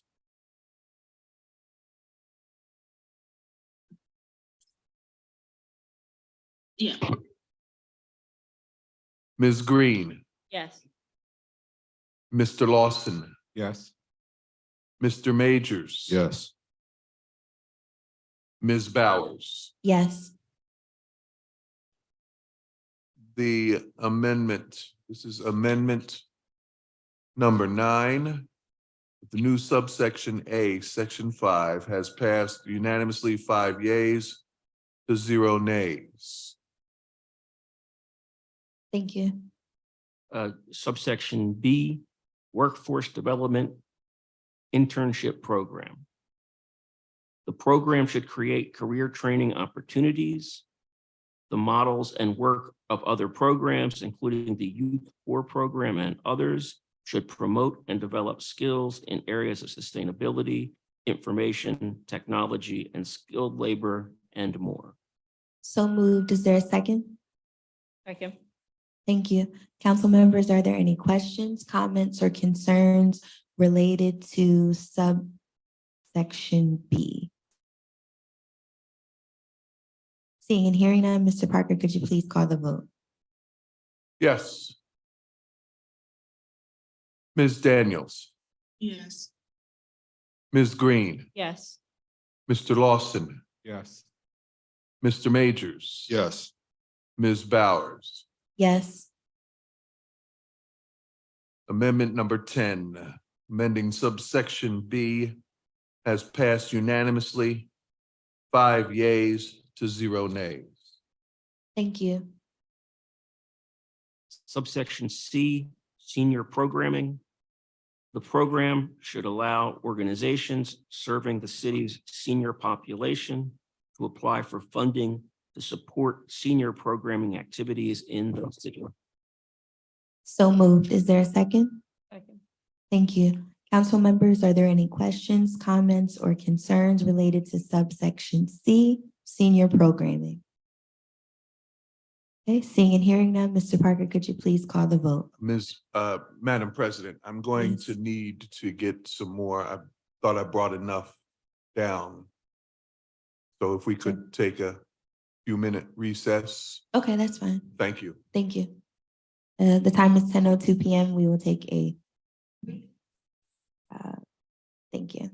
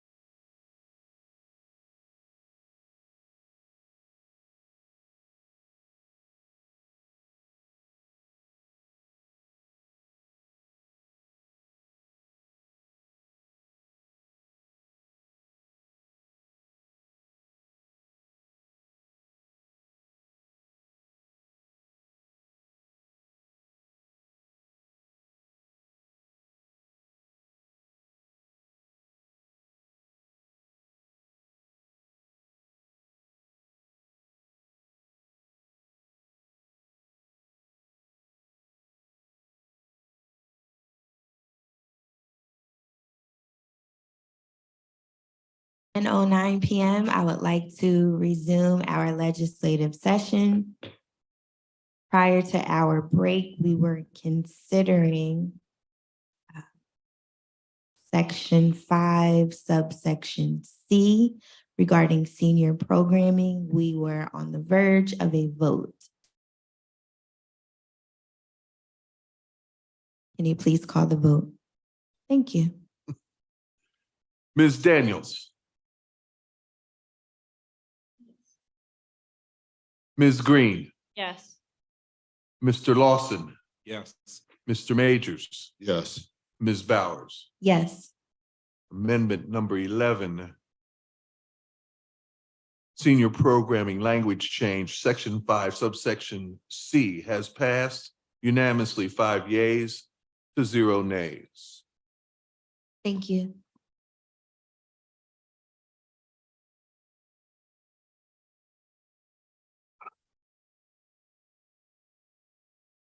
That's the part we already did. Yes. Okay. Yes, it was just the formal vote for senior programming. So now we have subsection D, Bridge Housing Program. Yes, subsection D, Bridge Housing Program.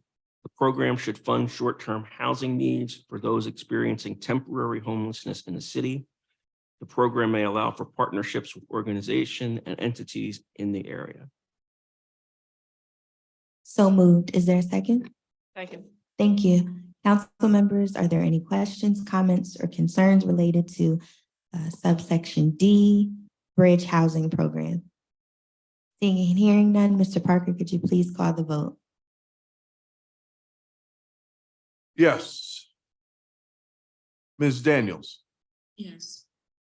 Ms. Green, Yes. Mr. Lawson, Yes. Mr. Majors, Yes. Ms. Bowers. Yes. Amendment number 12 of subsection D, Bridge Housing Program has passed unanimously, 5 yeas, 0 nays, and 2 absent. Thank you. Then it would be subsection E, Community Matter Grant Program. The program would support underserved minority communities, minority-owned and women-owned businesses, and established 501c3 nonprofit entities in the city that serve underserved and low-income communities. The program may be modeled as a city-based version of a modified Dauphin County Community Matters Grant Program. So moved. Is there a second? Second. Thank you. Council members, are there any questions, comments, or concerns related to subsection E, Community Matters Grant Program? Seeing and hearing none, Mr. Parker, could you please call the vote? Yes. Ms. Daniels, Yes. Ms. Green, Yes. Mr. Lawson, Yes. Mr. Majors, Yes. Ms. Bowers. Yes. Amendment number 13, subsection E, Community Matters Grants, passes unanimously, 5 yeas, 0 nays, with 2 absences. Thank you. Subsection F, Community Connection Hubs. The program should provide for spaces that encourage workforce development, job seeking, and skill building. Program goals may be served through partnerships with local libraries, businesses, and nonprofits. So moved. Is there a second? Second. Thank you. Council members, are there any questions, comments, or concerns related to subsection F, Community Connection Hubs? Seeing and hearing none, Mr. Parker, could you please call the vote? Yes. Ms. Daniels, Yes. Ms. Green, Yes. Mr. Lawson, Yes. Mr. Majors, Yes. Ms. Bowers. Yes. Amendment number 14, subsection F, Community Connection Hubs, has passed unanimously, 5 yeas to 0 nays. Subsection G, the departments and bureaus charged with development and implementation of programs for the listed activities should develop program specifics by working groups. The chair of the standing committee designated to review matters for a department or bureau with oversight of a program shall be provided notice of all such meetings with an option to attend. Okay, I noticed, I guess a typo? Yeah, there was a typo, so it should be Okay, with, yeah, not okay, which. just wanted to clarify that. Thank you. So moved. Is there a second? Second. Thank you. Council members, are there any questions, comments, or concerns related to subsection G regarding work groups and the chair of the standing committee's potential participation in meetings? Okay, seeing and hearing none, Mr. Parker, could you please call the vote? Yes. Ms. Daniels,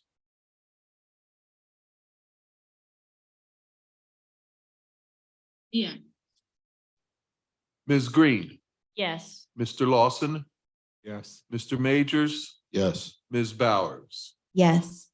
Amendment number 15, subsection G, dealing with work groups, passes unanimously, 5 yeas to 0 nays with 2 absences.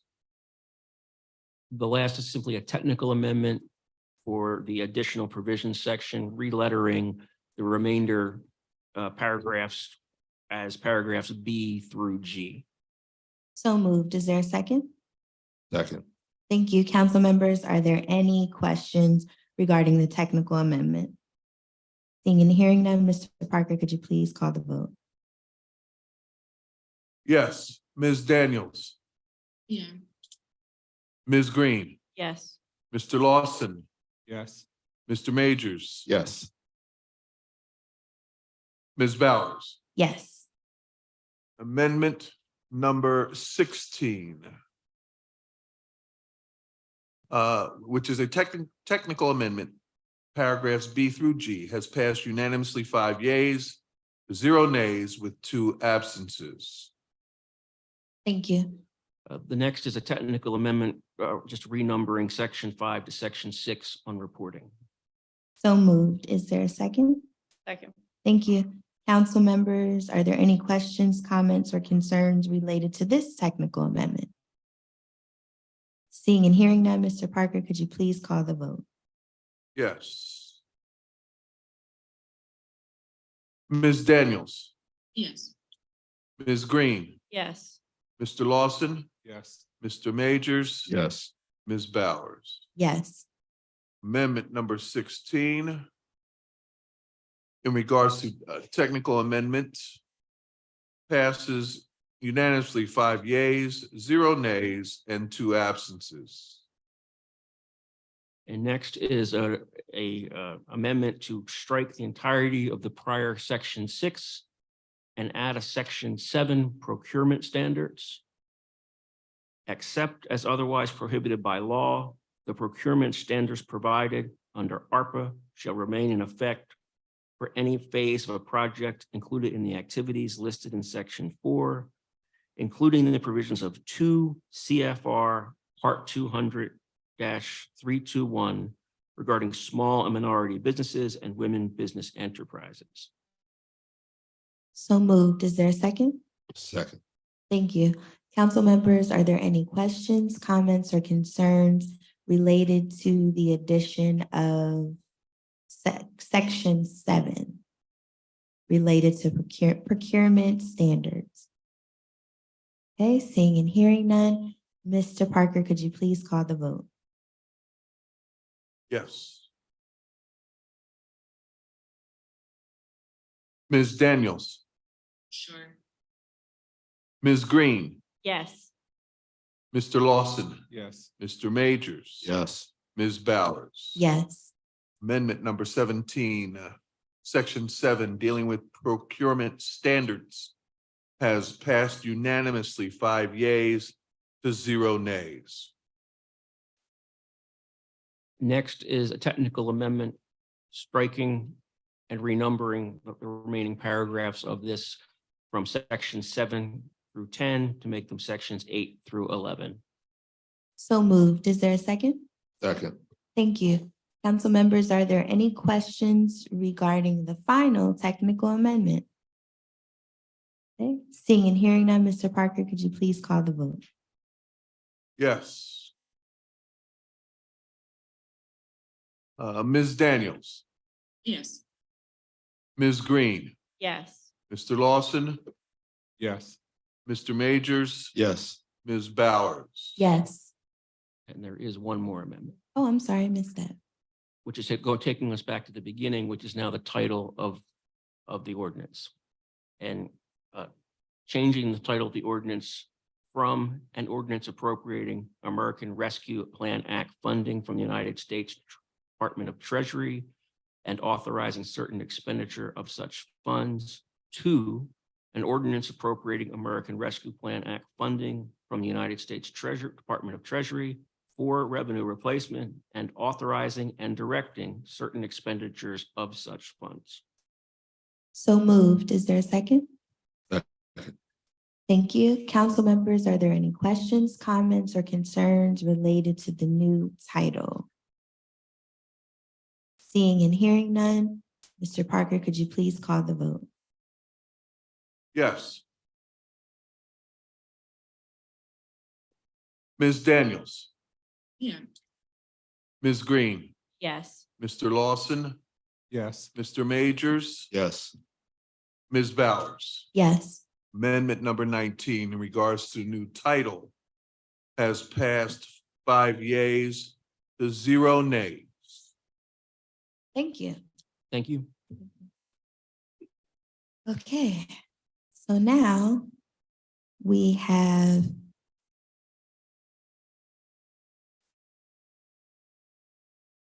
An ordinance for final passage. I know, I'm getting there. I'm getting there. An ordinance for final passage. Yay. Bill 5 of 2023 as amended.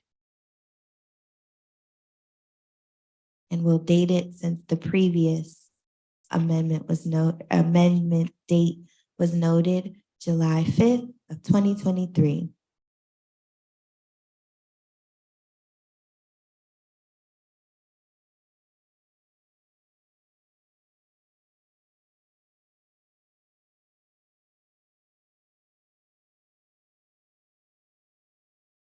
Bill number 5 as amended.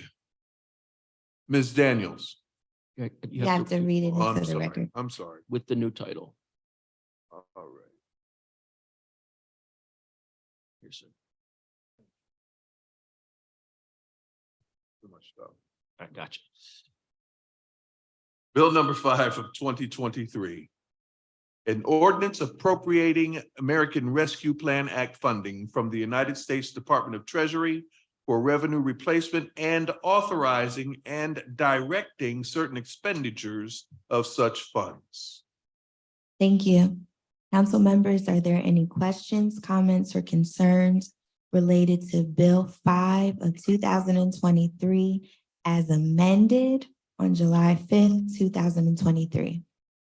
I would just like to say thank you to everyone for being patient as we work through this process, for working together and collaborating to make for sure that we have the most effective and efficient use of these funds. I look forward to working with the administration moving forward to ensure that these programs are administered to serve as many people in the city of Harrisburg as possible and serve the intent that we all put behind it. That's it. Thank you. Thank you. I do have a comment, so please indulge me for a moment. As we all know, this has been a publicly arduous process, but I'm very proud of the time, concern, and thoughts council members provided to the American Rescue Plan Act funding. The city of Harrisburg received $47,073,625 in American Rescue Plan Act funding. On Tuesday, June 14th, 2022, Harrisburg City Council voted unanimously to approve the request for $5.5 million for an emergency replacement of the HVAC unit for the public safety building. In addition, $5,000 one-time bonuses to eligible city firefighters and police officers who were employed by the Harrisburg Bureaus of Fire and Police before the start of 2022 were approved, totaling $1.26 million.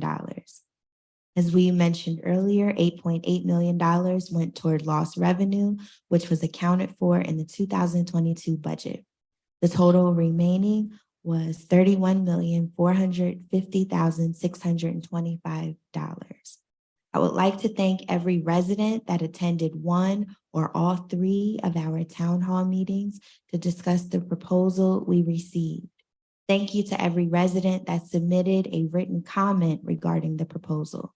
I would like to thank Vice President Green for your leadership during this process. I would also like to thank the city clerk, Mr. Michael Parker, the assistant city clerk, Mr. Jared Truesdale, and our research analyst, Mr. Cedric Humphrey, for all of your assistance. We have prioritized the following: housing needs, affordable housing program with an allocation of $8 million, a bridge housing program to assist with emergency housing needs with an allocation of $1 million, public safety, the tree removal program and pruning for seniors, allocation of $500,000, an upgraded fire radio system, an allocation of $900,000, demolition of blighted property with an allocation of $1.5 million, workforce development with a workforce development and internship program with an allocation of $1 million, community connection hubs with an allocation of $500,000, youth recreation, replacing the South Harrisburg pool with an allocation of $8 million, an ADA accessible playground equipment with an allocation of $1.5 million, senior citizens, senior programming with an allocation of $250,000, and economic development with the Community Matters Grant Program with an allocation of $1 million. Other funding sources would be the administrative funding, which is an allocation of $1.2 million, and the delinquent refuse and disposal bill assistance allocation of $1 million. So I'm very proud of the work council has done here, and I pray that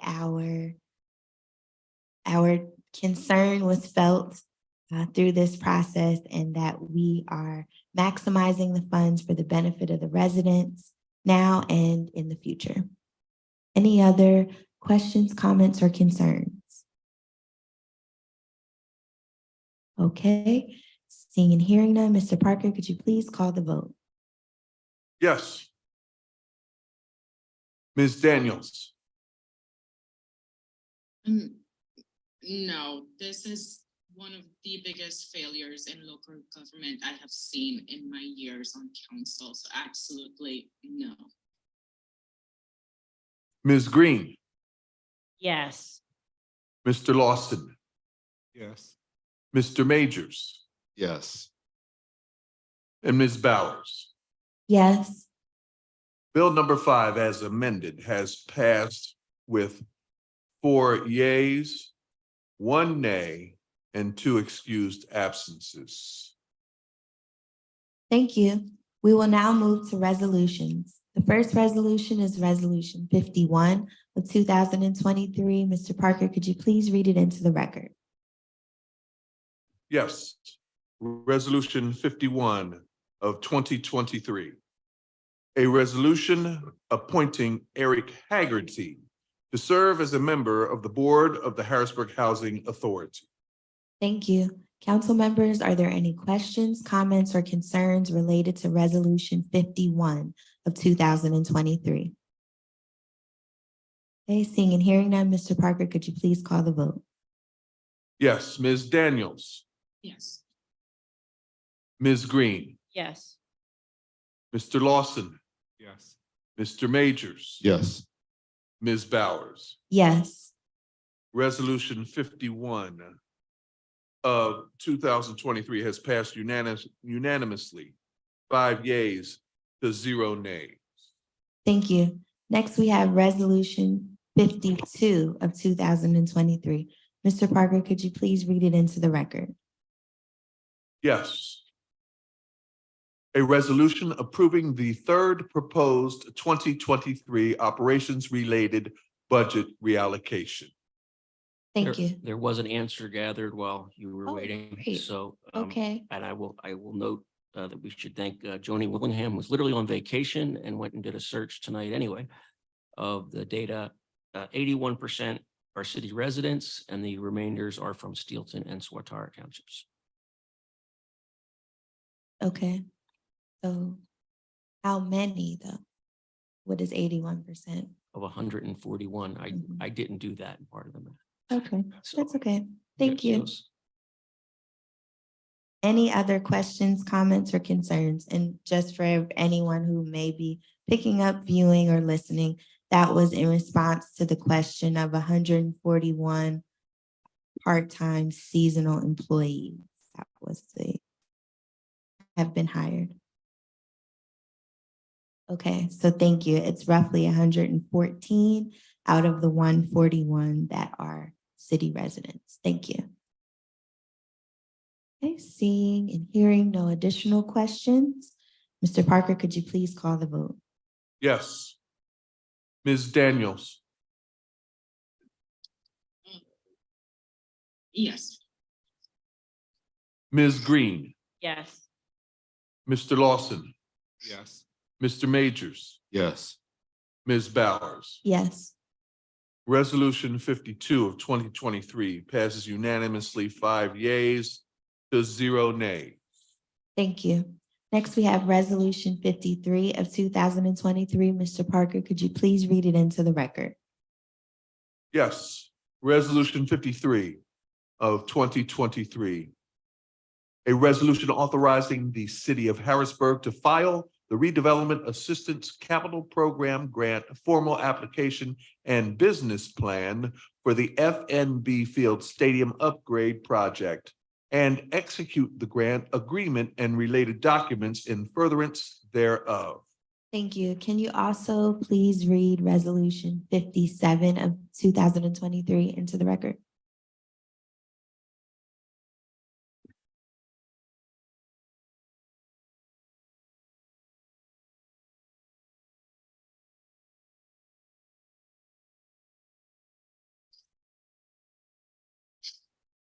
Resolution 57 of 2023. A resolution of the Council of the City of Harrisburg acknowledging and reaffirming a commitment to undertake certain city island improvements and facility upgrades to the city-owned stadium presently known as FNB Field. Thank you.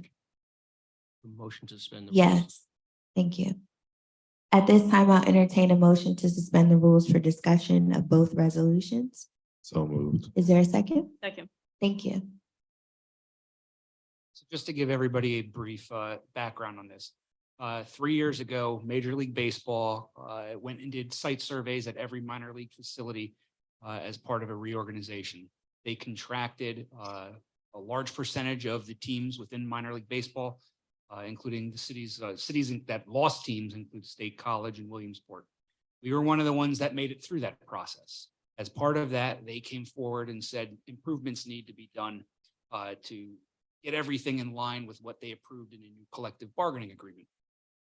So all of the minor league stadiums that exist here in the state have gone through this process or are going through it. Right now, Altoona's about to go through it.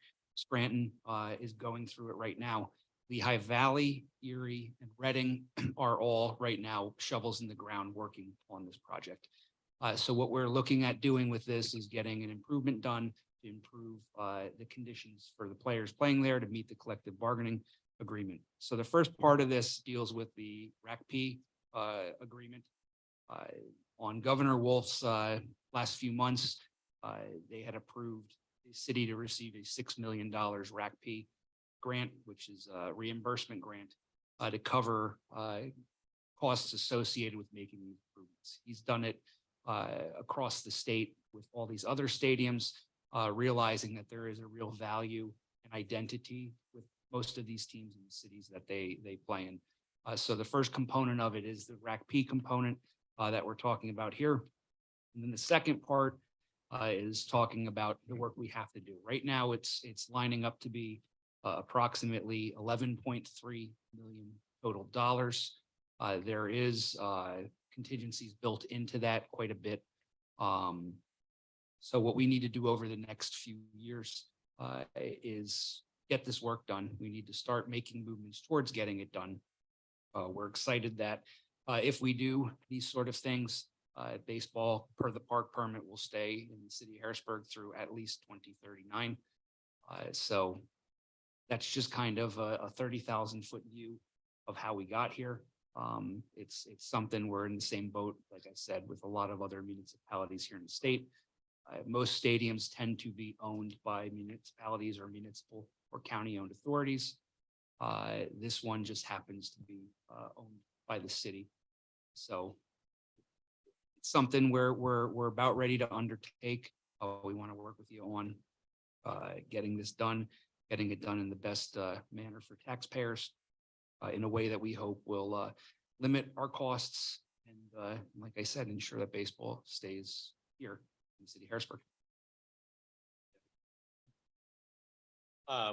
Devin Schwastik from McNeese Wallace. We've been working on behalf of the city to consider all the available options with regard to the improvements. We started with looking at the park permit by which the stadium is leased to the Senators, and determined relatively quickly that the responsibility to maintain that stadium in a condition that Major League Baseball will continue to allow the team to play there is a responsibility that falls on the city.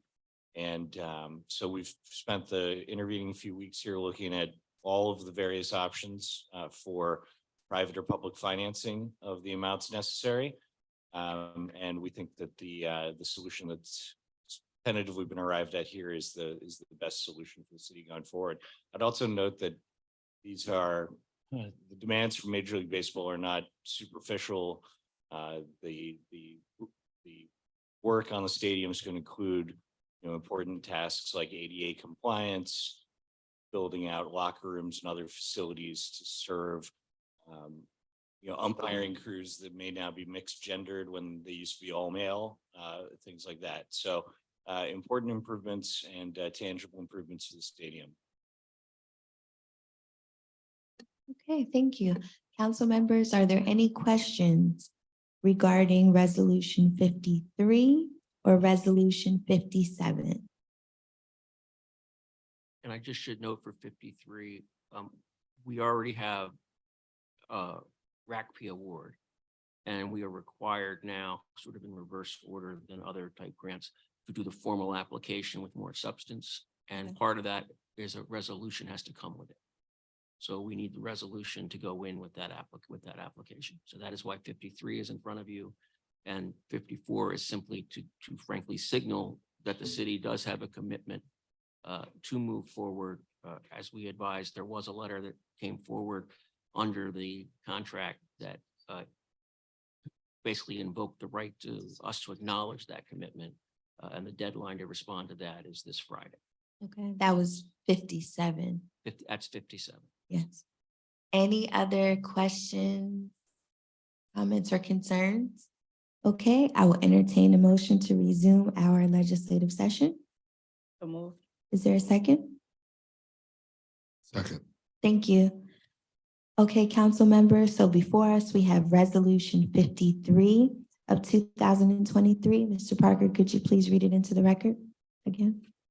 Yes, a resolution authorizing the city of Harrisburg to file the Redevelopment Assistance Capital Program Grant formal application and business plan for the F&B Field Stadium Upgrade Project and execute the grant agreement and related documents in furtherance thereof. Thank you. Council members, are there any final questions, comments, or concerns related to Resolution 53 of 2023? Okay, seeing and hearing none, Mr. Parker, could you please call the vote? Ms. Daniels, Yes. Ms. Green, Yes. Mr. Lawson, Yes. Mr. Majors, Yes. Ms. Bowers. Yes. Resolution 53 of 2023 passes unanimously, 5 yeas to 0 nays with 2 absences. Thank you. Let's skip to Resolution 57 of 2023. Mr. Parker, could you please read it into the record again? Resolution 57 of 2023. A resolution of the Council of the City of Harrisburg acknowledging and reaffirming a commitment to undertake certain city island improvements and facility upgrades to the city-owned stadium presently known as FNB Field. Thank you. Council members, are there any final questions, comments, or concerns related to Resolution 57 of 2023? Okay, seeing and hearing none, Mr. Parker, could you please call the vote? Ms. Daniels, Yes. Ms. Green, Yes. Mr. Lawson, Yes. Mr. Majors, Yes. Ms. Bowers. Yes. Resolution 57 of 2023 passes unanimously, 5 yeas to 0 nays with 2 absences. Thank you. Next, we have Resolution 54 of 2023. Mr. Parker, could you please read it into the record? Yes.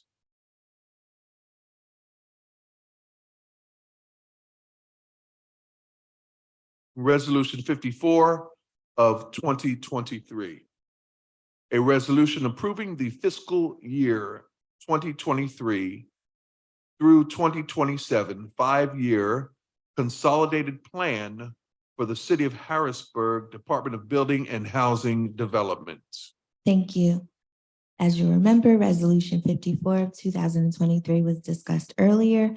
It will simply now officially move to the Community and Economic Development Committee. Next, we have Resolution 55 of 2023. Mr. Parker, could you please read it into the record? Resolution 55 of 2023. A resolution approving the preliminary / final land development and lot consolidation plan for 1953 and 1951 Hurst Street, filed by Nirmal Singh and Mohinder Kaur Gill with M&N Incorporated to demolish the existing diner and gas station structures, consolidate the lots, and construct a new gas station and convenience store along with associated site and access improvements. Thank you. Just wanted to note that was 1933 I'm sorry. First Street. That's okay. Resolution 55 of 2023 currently has a deemed approved date of August 18th. It will move to the Community and Economic Development Committee. Next, we have Resolution 56 of 2023. Mr. Parker, could you please read it into the record? Yes, Resolution 56 of 2023. A resolution of the Council of the City of Harrisburg to accept the findings and recommendations of the City of Harrisburg Disparity Study regarding procurement and contracting processes and to direct the commencement of an update to relevant provisions of the codified ordinances of the City of Harrisburg consistent with those findings. Thank you. At this time, I'll entertain a motion to suspend the rules for discussion. So moved. Is there a second? Second. Thank Thank you. Solicitor Grover, do you have any commentary on Resolution 56 of 2023? This is the same process we discussed at the work session you had. I will note that the mayor has already executed a similar executive order to the same effect. And also asking us to, the Law Bureau directing us to commence this. And this has just been a very long time in the making. The idea of this is that will come is that there will be a regular process put in place and funded to keep that statistical information up, which is what the courts currently require in order to have an enforceable ordinance. I will note that we have not yet determined what the most recent rulings of the Supreme Court regarding college admissions will have on the efficacy of whatever we do or the legality of whatever we do, but that determination will be coming. And there's a lot of discussion in the legal community in general around the country on how this applies, what they rule across to other issues. And we will have an opinion on that when council returns at the end of the summer. Thank you. Council members, are there any questions? Okay, seeing and hearing none, I'll entertain a motion to resume our legislative session. So moved. Is there a second? Thank you. We have it before us, consideration of resolution 56 of 2023. Are there any final questions, comments, or concerns? Okay, seeing and hearing none, Mr. Parker, could you please call the vote? Ms. Daniels, Yes. Ms. Green, Yes. Mr. Lawson, Yes. Mr. Majors, Yes. Ms. Bowers. Yes. Resolution 56 of 2023 has passed unanimously. 5 yeas, 0 nays with 2 absences. Thank you.